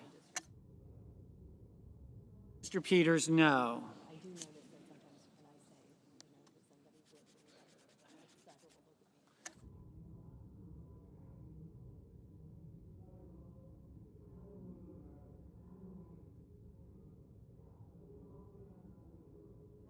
Mrs. Shaheen, no. Mr. Ossoff, no. Mr. Welch, no. Mrs. Murray, no.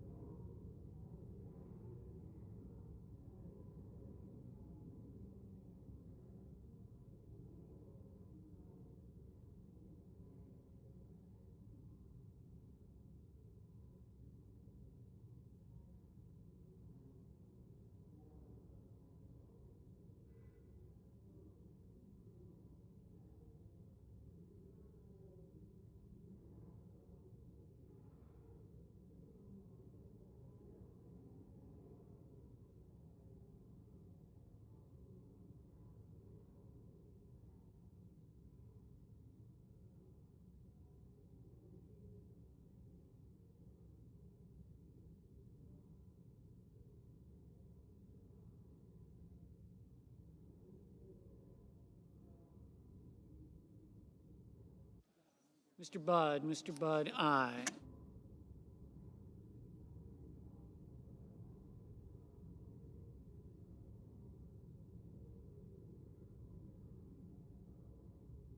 Mr. Hoven, aye.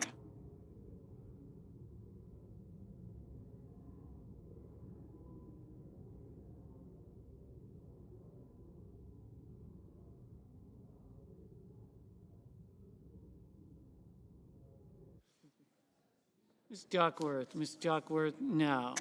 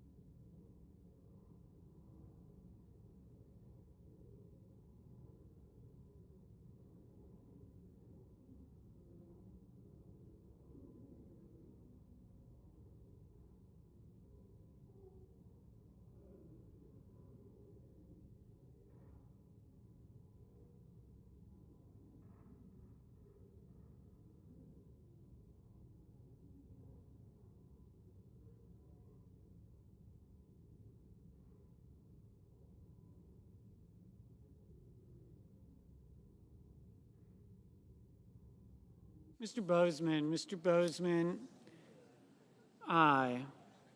Mr. Risch, aye. Mr. Sheehy, aye.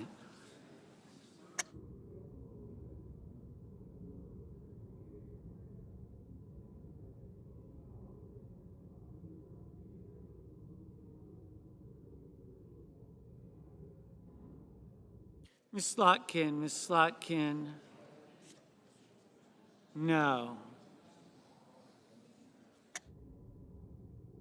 Ms. Cortez Masto, aye.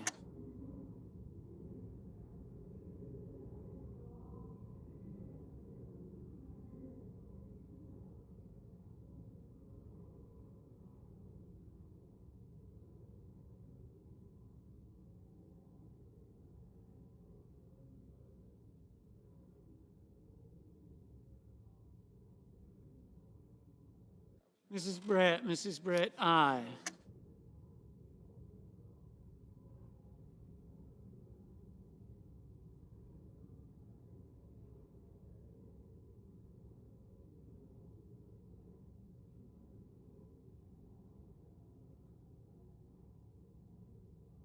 Mr.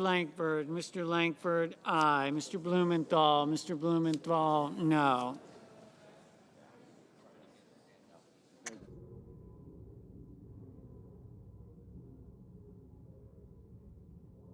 Mr. Kelly, no.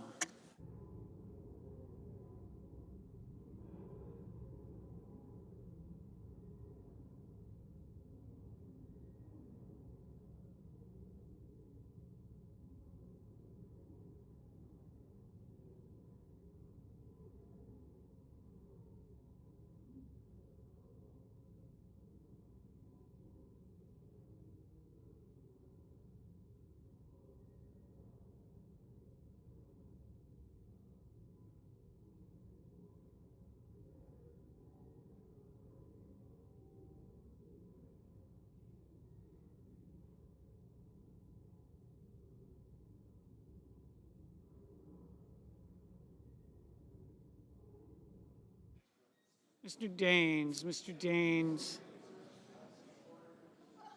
aye.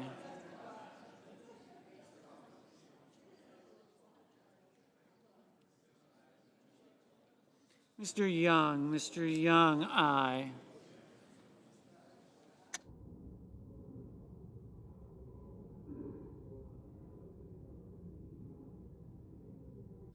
Mrs. Moody, aye. Mr. Fetterman, no.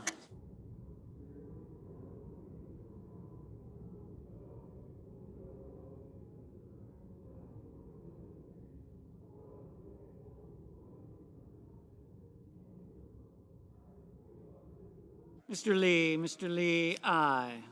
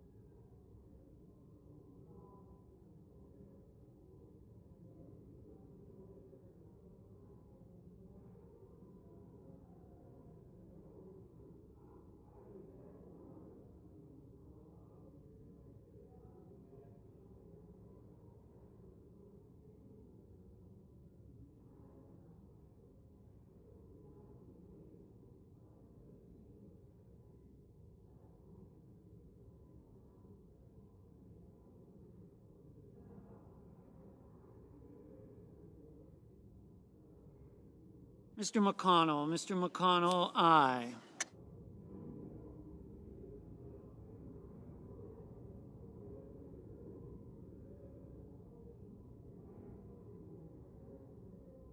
Mr. King, no. Mr. Thune, aye.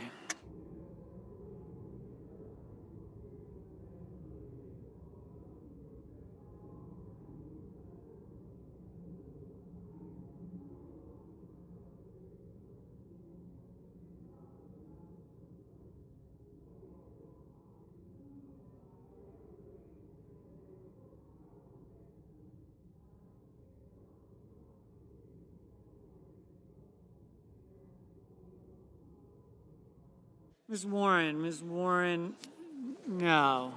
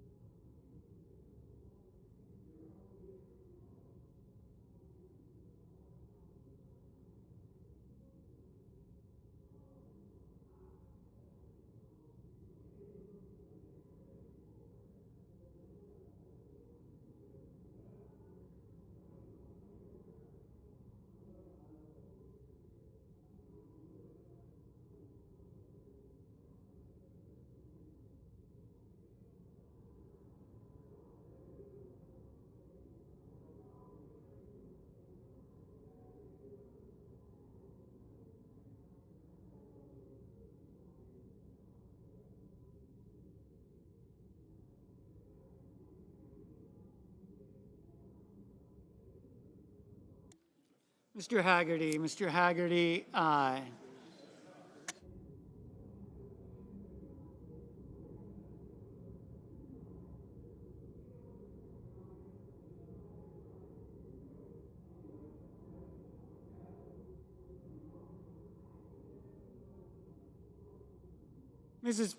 Mrs. Fisher, aye.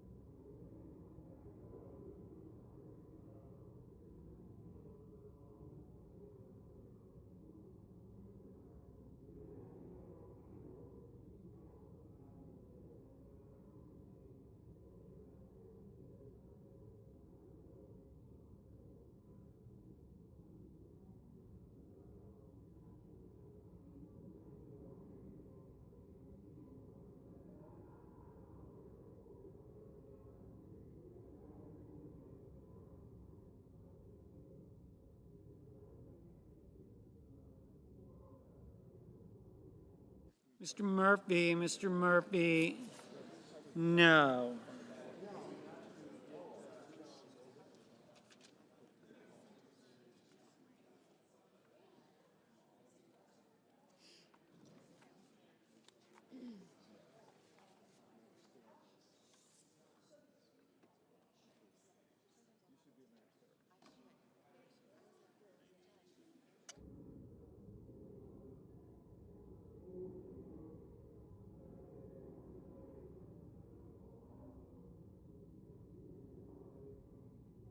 Mr. Schmidt, aye. Mr. Lujan, no.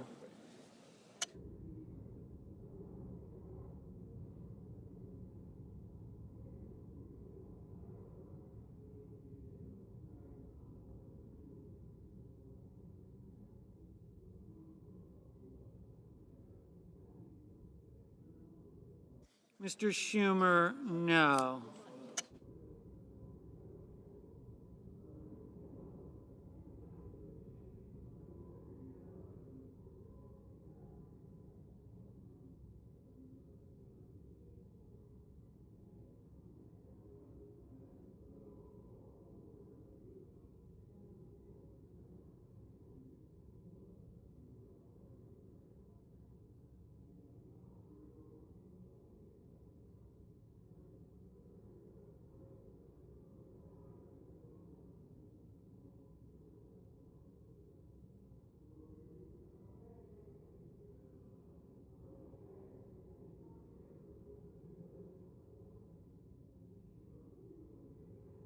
Ms. Klobuchar, no.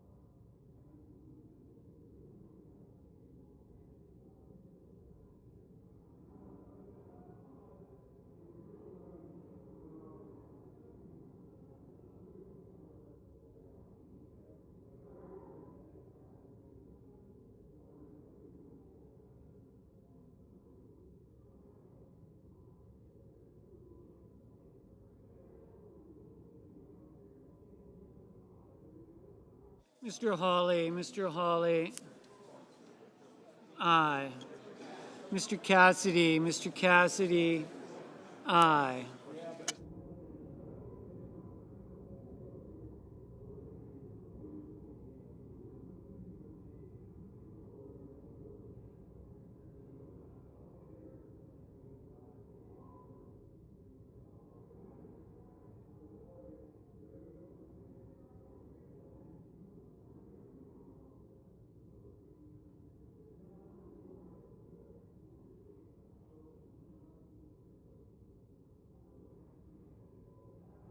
Mr. Padilla, Mr. Padilla, no.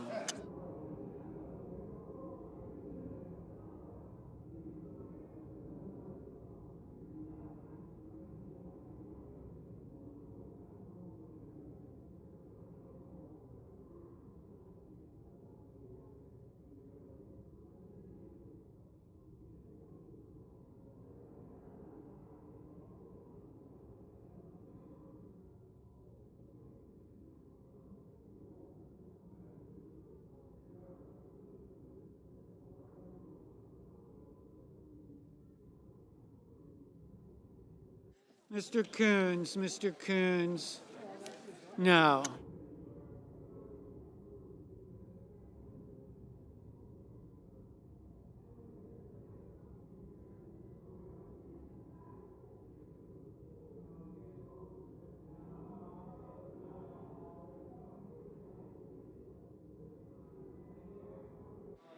The yeas are 54, the nays are 44. The joint resolution is passed.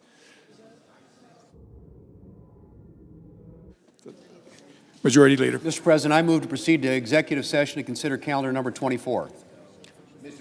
The question is on the motion. Is there a sufficient second? There appears to be. The clerk will call the roll. Ms. Alsobrooks, Ms. Baldwin, Mr. Banks, Mr. Barrasso. Aye. Thank you. Yep.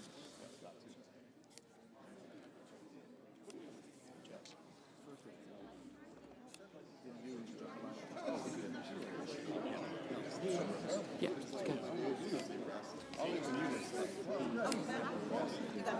Yeah, thank you. Slotkin.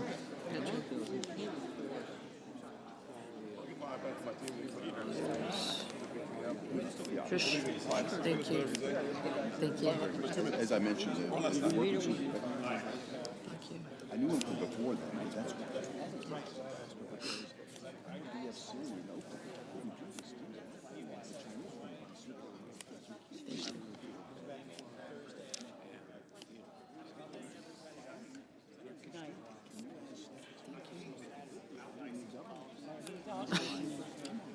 Mr. Bennett. Mrs. Blackburn. I got you, sir.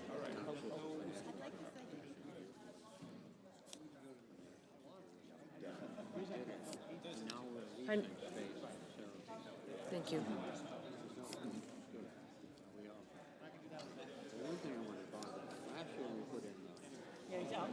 Oh, yeah, yeah. Turn the leads? Sure.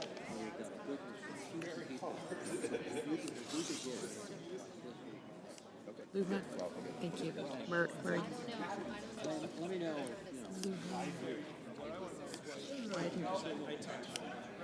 Thank you.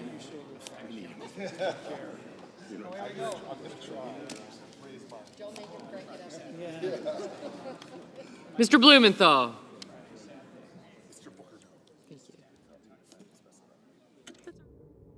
Ms. Blunt Rochester. Mr. Booker. Mr. Bozeman. Mrs. Britt.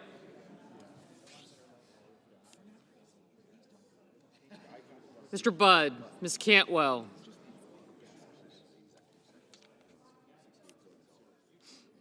Mrs. Capito. Mr. Cassidy. Ms. Collins. Thank you. Mr. Coons, Mr. Cornyn, Ms. Cortez Masto, Mr. Cotton, Mr. Kramer, Mr. Crapo, Mr. Cruz, Mr. Curtis, Mr. Daines. Thank you. Ms. Duckworth, Mr. Durbin, Ms. Ernst, Mr. Fetterman, Mrs. Fisher, Mr. Gallego, Mrs. Gillibrand, Mr. Graham, Mr. Grassley, Mr. Haggerty, Ms. Hassan, Mr. Hawley,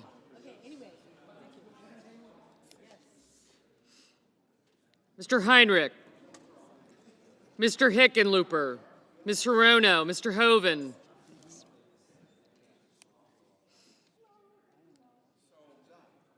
Mr. Husted, Mrs. Hyde-Smith. Mr. Johnson. Mr. Justice. Thank you.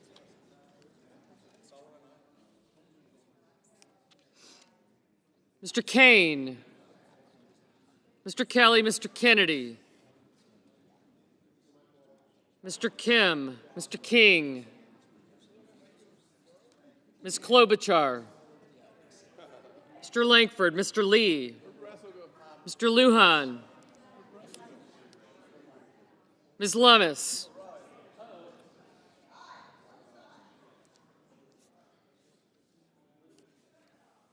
Mr. Markey. Mr. Marshall, Mr. McConnell, Mr. McCormick, Mr. Merkley. Mrs. Moody, Mr. Moran, Mr. Marino, Mr. Mullen, Ms. Murkowski,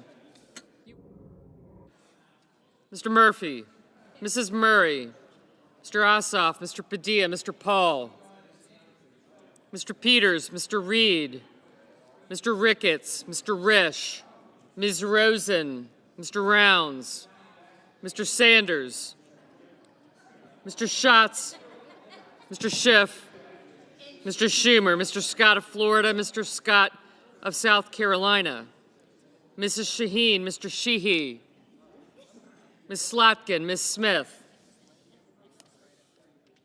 Mr. Sullivan, Mr. Thune, Mr. Tillis, Mr. Tuberville, Mr. Van Hollen, Mr. Warner, Mr. Warnock, Ms. Warren, Mr. Welch, Mr. Whitehouse, Mr. Wicker, Mr. Wyden, Mr. Young,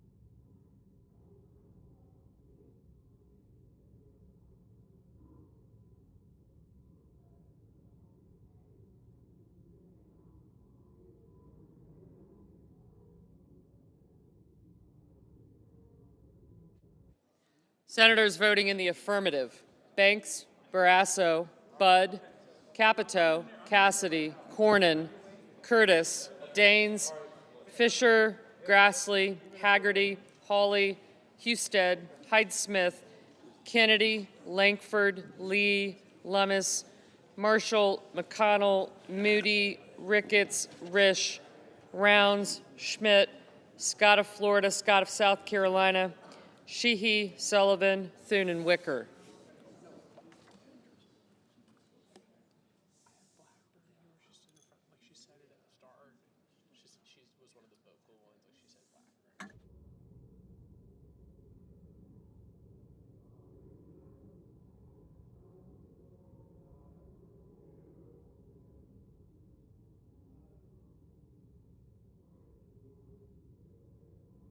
Mrs. Blackburn, aye. Mr. Marino, aye.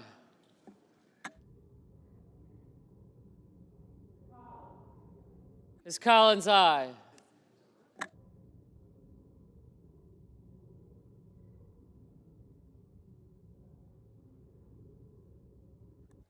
Senators voting in the negative: also Brooks, Blunt Rochester, Booker, Coons, Duckworth, Durbin, Fetterman, Gallego, Heinrich, Hirono, Kelly, Kim, Lujan, Merkley, Murray, Ossoff, Padilla, Peters, Reed, Sanders, Schatz, Schiff, Schumer, Shaheen, Slotkin, Smith, Warren, Welch, and Wyden. Mr. King, no.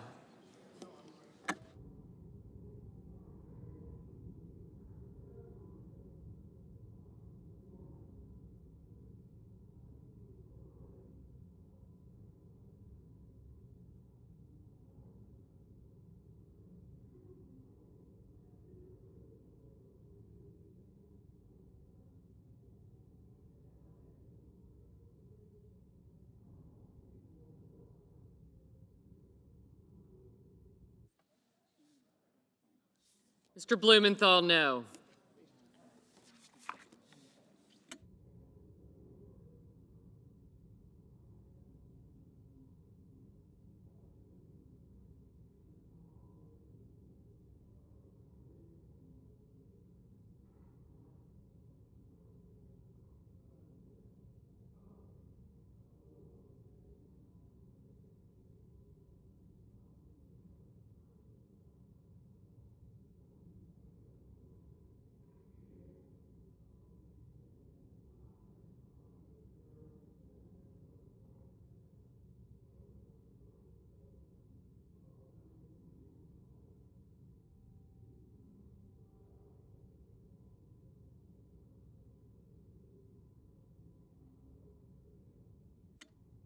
Mr. Johnson, aye.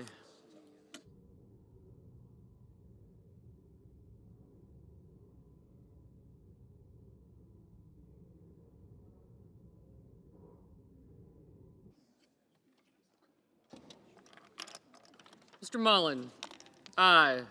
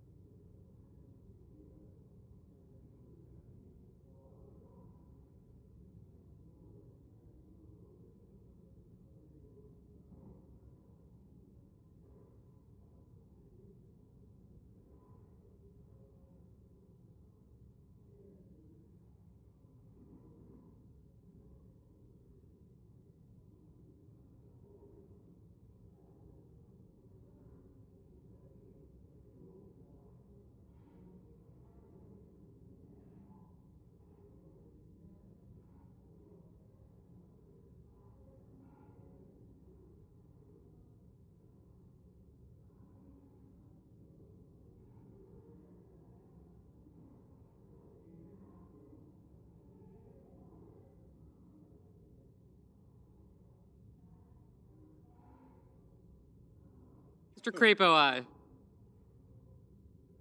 Mr. Justice, aye.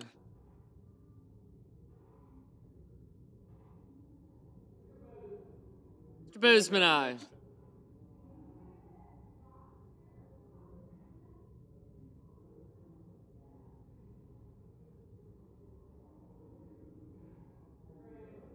Mr. Graham, aye.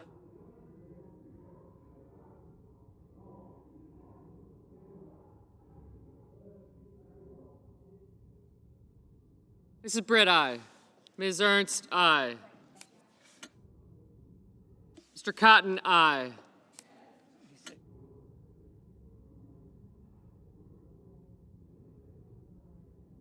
Mr. Moran, aye.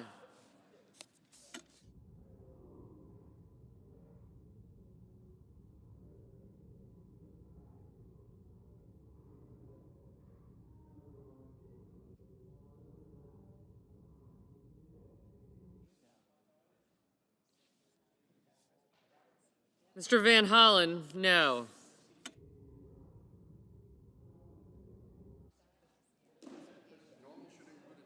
Ms. Hassan, no.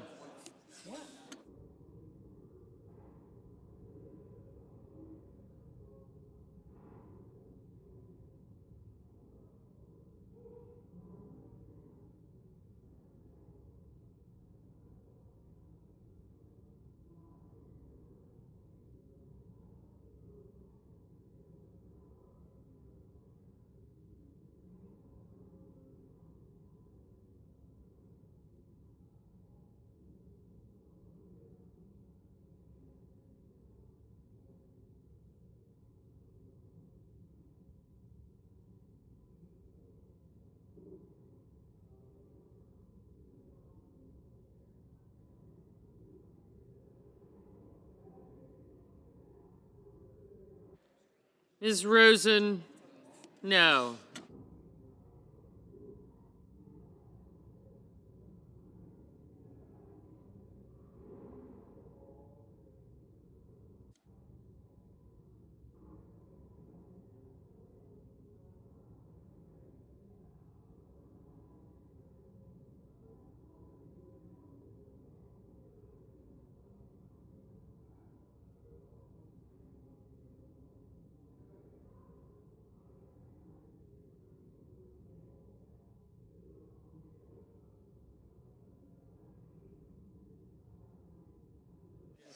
Mr. Tillis, aye.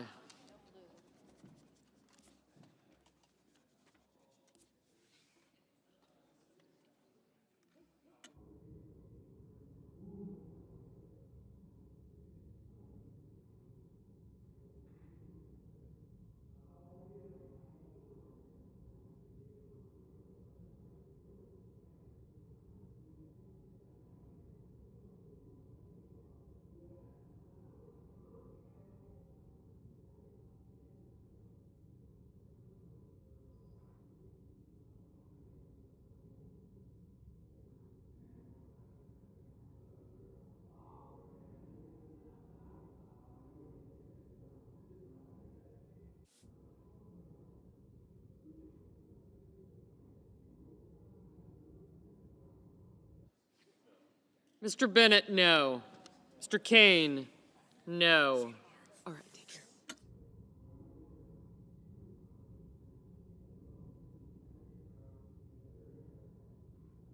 Mr. Hickenlooper, no.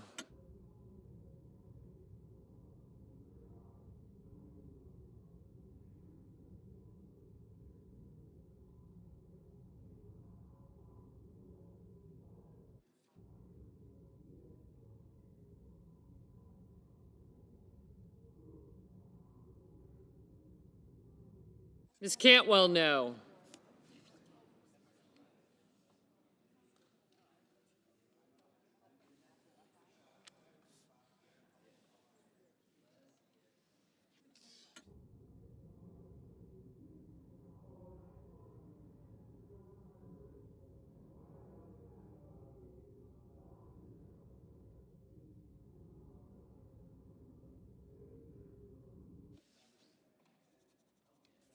Mr. Young, aye.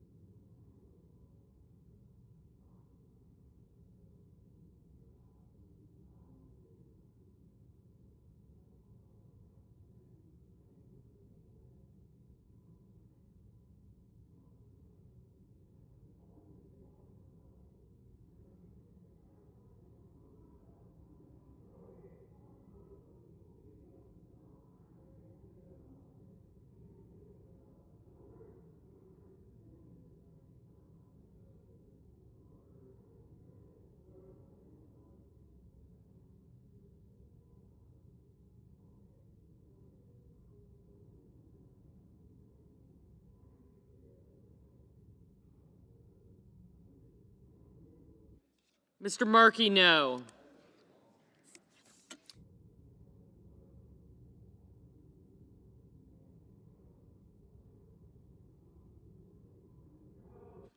Mr. Hoven, aye.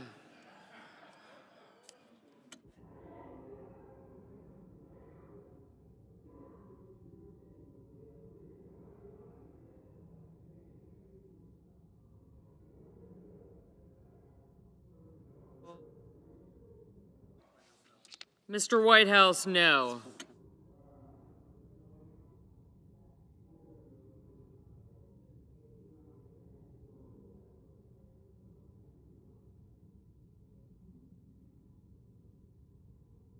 Ms. Baldwin, no. Ms. Klobuchar, no.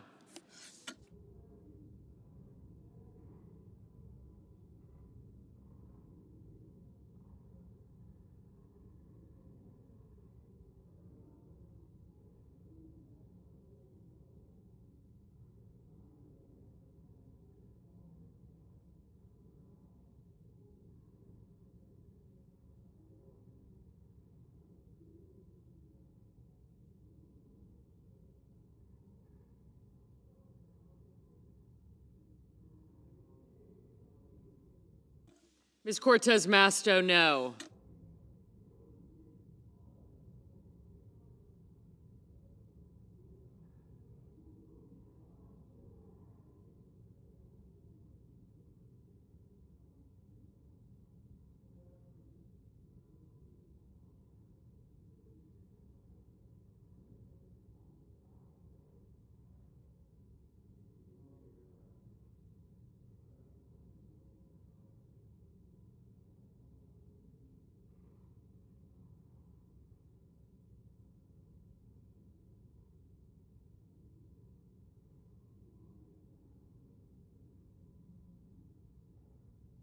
Mr. Murphy, no.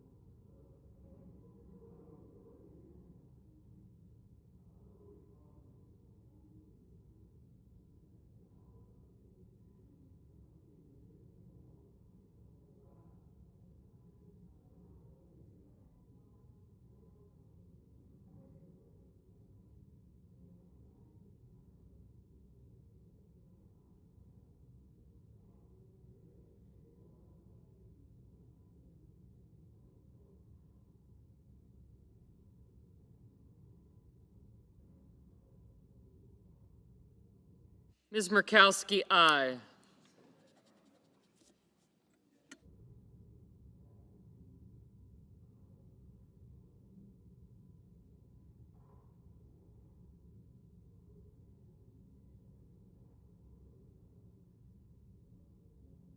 Mr. Warnock, no.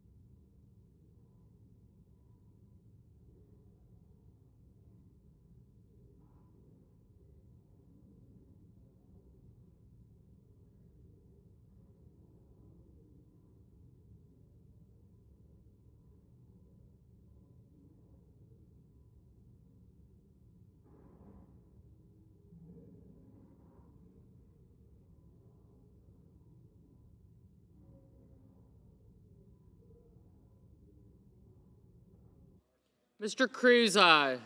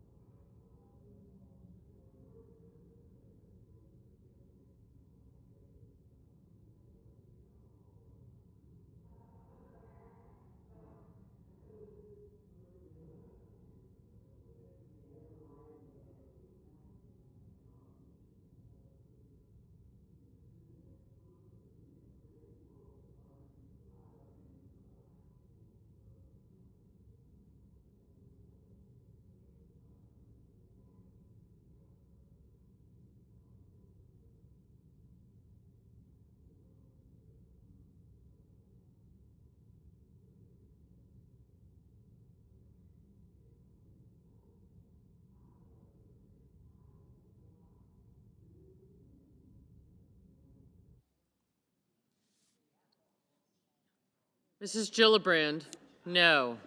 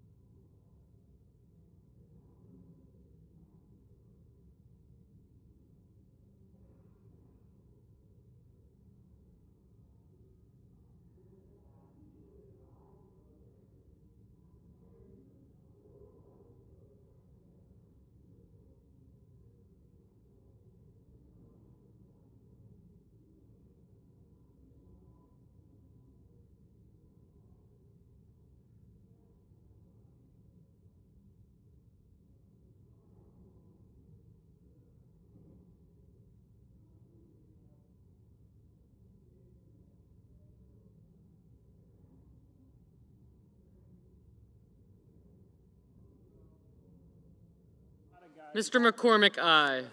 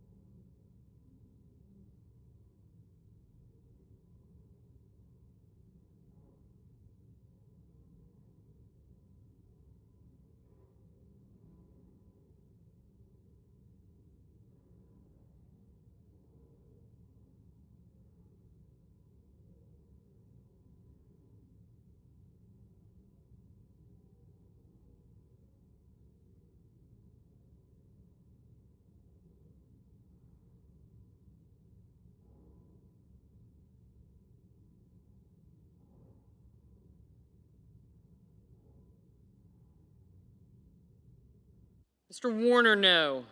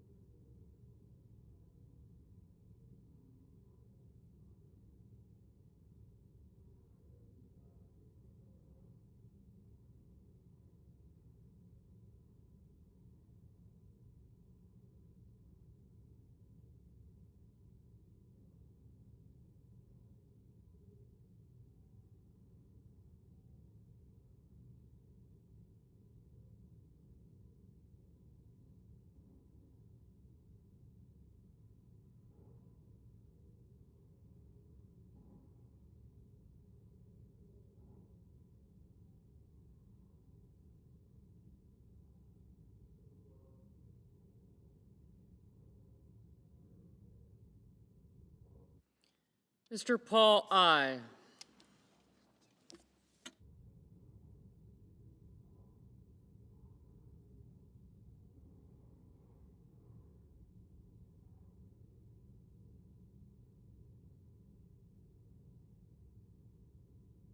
On this vote, the yeas are 51, the nays are 47, and the motion is agreed to. The clerk will report the nomination. Department of Education, Linda McMahon of Connecticut to be secretary. I send a cloture motion to the desk. The clerk will report. Cloture motion. We, the undersigned senators, in accordance with the provisions of Rule 22 of the Standing Rules of the Senate, do hereby move to bring to a closed debate on the nomination of Linda McMahon of Connecticut to be Secretary of Education, signed by 17 senators as follows. Mr. President, I ask consent the reading of the names be waived. Without objection.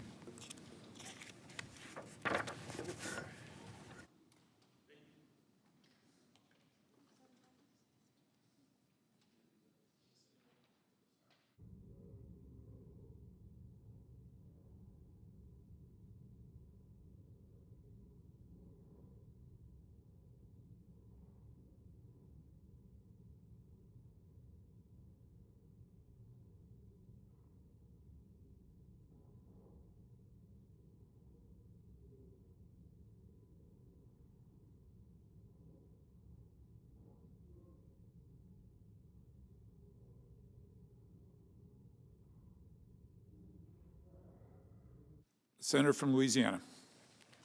Thank you, Mr. President. Mr. President, with me today is Mr. John Lowry, who's one of my colleagues from my office, who's been a big help to me. Mr. President, as you know, when Vice President Harris and President Trump ran against each other for the presidency, one of the planks in President Trump's platform was that he was going to review every penny of federal government spending. Why did he say that? Why did he promise to do that? Well, first, there's a moral principle involved. People worked hard for their money, and when they give it to government, they're entitled to expect government to spend it efficiently.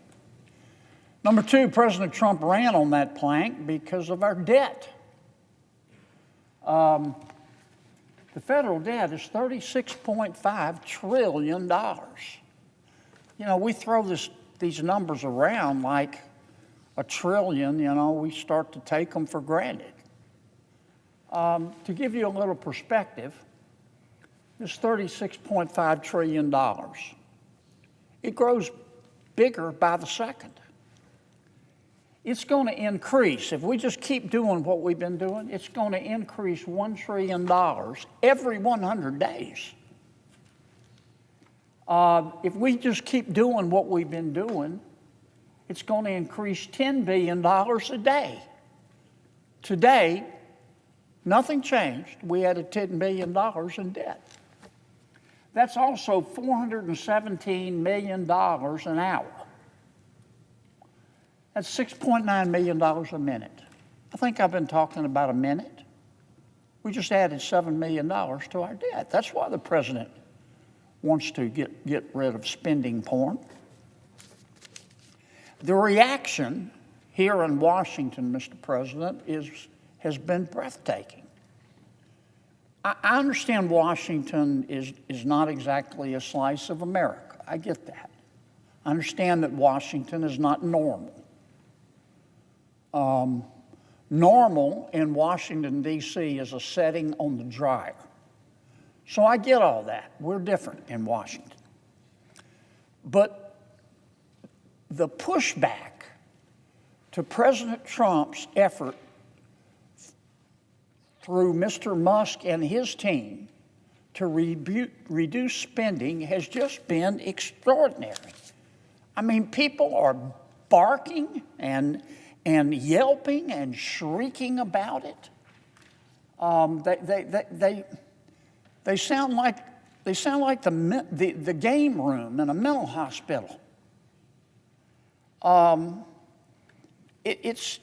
And I get that a lot of people don't like President Trump. And I get that many people don't like Mr. Musk. And I get that Mr. Musk is different. I kind of like that. I mean, I like different. You know, he's the sort of guy that would wear, I don't know, he'd wear Crocs to a wedding. I get that. I find it kind of refreshing. But nobody's ever called him a dummy. And he's found an incredible amount of waste and abuse of taxpayer money, what I call spending porn.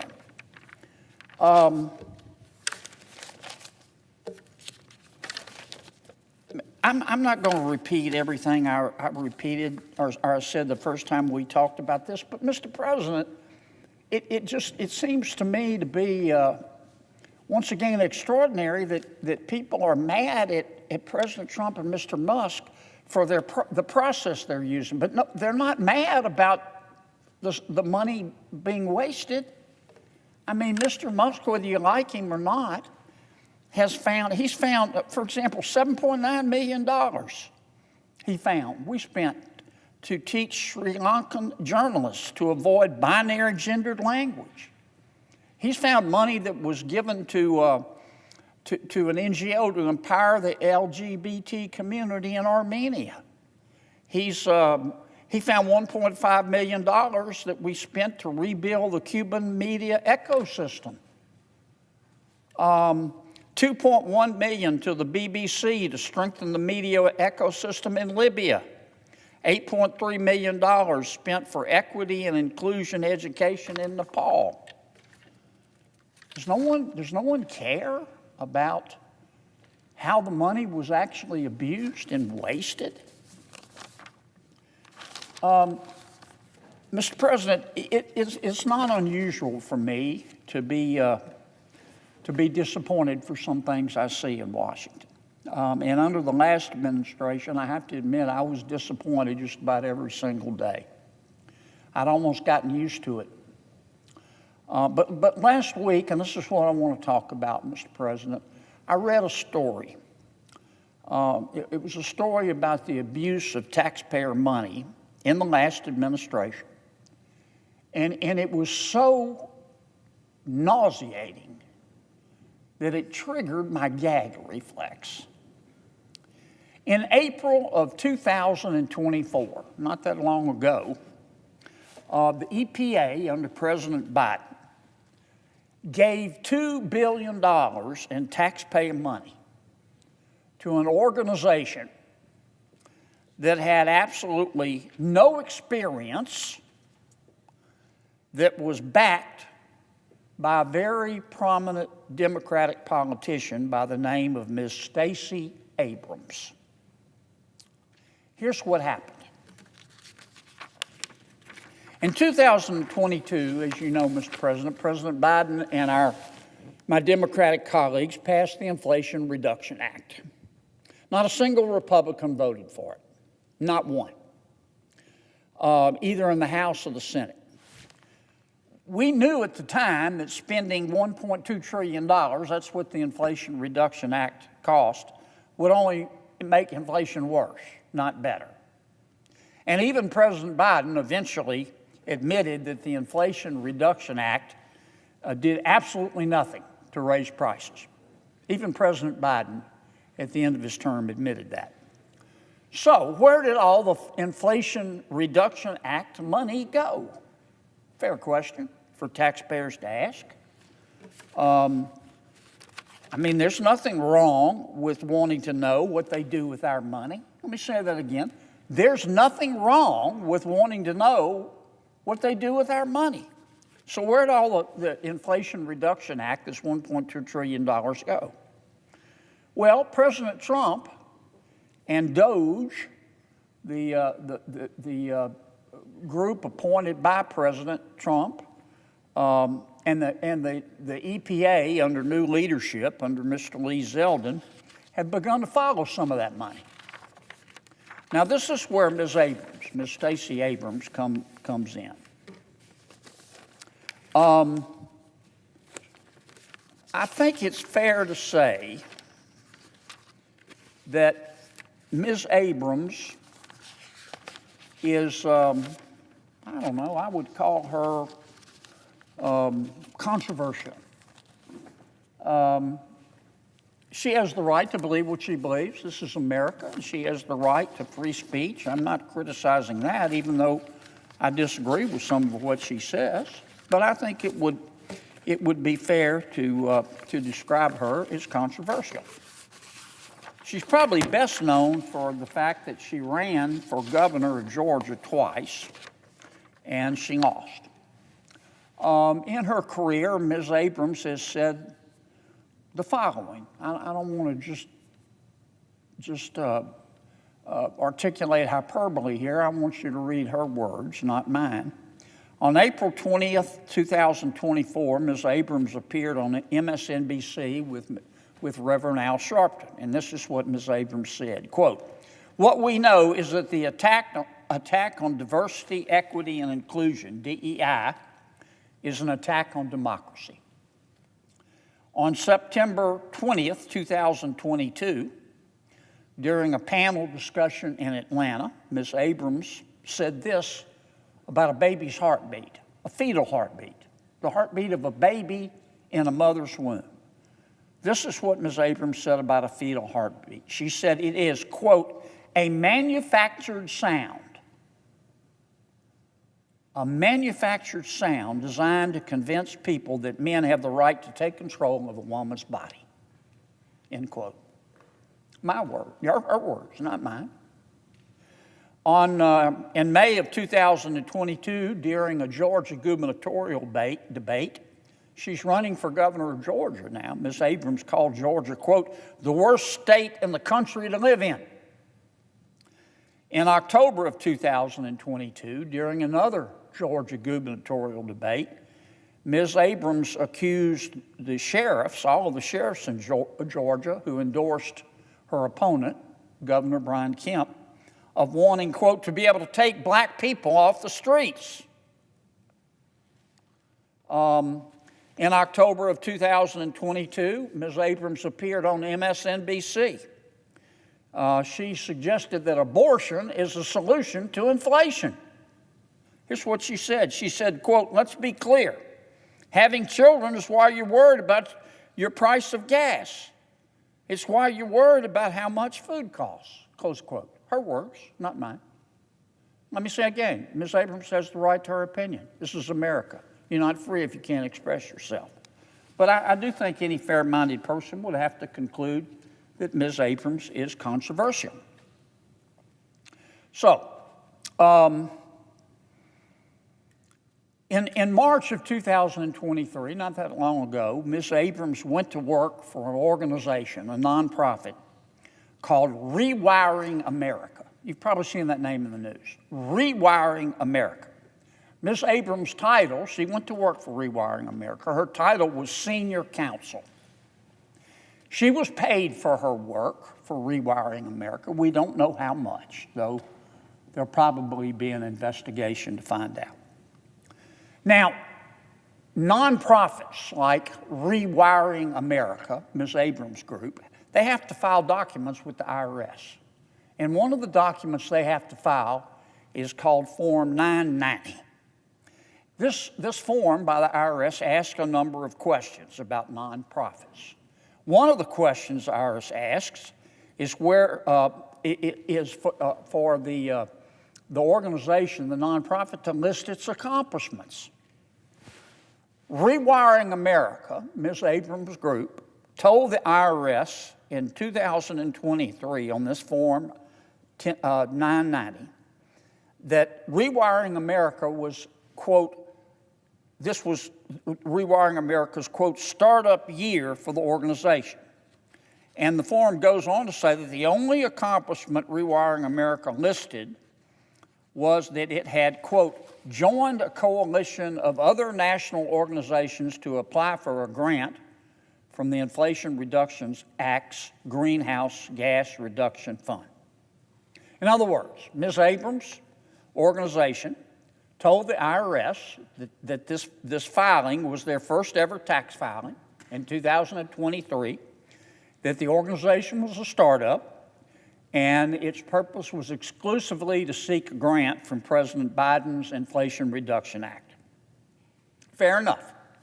So what do we know about this coalition that Ms. Abrams' group wanted to form? Rewiring America, Ms. Abrams' group, announced on October 12, 2023, that it was joining Habitat for Humanity, it was joining United Way Worldwide, and 2 other organizations. And these 4 organizations were going to form another nonprofit, a coalition of nonprofits called Power Forward Communities. So you've got Power Forward Communities up here, you've got Rewiring America and some other organizations down here. And altogether, they make up Power Forward Communities. And they also announced that a gentleman by the name of Tim Mayopoulos, a former Obama administration appointee, would lead the coalition. Now, as a nonprofit, I told you that Rewiring America had to file forms with the IRS. Well, so did this new group, Power Forward. It had to file Form 990 as well with the IRS. According to its filings, Power Forward had just $100 in total revenues in 2023. According to the IRS filing, it didn't list a single accomplishment. I've seen Girl Scout troops with more business credentials. Yet Power Forward Communities, of which Ms. Abrams' Rewiring America was a part, had the audacity to ask the federal government for a $2 billion grant. For what, you ask? It was supposed to be for, quote, to expand access to clean energy by prioritizing housing, equity, and resilience. Power Forward Communities said it wanted to take this taxpayer money and help people install energy-efficient upgrades to their homes. What are we talking about? Heat pumps. Get rid of gas stoves. Now, it's good to dream big in America. I'm all for that. But under any reasonable standard, Mr. President, under any reasonable standard, one is entitled to ask how these organizations, Ms. Abrams' Rewiring America and Power Forward Communities, brand new organizations, no business experience, $100 in the bank, are qualified to receive $2 billion of taxpayer money from the Biden administration. Now, that didn't stop the Biden administration from cutting a check, though. They took our money and gave Power Forward Communities in Rewiring America $2 billion. You want to know how we ran up $36 billion in debt? That's how. Now, the EPA announced in 2024 under President Biden, just 6 months after Power Forward was formed. Power Forward was formed, and 6 months later, President Biden and his team announced they were giving them $2 billion, and that's, as I said, that's B with a billion. Now, look, I try to see the world from other people's bell towers as much as I can.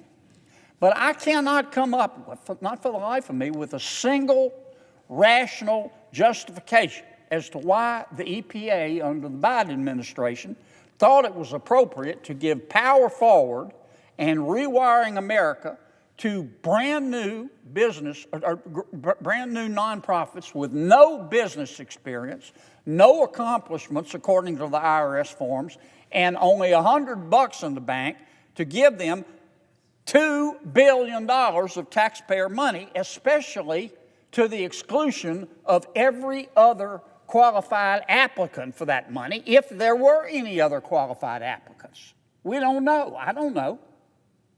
I don't know if there was a competitive bid. Now, I do know that the EPA, under President Biden, gave Ms. Abrams' group her two groups $2 billion cash. In the grant approval, President Biden's EPA said that Power Forward had to allocate this money to get rid of stoves and to put in heat pumps. They had to allocate the money. They had to spend it in 21 days. Now, that meant that Ms. Abrams' group, Rewiring America, which was part of the larger group, likely received or was supposed to receive a check for $490 million, about a quarter of the total $2 billion, by the end of May 2024. And the other organizations, within 21 days, President Biden directed, were also supposed to receive their share of the money. But get this. President Biden and his team directed these NGOs to distribute $2 billion in 21 days.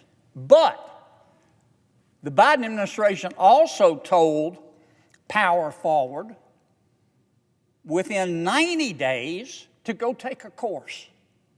You know what the course was? The name of the course was How to Develop a Budget. How to develop a budget. So, President Biden gave Power Forward 21 days to spend the money, but said, you've got 90 days to go take a course about how to put together a budget. And why would anybody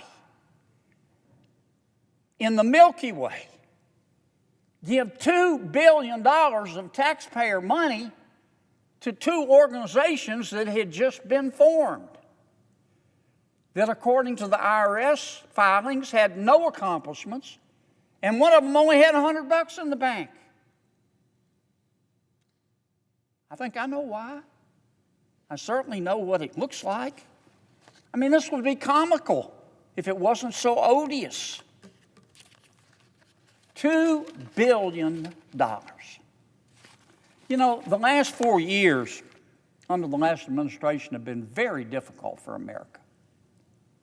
The cost of everything's gone up. The cost of many things have gone up by 20%, and our wages didn't keep up. The average electricity bill in America went up 19%. The average Louisianian, because of President Biden's inflation, had to spend an extra $890 a month, extra, for food and clothing and car notes, and they didn't get $890 a month raise. President Biden and my Democratic colleagues told us that the Inflation Reduction Act, I remember when it was passed, they said if you spend $1.2 trillion on the Inflation Reduction Act, it'll be a lifeline to every family in America. It's not what it looks like to me. It's starting to look like to me that it was really a slush fund. A slush fund for Washington insiders. Now, I don't want to make accusations that are unfair. I think EPA Administrator Zeldin needs to get to the bottom of this. I believe in fairness. I believe in due process. Mr. Zeldin has announced that he's going to try to claw back as much of this $2 billion and other monies as he can. And again, I think he ought to do it fairly and accord everybody due process. But you know what? If the shoe fits, wear it, Cinderella. Here's what I see. I see two organizations formed in the last year or so of President Biden's administration. On their IRS filings, they say we have no experience, we have no accomplishments. One of them only has $100 in the bank. One of them, senior counsel, is Ms. Stacey Abrams, a well-known Democratic politician.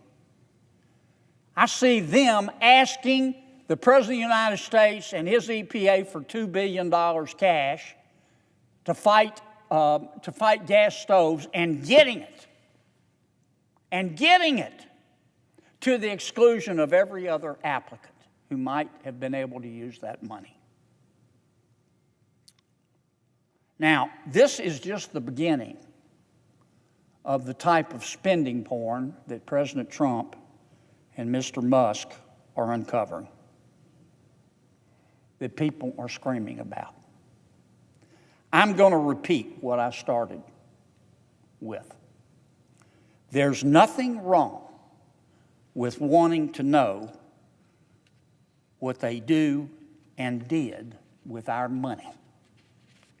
And that's all President Trump and Mr. Musk are doing. Mr. President, I want to spend 5 minutes talking about another subject, because President Trump tomorrow has a very important meeting with Prime Minister Starmer of the United Kingdom. This is the Indian Ocean. You've heard me talk about this. A group of islands right here are called the Chagos Islands. This is China over here. Down here is another group of islands called Mauritius that I'll talk about in a second. Why do I talk about the Chagos Islands? Well, the Chagos Islands from 1715 to 1810, the Chagos Islands were owned by France. And in 1814, France gave the Chagos Islands to the United Kingdom. And at the time, the United Kingdom, after France gave the islands to them, not only owned the Chagos Islands, but the United Kingdom also owned Mauritius. And the United Kingdom administered both the Chagos Islands and Mauritius from headquarters in Mauritius. Mauritius never owned the Chagos Islands. Never. They were always owned either by France or by the United Kingdom, which owns them today. The only connection that Mauritius had to the Chagos Islands was that the United Kingdom owned both at the same time and administered the two groups of islands from headquarters in Mauritius. Now, after the United Kingdom acquired the Chagos Islands here, the United States of America built one of the most important military bases in the world on one of the islands there called Diego Garcia. Hugely important. The United Kingdom helped us, but we put up most of the money. Now, Mr. Starmer, the Prime Minister of the United Kingdom, has decided that he wants to give the Chagos Islands with our military base to Mauritius. Wants to give it to them. And we said, wait a minute, we've got a military base here. What about our military base? And Mr. Starmer says, well, I'm going to give all of the islands, including the military base, to Mauritius, even though Mauritius never owned them. And we're going to pay, now that Mauritius owns them, we're going to pay Mauritius $9 billion. Over time, I want to be fair, over time, for a military base that we built. What? Why? Well, I'll tell you why. Prime Minister Starmer feels guilty because the United Nations, actually, it's not the United Nations, rather. It's a group called the International Court of Justice, which is loosely affiliated with the United Nations, issued a ruling that criticized the United Kingdom for actually owning the Chagos Islands. They said, United Kingdom, you're an anti-colonialist, you should feel guilty, you should feel bad, and you need to give the Chagos Islands away. You need to give them to Mauritius, even though Mauritius never owned them. That's what's going on. That's all that's going on. Now, how did this get started? The Prime Minister of Mauritius, his name was Prime Minister Zhukov. He sued in the International Court of Justice. He sued the United Kingdom, said, give me Mauritius and the military base. He filed a lawsuit. And the International Court of Justice is based in Netherlands, issued a ruling in Mauritius's favor. It's an advisory opinion. It's not binding on anybody.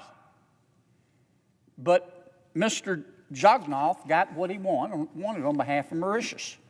A few weeks later, Prime Minister Zhukov got beat.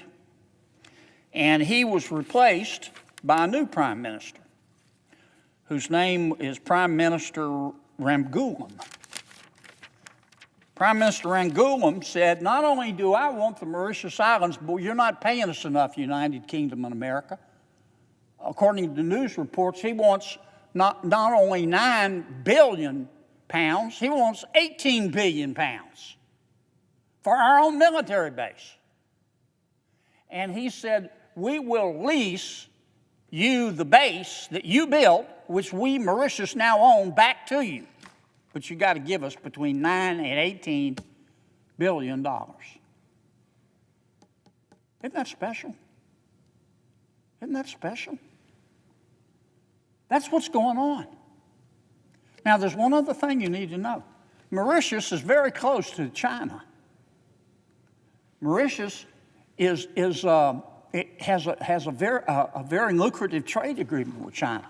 And you'll not be surprised to learn that after all this has been developing, China all of a sudden is Mauritius's best friend. You know why? Because if Prime Minister Starmer does this, Mauritius is going to own the base. They're going to own the base. Now, Prime Minister Starmer is going to meet with President Trump tomorrow to try to talk President Trump into agreeing to this. The Prime Minister of the UK has already said if President Trump is not comfortable with me giving away an American military base, I want to giggle when I say that, if President Trump's not comfortable, I won't do it. And here's what the Prime Minister is going to tell President Trump tomorrow. He's going to say, number one, Mr. President, we need to do this because it's the right thing to do.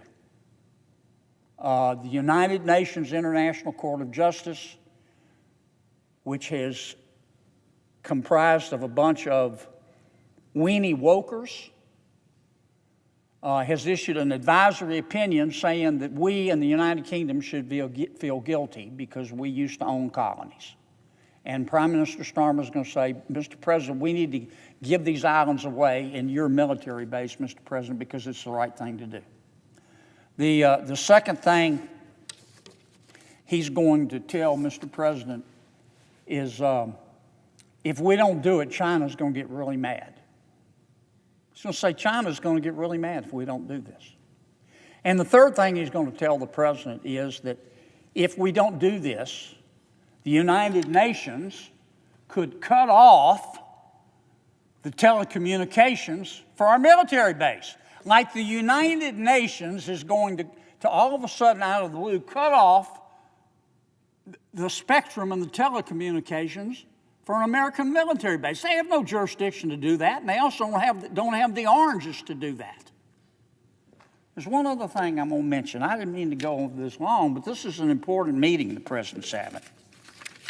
Remember I told you about the Prime Minister who started all this, Prime Minister Zhukov? He got beat, you'll recall me saying, in 2024.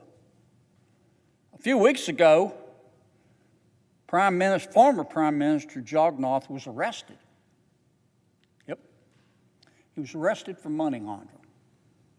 The Mauritius authorities searched his house and the home of one of his closest associates. And you know what they found? They found $25 million in cash. In various currencies. They found Rolex watches. They found Cartier watches. And they found United Kingdom visas. I'm not saying that They're connected. But it's mighty interesting. Here's what one of the generals who formerly worked for President Trump has said about this deal that stinks to high heaven. General Herbert McMaster. Quote, the general said, Mr. President, it would put us, the United States, at a significant strategic disadvantage, especially at a time when China is trying to gain control of critical terrain and choke points around the world in this effort to create new spheres of influence.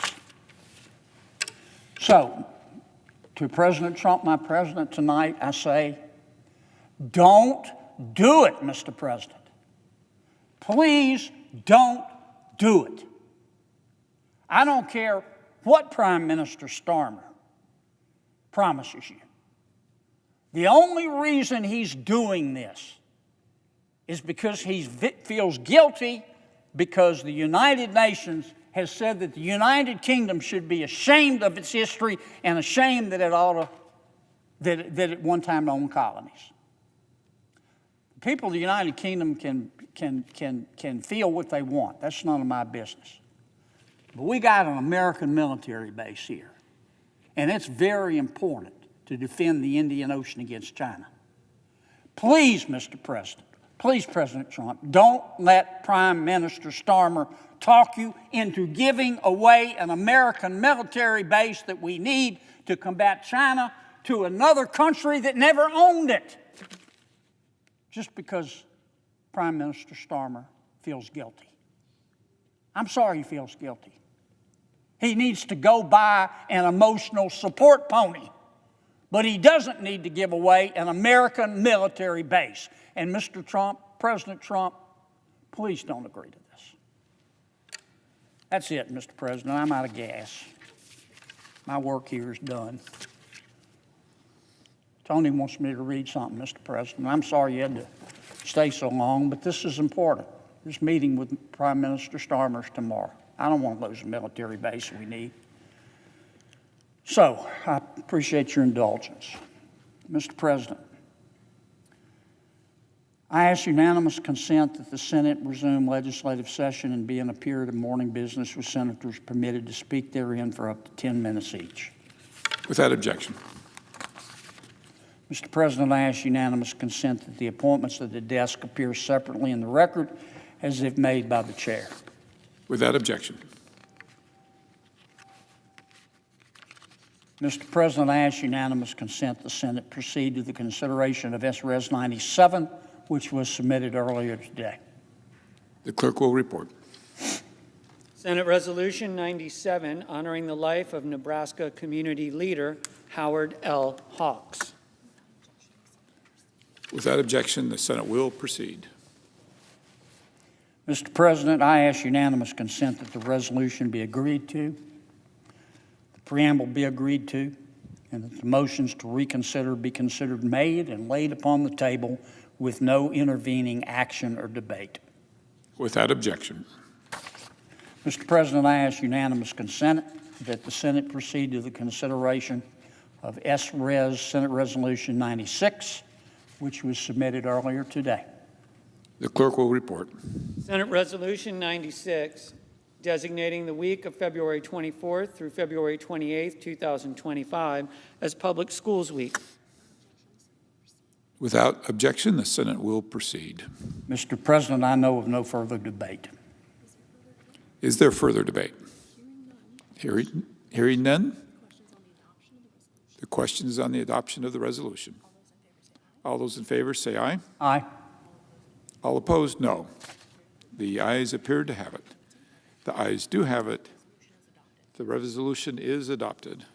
Mr. President, I ask unanimous consent that the preamble be agreed to and that the motions to reconsider be considered made and laid upon the table with no intervening action or debate. Without objection.